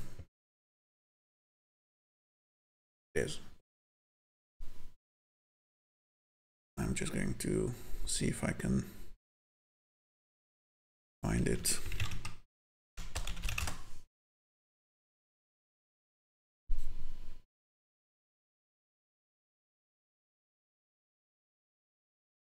That's not what I wanted. Why can't I just...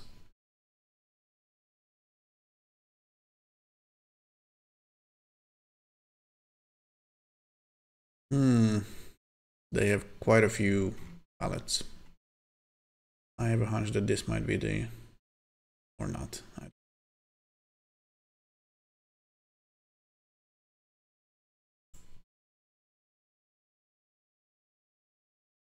Yeah, I'm not going to be that nitpicky, I think. So let me just double check. Yeah, there are only 2 yellow colors in it. They should be the same as these. Indeed they are. There's a brown color here that could come in handy as well.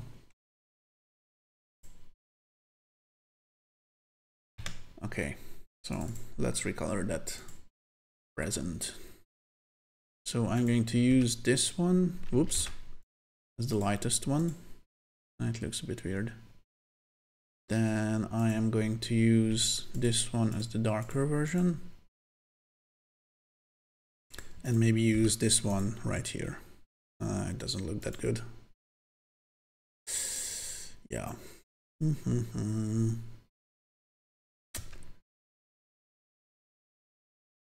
I need a third yellow color, basically. Maybe I just make it... I mean, I come up with one. Let's just make it a little darker and use it here. I guess it's fine. Don't tell graphics kid that I did that. Okay, so I'm gonna save. And now I want the zone spawn thing to work a little differently. So I want the zones to randomly select an animation.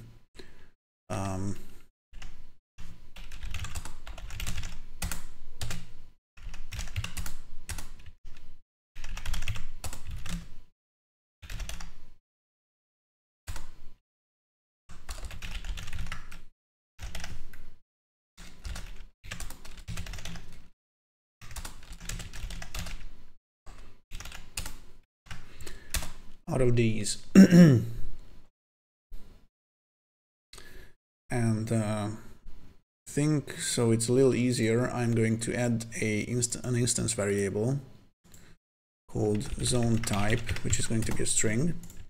And after the random animation is chosen, I'm actually going to save the animation's name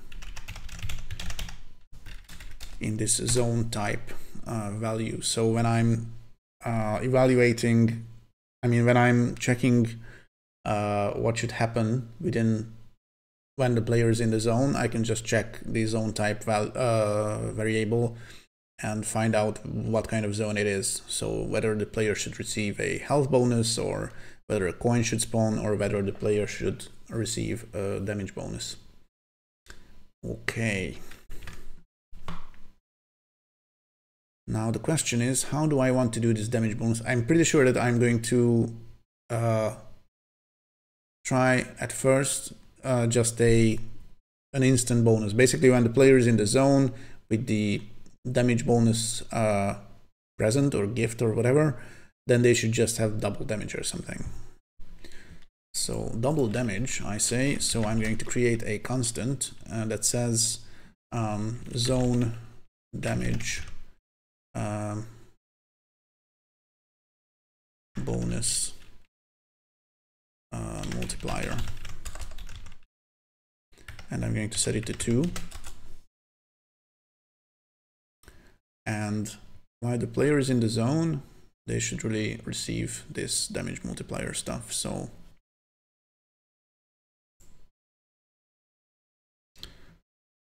when I'm spawning the bullets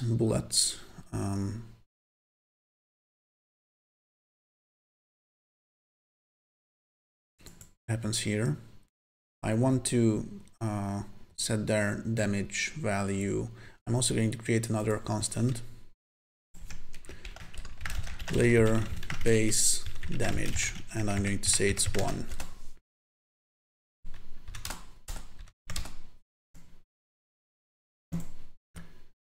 So basically I can remove the current value from the projectile.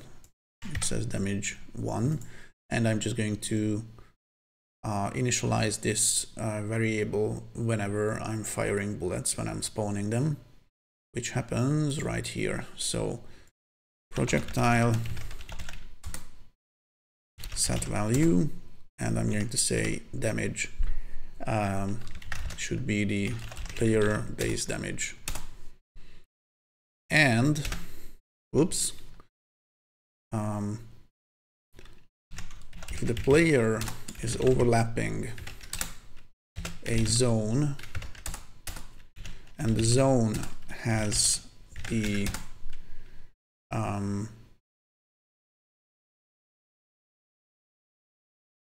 zone type set to anim damage, then I should just set the projectile's damage to whatever the current damage is,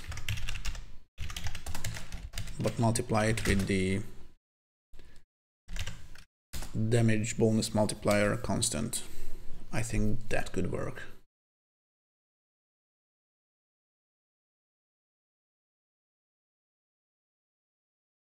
yeah.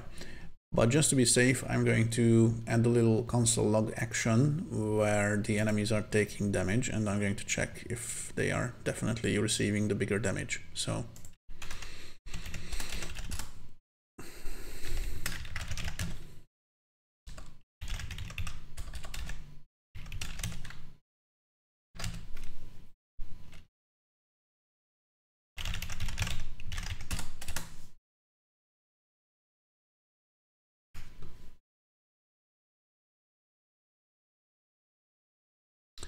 yeah, okay, so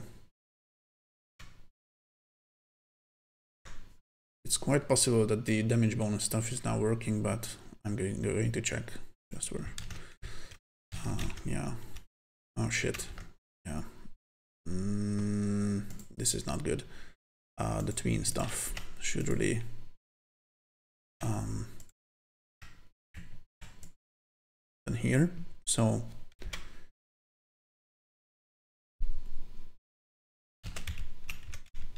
okay, this is a good one. I'm going to, whoops, okay. Hopefully I'm going to see a bunch of, yeah, enemy damaged 2. And if I move out of the zone, it's enemy damaged 1. Okay, I think it's working fine. I'm going to spawn a few more zones and look for one that actually has the damage bonus stuff.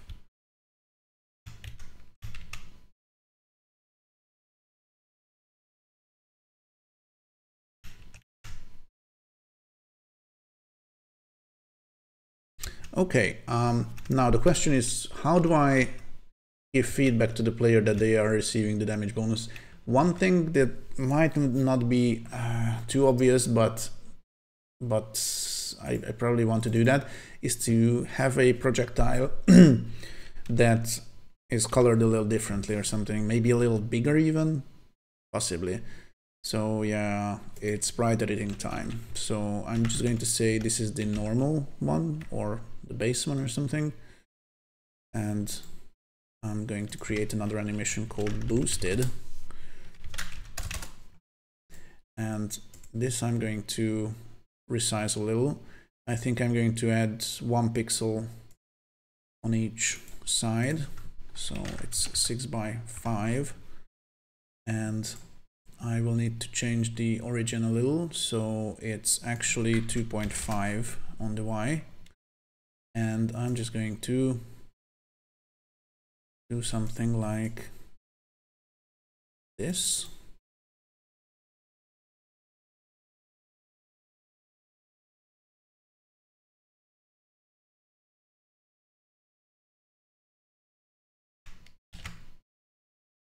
Oh, crap.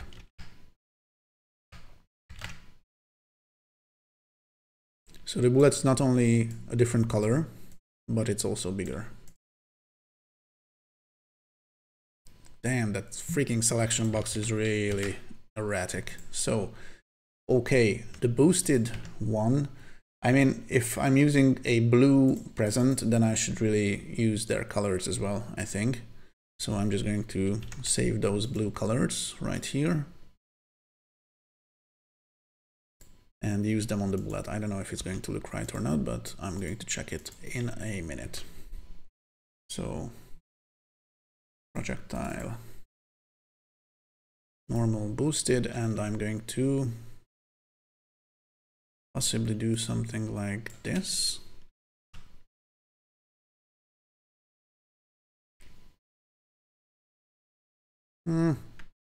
Looks a little weird, but I'm not an artist, so it was always going to be weird.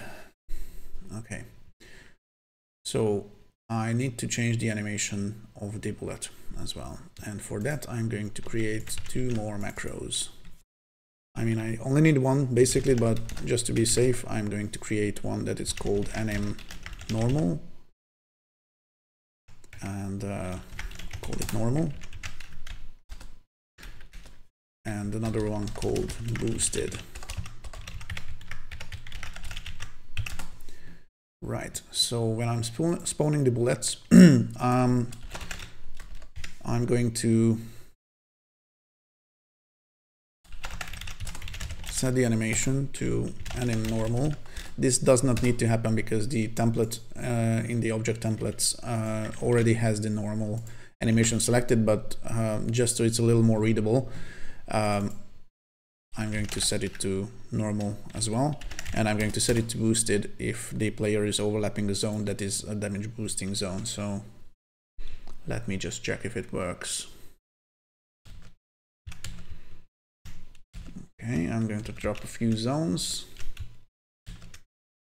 Okay, this is a damage boosting one, so let's just see how it looks. Okay. It's big and it's blue. That's what, no.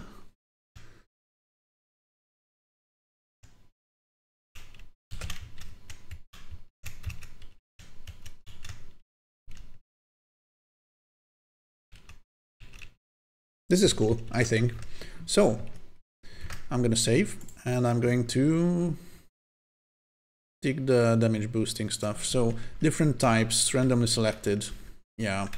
Red health recovery is already working, I just forgot to tick it, and blue weapon damage boost is now already working. I decided while in the zone the player will receive the damage boost, so yeah.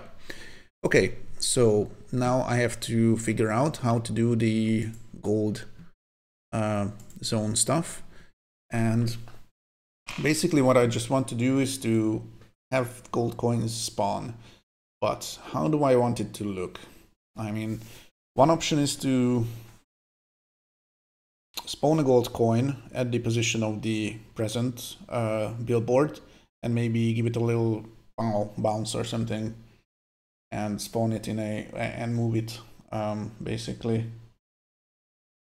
either on the location of the player or just make it a pickup. Possibly. Let me think about that for a second, and also hydrate. Oh, it's almost 10 o'clock, by the way. I should really start thinking about the title for the game. I have no idea what to call it, because I only have an hour to submit.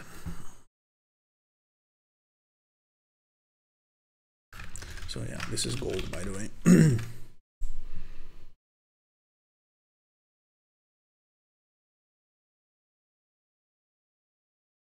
Right, I think I decided I'm going to make it a pickup. So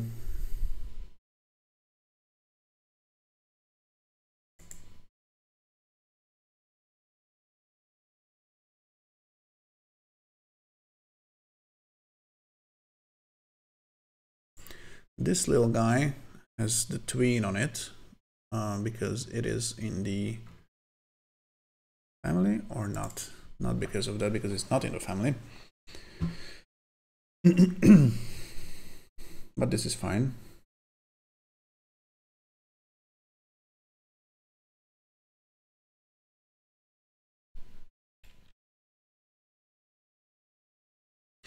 Right.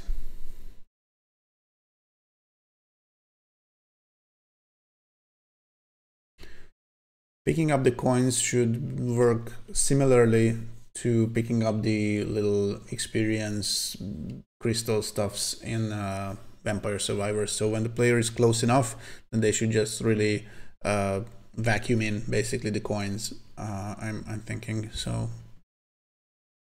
Tween should be a good solution for that, although it might not be because the player is constantly moving. So I'm just going to add another behavior on it. Have I used this tween? No, I have not.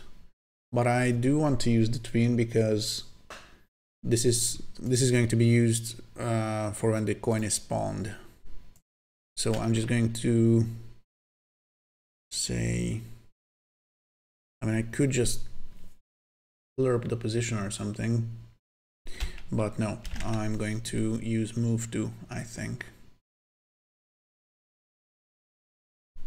Or I could use bullet, I guess.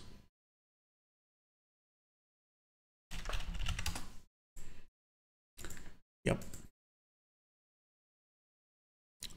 Is there an instance? anywhere? No, there isn't. So I'm going to put one here. I'm going to disable the bullet behavior completely. The acceleration should be a little slow.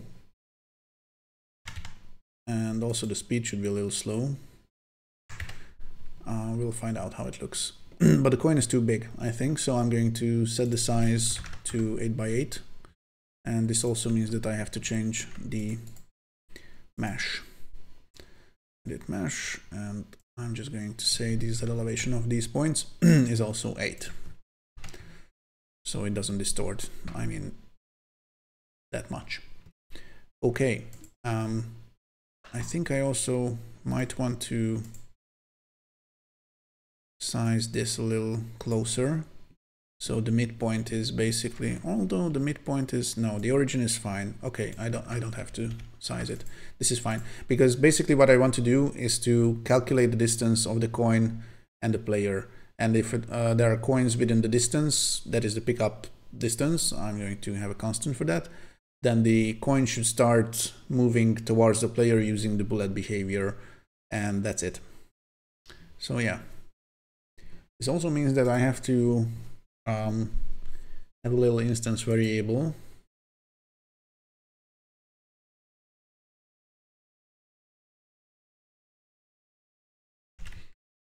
Is being picked up. This is a horrible variable name.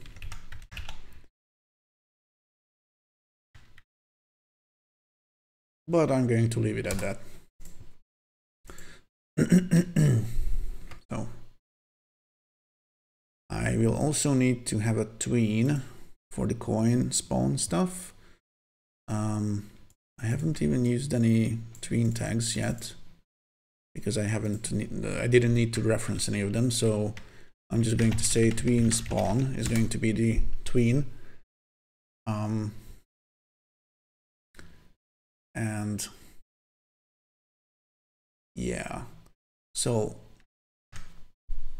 when the player is within the zone of a gold present, what do I want to do?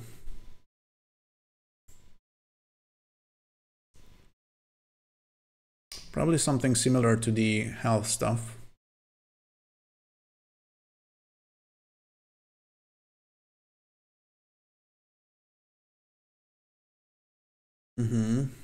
Okay.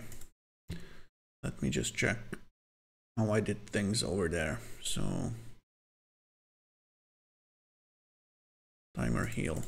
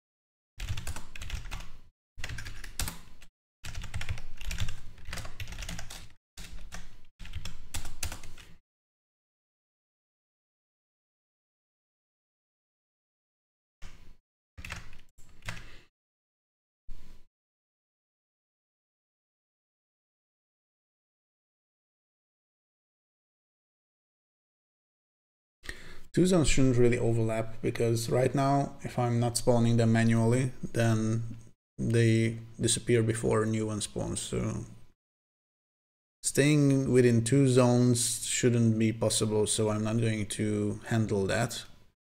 But I did change a little thing here, so I'm checking the type of the zone when I'm starting the heal timer. And I'm also doing something similar if it's a coin zone.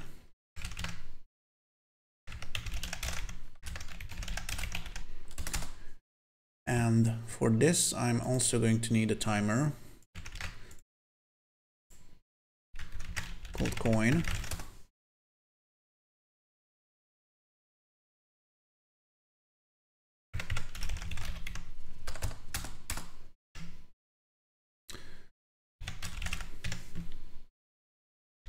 going to create constants, by the way, for these values, because I don't like that I have literals in the code. So timer coin, I'm going to stop. And what I also need to do is to have a timer, on timer check for the player. It's a little weird that the coin spawning timer is running on the player, but that's all right. So I'm just going to say that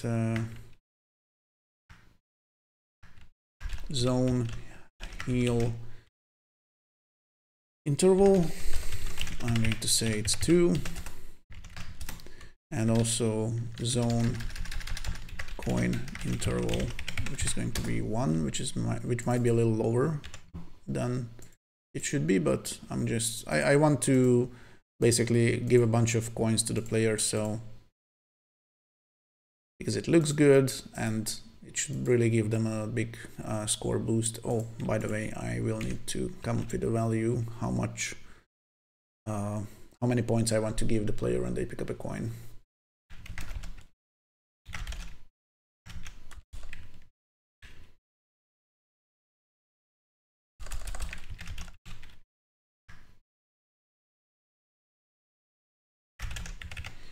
I'm gonna say 100, which is a lot.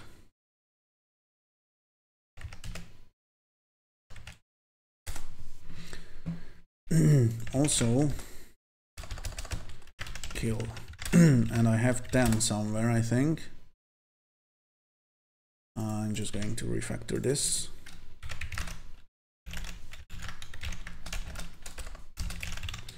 So no. Okay. Now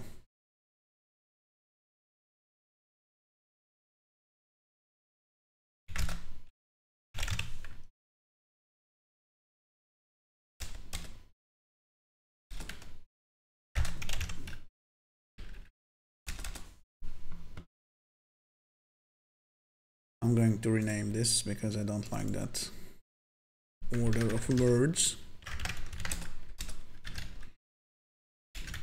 Also, instead of heal, I'm going to say it's health. Okay, so right now the healing stuff shouldn't be broken, but I will need to test it because it might just be because I moved some stuff around, so regressions might occur. Also, I am going to need to spawn the coins. So for this, I'm going to do something like that. But instead of timer heal, I'm going to say timer coin. And right now I'm just going to put the coin spawning stuff right here, and then I will probably refactor it somewhere or not, I don't know. So, okay. The issue is that I don't know which zone the player is staying in, although, as I mentioned before, there should only be one zone at one time. So I'm just going to pick a zone. Shit, I've been using zone instead of zones in a couple places. Crap. Okay, so I'm going to pick the one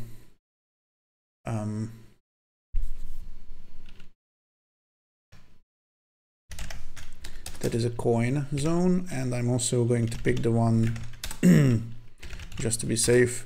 No, that the player is overlapping right now. Did I start from the player or did I start from the zone? Okay, I started from the player. So I'm only picking the zone that is coin type and is overlapping the player. And this zone is going to spawn a gold coin. So spawn another object. No. Spawn another object. And I'm going to say it's BB coin. Although I don't really like that they are called BB coin instead of just coin, because they are not proper billboards. They are not attached to anything. Never mind that. So yeah, this just spawns a coin at the location of the zone. I'm also going to set the Z elevation, the starting Z elevation, to the zone's height.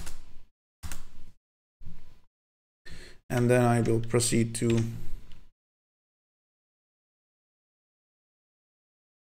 I'm just going to name this coin, and I'm also going to change the name of this to bonus, because this is not a proper billboard either. All right, so now billboards are really only billboards that are attached to other objects. Okay, so coin Z elevation, right? Okay, I need to tween one property, which is the Z elevation, because I want to give it a little okay. But for this, I don't know if I need two twins or I could just do in out.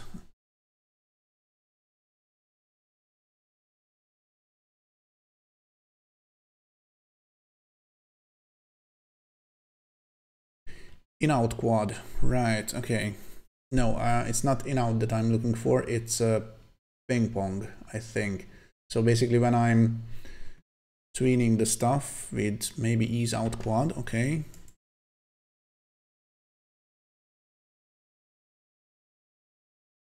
So ease out quad, out quad, out quadratic. Okay, I'm also going to set it to ping pong, so it should really be rising up. It's at elevation, I mean. But yeah, this is not quite right. Yeah, I'm just going to disable this, so it starts at 0 Z elevation. Ooh, my voice is going. That's nice. So when the coin is spawned, it starts at 0 Z elevation, then it raises up a bit, maybe I don't know, 3 times the zone's height, and I'm going to say in 1 second or maybe 1.5 seconds. I'm not sure if this takes the ping pong stuff into account. I'm just going to say 1, so it should rise up and then go back because of the ping pong stuff set here.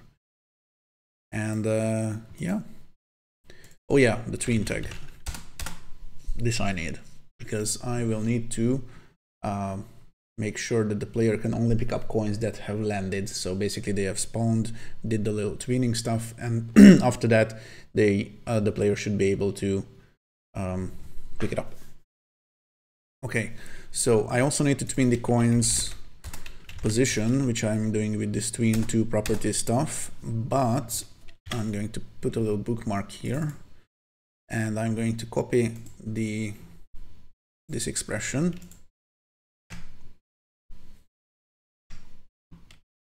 Essentially, I can just copy this local variable stuff as well. So put a little bookmark here as well, and this is the on timer stuff. So these are coming here, and tween,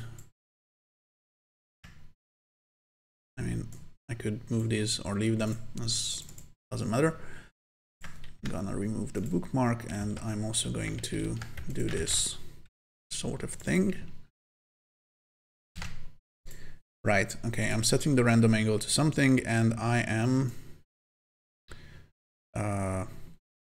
copying this part to right here.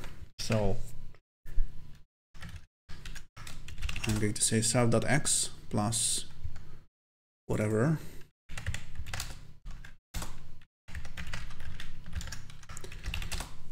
So basically the coin should move, should tween to a fixed distance, which I'm going to say is 50 right now, but to a random position on the circle, basically, which has a 50 pixel radius. Okay, I'm going to just see if it works.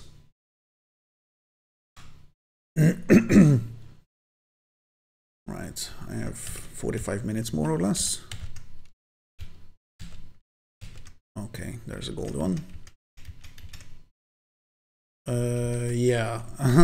Well, the gold coins are definitely spawning, but they are a little erratic. So why is that? This might be a little high, possibly. I'm just going to say self.height is the end value.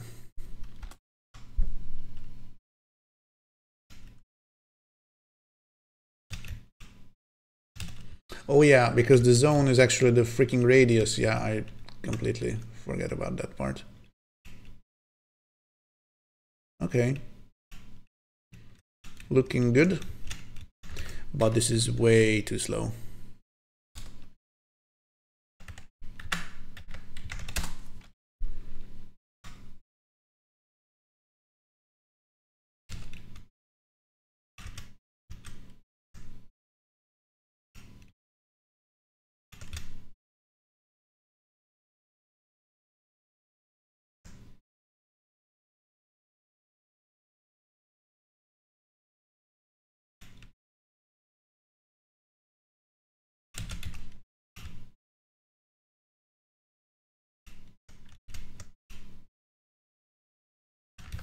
Yeah. Self that height times 3.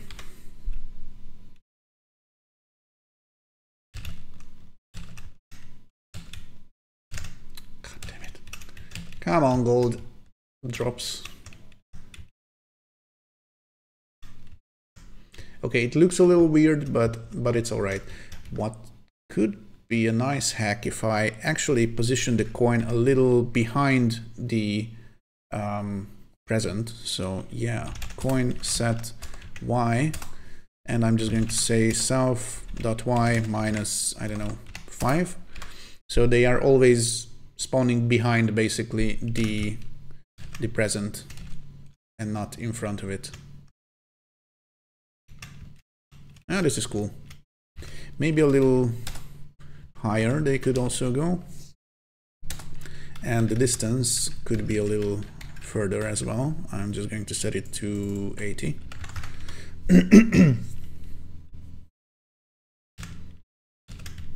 Ooh, right away. Nice. It looks alright. It looks a little weird that the pixels are off. But the coin is quite big, so I don't know if I really want to have it at its original size. Maybe something in the middle might work better. Edit mesh, because the player is quite small at the same time. So I'm just going to say, although now maybe the coins are going to jump a little too high. Yeah, they are too big, way too big. Yeah, something in the middle could work. So instead of 16, I'm going to say 12.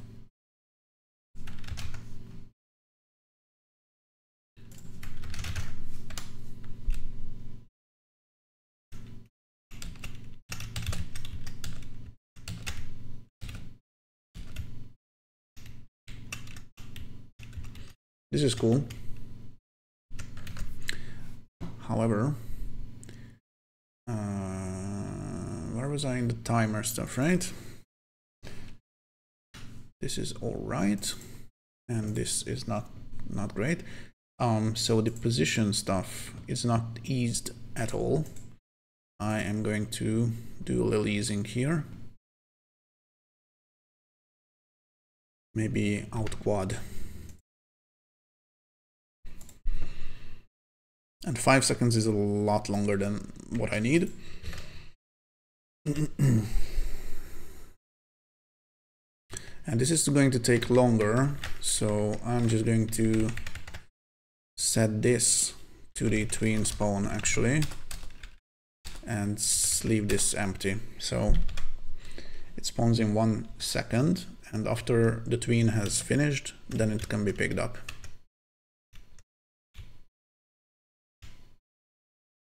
Yeah.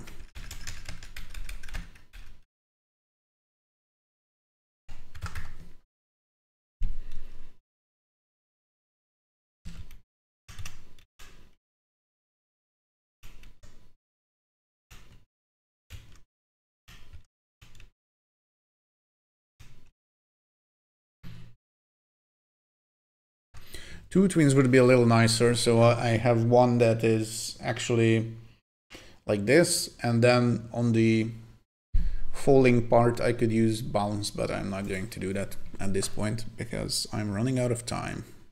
So I'm just going to leave stuff as is, and I'm going to make the pickup thing work.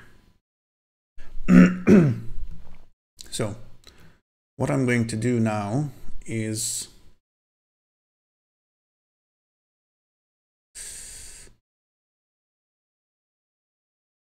I think create a custom action for the coin. It's a little overkill, but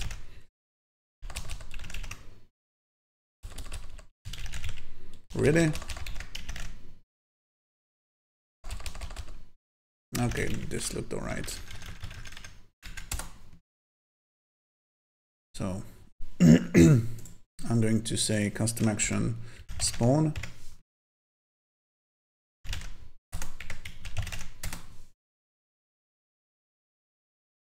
And copy all picked stuff. And I'm going to move these things from here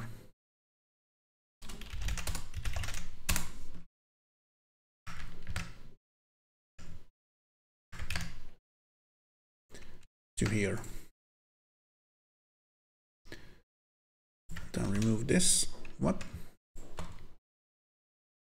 Okay, it's all right.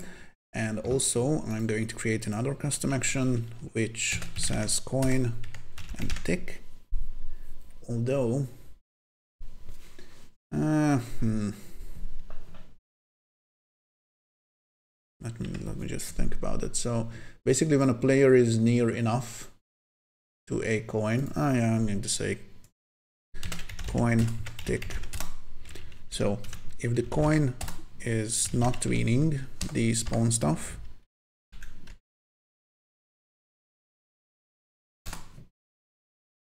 tween spawn, but it's not tweening that, and the coin also has the value is being picked up set to yes, which means that the player has come close to the coin. Then I want the coin to enable the bullet behavior and also set movement angle, set angle of motion to so I'm just going to go angle and self.x, self.y, and players.x, players.y. There's only going to be one player, so yeah, this is fine. If it was going to be a multiplayer game, then I would need to pick the right player, but yeah, it's not going to be one, I think. I only have 30 minutes or something, so. Okay, what I also need to do is to make sure that this is being picked up stuff is set. So I will probably do it in the player tick thing.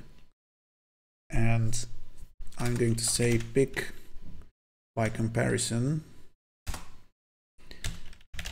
If a coin, no, wait a second. How do I want to do this? Players.x, players.y, coin.x, coin.y. If this is smaller than the pickup distance, which I forgot to define, I think, but I'm going to do that right now. Coin pickup distance, or just say pickup distance. And I'm going to say player pickup distance. And I'm going to set it to, I don't know, 50 pixels, I guess. So when the coin has a distance that is less or equal to the player pickup distance, this means that the coin is being picked up. So set value is being picked up, yes. And this could happen even if it's just tweening, but it's hopefully going to wait for the tween to finish before it's going to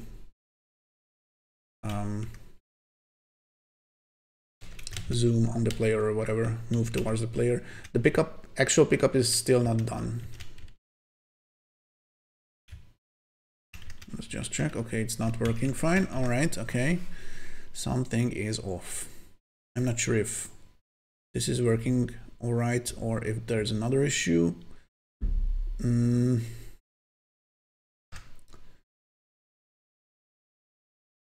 I think the problem is that I'm not calling the coin tick stuff. This is definitely a problem. Tick.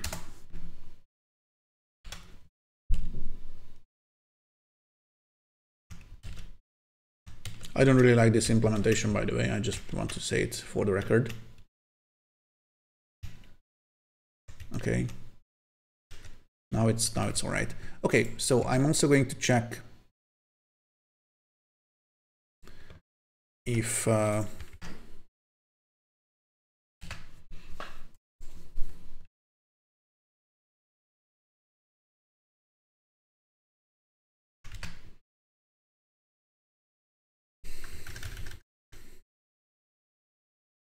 so there's a pickup distance and then there's another pickup distance when the actual destroying of the pickup should occur.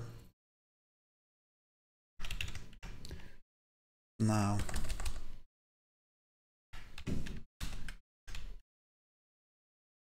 how the freak did I call it in Vampire Survivors, this fact when you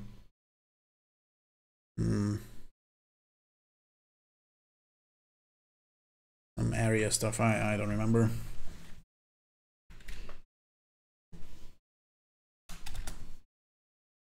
Yeah, I'm just going to do the dirty thing, and I'm going to say basically if the distance is less or equal to 2 pixels, and frick it, I'm going to destroy the coin.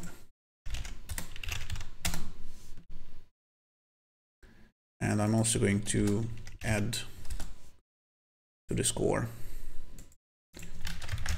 And score coin, right.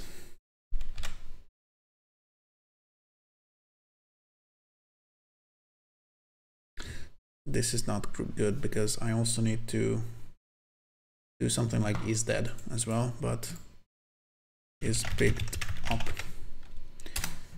and do the thing that says set value is picked up, yes.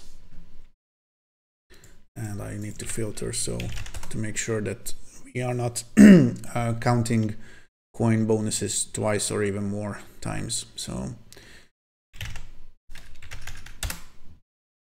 is picked up, yes. So it only happens once basically.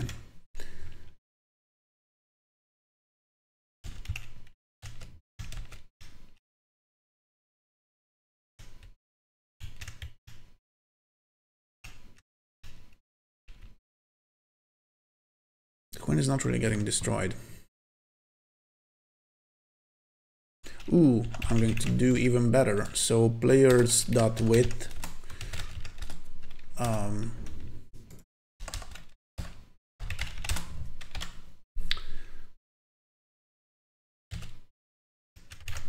sorry, this should be no. Okay.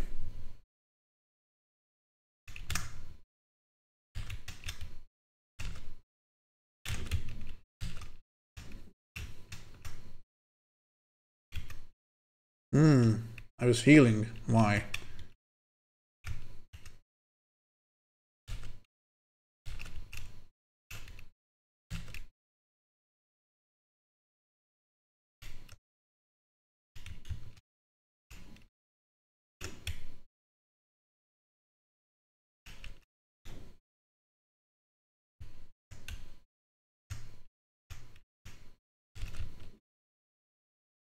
Okay, I think things are looking mostly fine at this point. I'm going to give a little tick to this feature.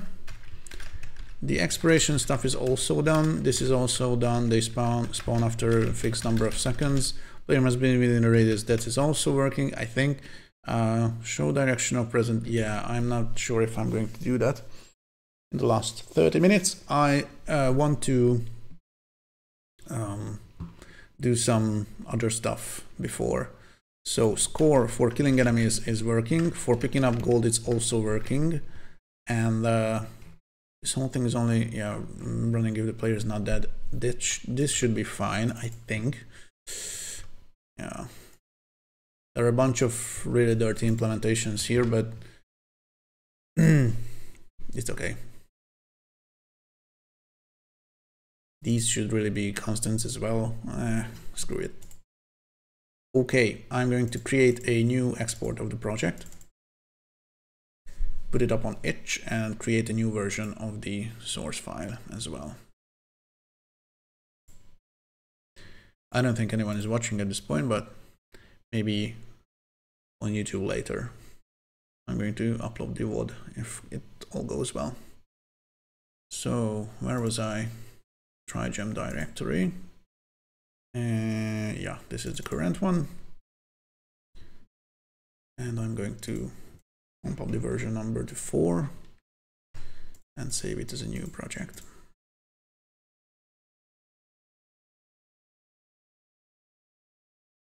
Okay, I'm going to do some playtesting now.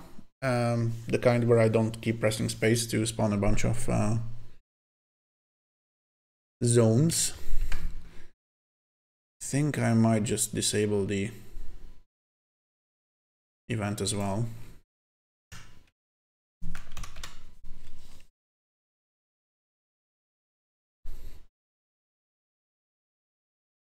Let's see if it works alright in full screen.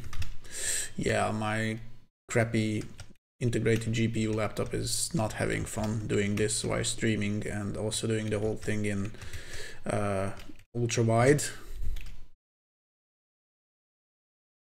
So I'm going to go back here.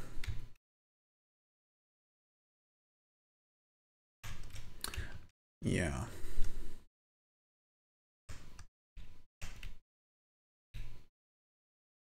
Come to Papa.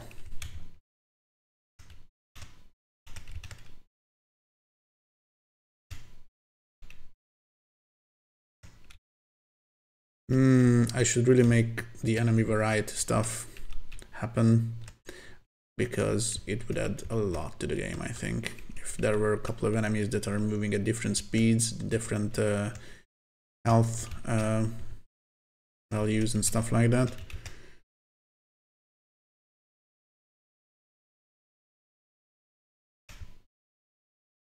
Ooh, that's an issue.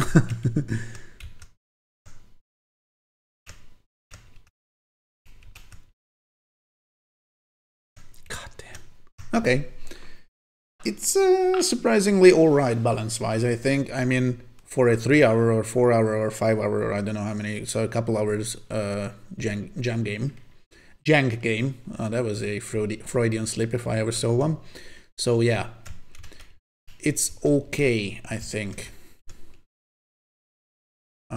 Yeah, I'm going to get moving. I really want to go on a break, but only because I need to use the bathroom.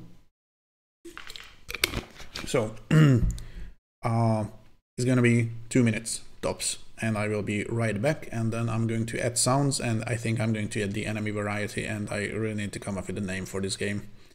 Be right back. And I am back right away. So okay, I think I'm going to do the enemy variety stuff first. So how do I do that? Yeah, I have these little enemy billboards. So yeah, it's gonna be a janky one once again. I mean the implementation, but that's where we are. So enemies only have 2 components, right? Okay, so I'm just going to make a copy of this. No, at first I'm going to turn this into a template. I'm going to say it's enemy 1. Then I'm going to copy it and copy it again, because I think I have 3 enemies. So I'm going to call this enemy 2. And I'm going to call this, whoops, enemy 3. No, this one, okay, enemy 3, cool.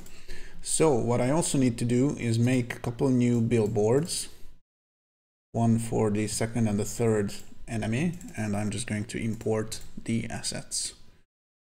So enemies, oh crap, the size is going to be different, so this might cause some issues. This is 16 by 16. The roach is 32 by 32, I think, yeah. So this is the running one, and this is the hurt one. Good. Whoops. So running at first. And I don't know if it's going to work or not, but I'm going to say import from sprite strip and keep data of replaced frames. This might not work because of the different resolution stuff. Oh no, it did. Nice. So the origin is in the bottom. The bounding box should be not this, but okay. Something like that, I guess. I mean, this is just a billboard, so it doesn't matter. So yeah. And I'm also going to import the hurt animation. Sprite strip replace, yeah, same stuff. Okay. All right. So this little guy is going away, I think. And instead, I'm going to add this object and add it to the hierarchy. What did I think in the first one? Only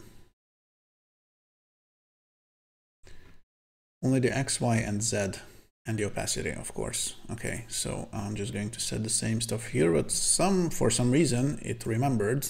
This is cool. And also this I'm going to change to 32 by 32. It looks almost the same because, yeah, for reasons. I'm going to also remove this and put this right here as well. Hopefully, once again, it remembered the right things to sync. That's good. And I'm also going to import the third asset, which is the movement and the hurt stuff of the little crab. This is going to be an easy thing to do. I just duplicate this and flip it. And this is going to be the walk movement. It's a little fast. So I'm going to change the FPS to 10, I think.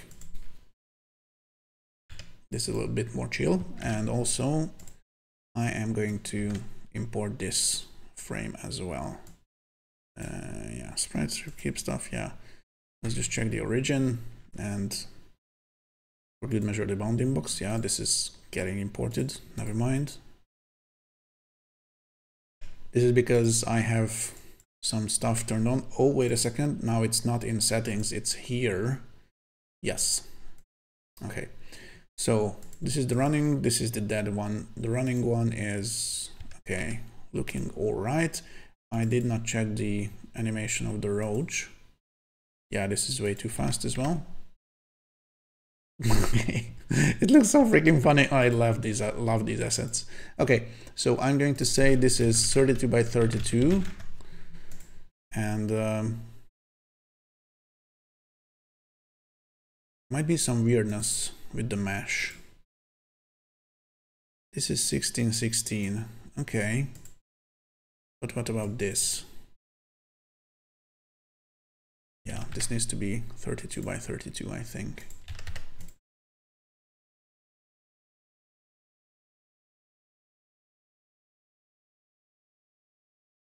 So it doesn't look distorted. All right, okay.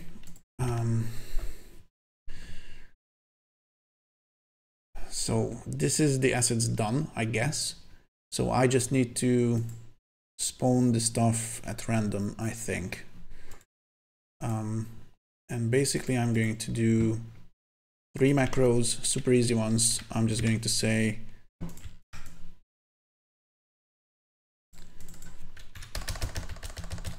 enemy 1 and 2 and 3. Almost done. I just need to change the values. Cool. And so when I'm spawning the enemies right here, I just choose a template at random.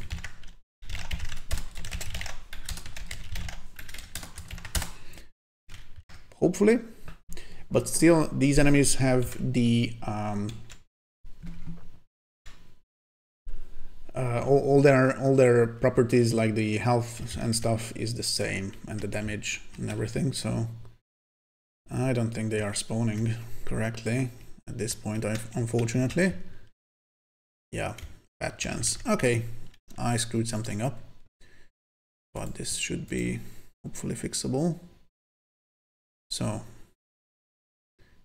enemy 1, enemy 2, enemy 3 should be the template name.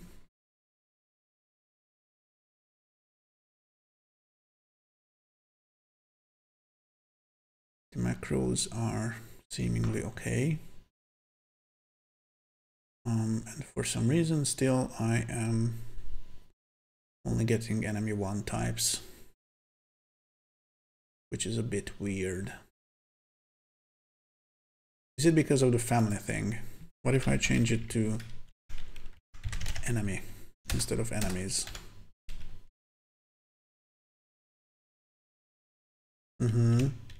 Yeah, this fixed it. I don't really like this, but yeah, this should be alright, I think. So there are now 3 types of enemies spawning. The cockroach is a little big, I think. I might change the size, something in the middle. 24 by 24 should be a little better. So, and also of course I'm going to need to change the mesh. God damn, which one is that? Okay, I'm just going to move this a little. Whoops. Further from each other. Okay, so 24, good. And I also want to set different healths. So this is 10. The cockroach should be a little more tough, maybe have 15. And the crab, maybe something even higher, 20.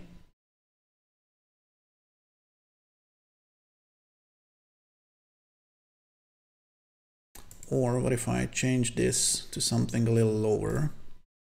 The basic enemy should just be, I don't know, like 6. And the cockroach should be 10. And the crab should be 15. Right, okay, so this works fine. The other thing is that I want them to move at different speeds, which is now not possible because I'm using this freaking literal. Okay, so I'm going to add a family instance variable called movement speed, and I'm just going to set it to 0 by default, but I'm going to override this in 1 second. So the movement speed of this enemy should be 180.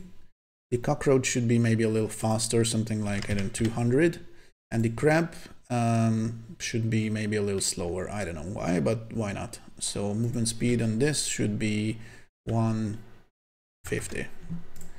Or, yeah, 180 is pretty slow anyway. So I'm just going to say this is 180.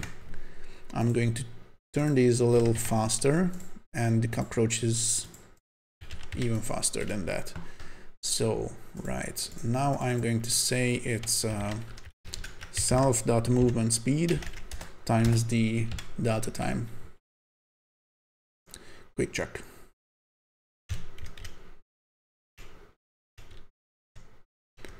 Right, okay, the same to be all taking damage. The crab takes quite a lot of damage, actually, before dying.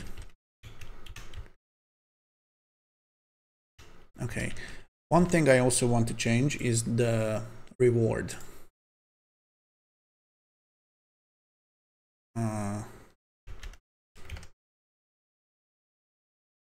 I'm going to say score.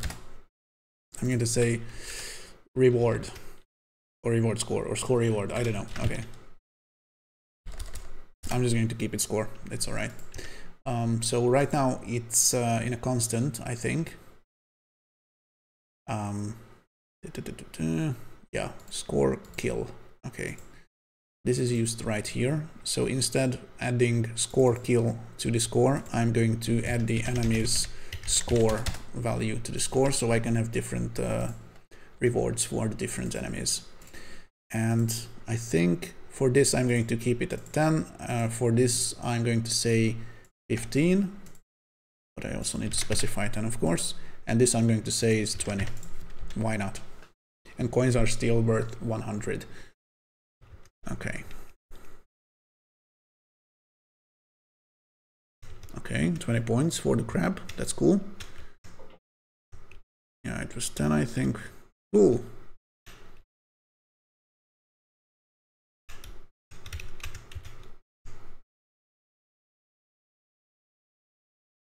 Nice. I left some console log stuff, I think, here and there, so I'm going to remove those. I mean, just disable them.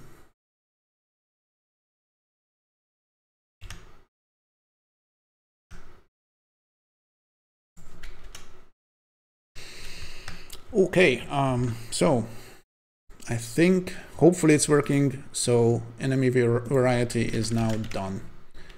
Players should shoot enemies that are closer. This is also done. Presents are basically done. This part's not, but I'm going to ignore this completely for the time being because I only have like 10 minutes left. So I really want to add the music and the sounds and then be done with it. And there's still no menu, no instructions. Crap.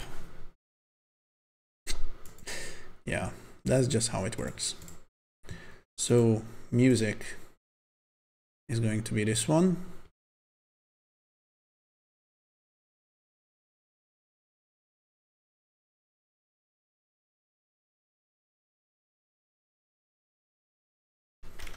I'm just going to call it BGM, and I am going to add a audio object. So at the start of the game, I want to start playing the music. Yeah, I'm going to make some audio tags, just 2 in macros. So first, where the frick are macros? Okay. So I'm going to say audio BGM. It's a string called BGM and it's a constant, and similarly I'm going to have another macro called audio SFX, as in sound effects. So these are the 2 audio tags that I'm going to use, and right here, oh, I have a bookmark.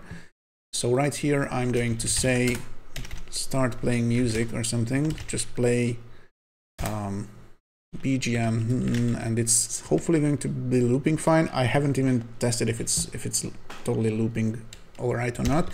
And I'm going to set the volume to -10 and use the tag audio BGM. And for just to be sure that the music is not playing twice, I'm going to say stop before starting. So if I restart the game by not refreshing the game, but just starting the layout again, then the audio should, I mean the background music should probably stop. Or another better implementation, audio is tag playing audio BGM, and if it's not playing, I am going to start it. That's it. Also, I'm going to add the utility button. If the player presses M, I'm stopping the music. Stop audio BGM, and so it sticks after restarts. I'm going to add a boolean called audio muted, or no, music stopped, which is going to be a boolean, false by default. And if the player presses M, I am also setting the value, I mean the boolean's value, and there's a different one for some reason. Music stopped true, which means that the player requested the music to stop. So when the level is restarted, I'm also checking if the music stopped boolean is false. So I'm only starting the music if there is no music playing and the player has not requested the music to stop. This should work fine. Also, I need to check the, do the proper reload stuff. So reset global variables, restart layout. I don't know if this is going to cut it, but I'm going to check. Okay, the music is working. I'm going to shut off Spotify for a bit.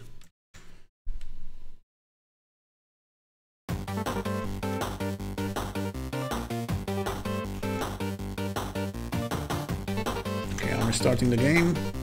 The health did not reset. Oh no, I'm an idiot, sorry. So yeah, the health did reset, of course. going to press M. This stops the music. I'm going to press R again. And for some reason the music is also stopping, and I know exactly what is that reason. Because I'm resetting the freaking global variables, including the Boolean. Shit. Yeah, I might just ignore this. Because the other stuff, the other version is to set these to the initial values instead of using reset global variables. So, or I might, I don't know if local variables are going to be reset if I say reset global variables. So, okay, where was I? Right here. The restart stuff. Okay, so I'm going to say as music boolean. This is horrible. Set value music. What the frick? Set boolean. I mean music bool to. Yeah, this is exactly why I don't use boolean.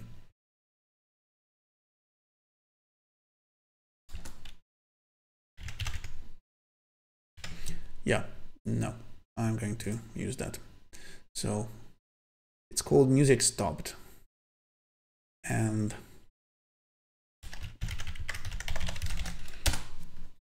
so boolean check.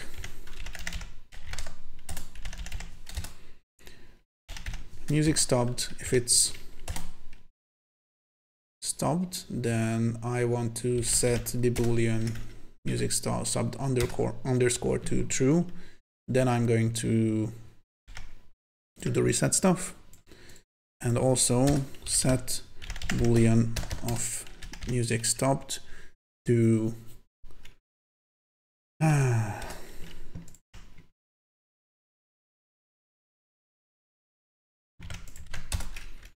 this is horrendous, but I'm going to check if it works. It indeed does. Okay, I'm pretty happy with that.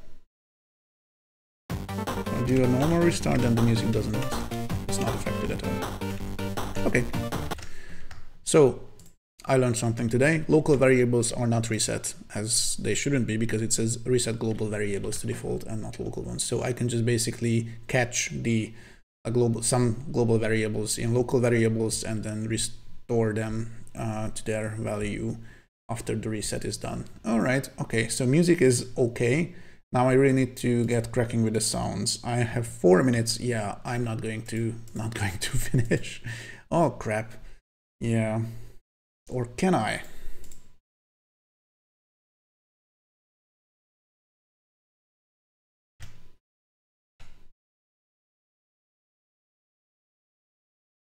At first I'm going to do a little export just with the music, but I think it's still better that I have more enemy variety. And the problem is that I've done almost no playtesting, so there might be breaking bugs once again, but I'm just going to, yeah, ignore those factors. So I'm going to upload this. I have zero idea what to name the game, so this is a problem.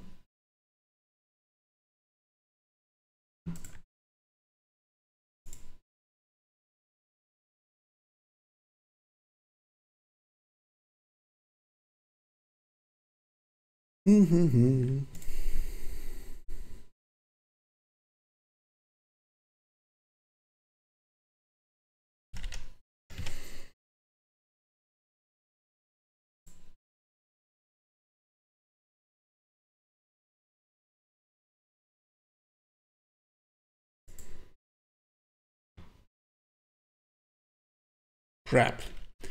2 minutes to come up with a name and submit it. That's not great. I wish there were anyone in chat so they could give me some ideas, but there aren't, I guess. Yeah, that's all right.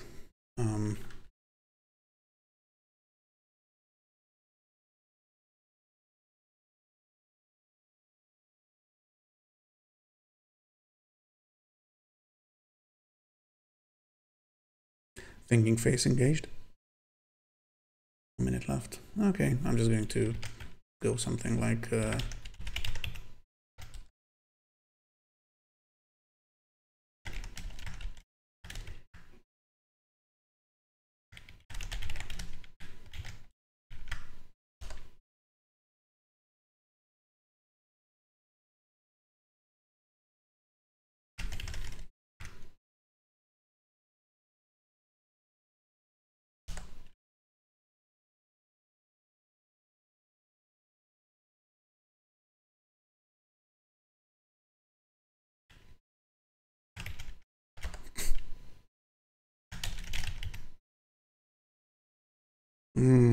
zero. My brain is not coming up with anything.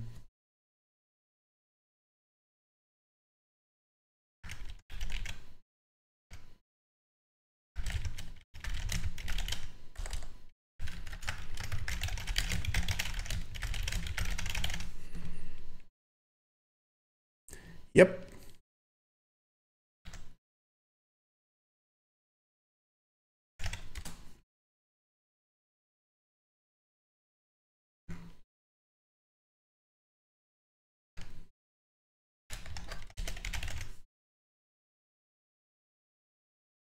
I did it, I think.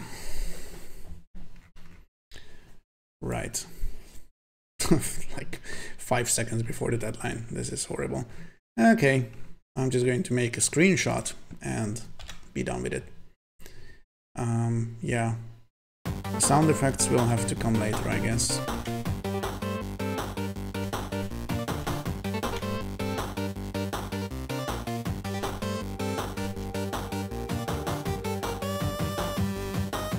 I wonder what else did I miss or left in a development/testing state.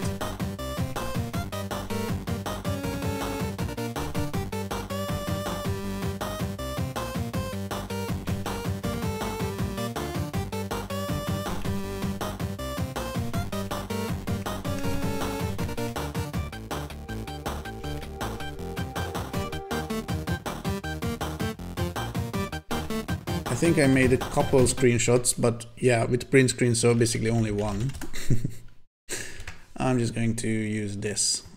So yeah, I'm going to grab a part of the action right here. And yeah, I have zero idea. How big is this? I'm going to say that it's not the correct size, so I'm just going to open paint.net instead of using good old paint. Oh, I don't have the undo states? Okay, I'm just going to create another screenshot then.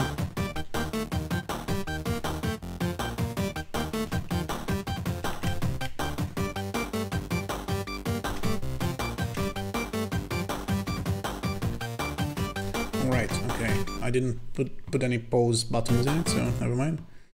I'm just going to expand the canvas, yeah. And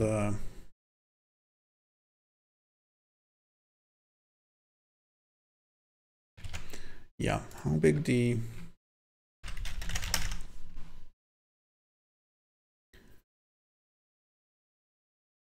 no, not this one.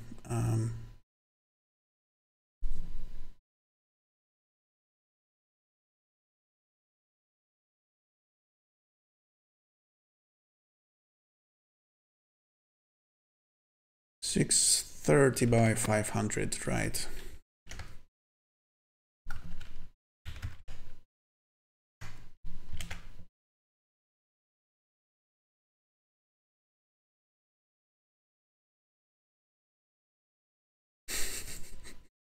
Close enough, I'd say. Maybe move it a little to the left. No, I already cropped the freaking thing. Okay. Keep canvas size, right. So the little roach makes it. Okay, this is going to be the cover.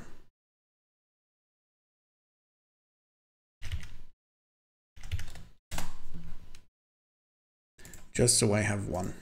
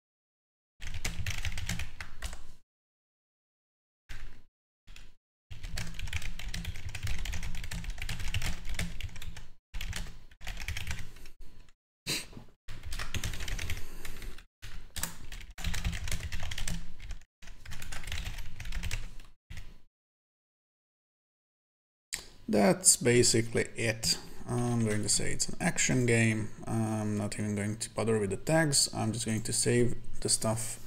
So yeah. Let's see, the full screen button might come in handy, so I'm going to set this as well. And also I usually fill out the little metadata, so input methods like keyboard works, and also gamepad, and also Xbox stuff, and also the PS, PlayStation controller stuff, right? Okay, it should work. Yeah, few seconds, yeah, probably, or maybe a few minutes, possibly, I don't know, that's optimistic. Also, I'm going to set the engine, because I'm quite proud of it that I'm using construct to do this sort of thing, so I am going to note it on the page. So this is it, folks. This is the final version of the game. I mean, I'm really bummed out that I didn't manage to put in the sounds, because I only needed like 5 minutes or something, probably a little more to add them. But yeah, this is all right, I guess. I'm just going to refresh the page and see if the music actually works. Yeah, it doesn't, because I think I know why, because there is no interaction. It just starts right away, so yeah, it's not even going to play. Too bad. Never mind. I mean, there's no sound effects, so there might as well be no sounds either. I mean, music. But this is okay.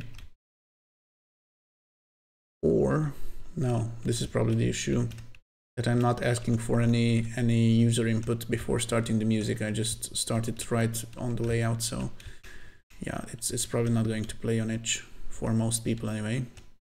But whatever.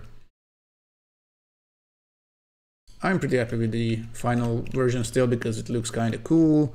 There are a bunch of mechanics that I managed to actually complete, but yeah, once again, I overscoped a little, so yeah. But I think, I mean, you can play it for a minute or two or something, and maybe have some fun. Although probably not too much fun, because I don't think it's that exciting or varied, but yeah. So if anyone is watching the VOD version on YouTube, be sure to try this little game. It's going to be the same URL. I don't think I'm going to change it, so the one that you see on the screen or below the video is going to be the URL that you can try this little game that I made in 4 or 5 hours. Actually, I'm going to check. So let me just, so basically I finished when the deadline was up, so it was 11 o'clock. So it was 3 hours up till this point, and I'm going to say that I took another 2 hours and 40 minutes. So basically it's, am I correct? Sorry. No, an hour and 40 minutes basically. Yeah. Okay, so it's 4 hours and 40 minutes. So yeah, under 5 hours basically, and this is the result. If I had 10 more minutes, then it would have sound effects as well, but it doesn't.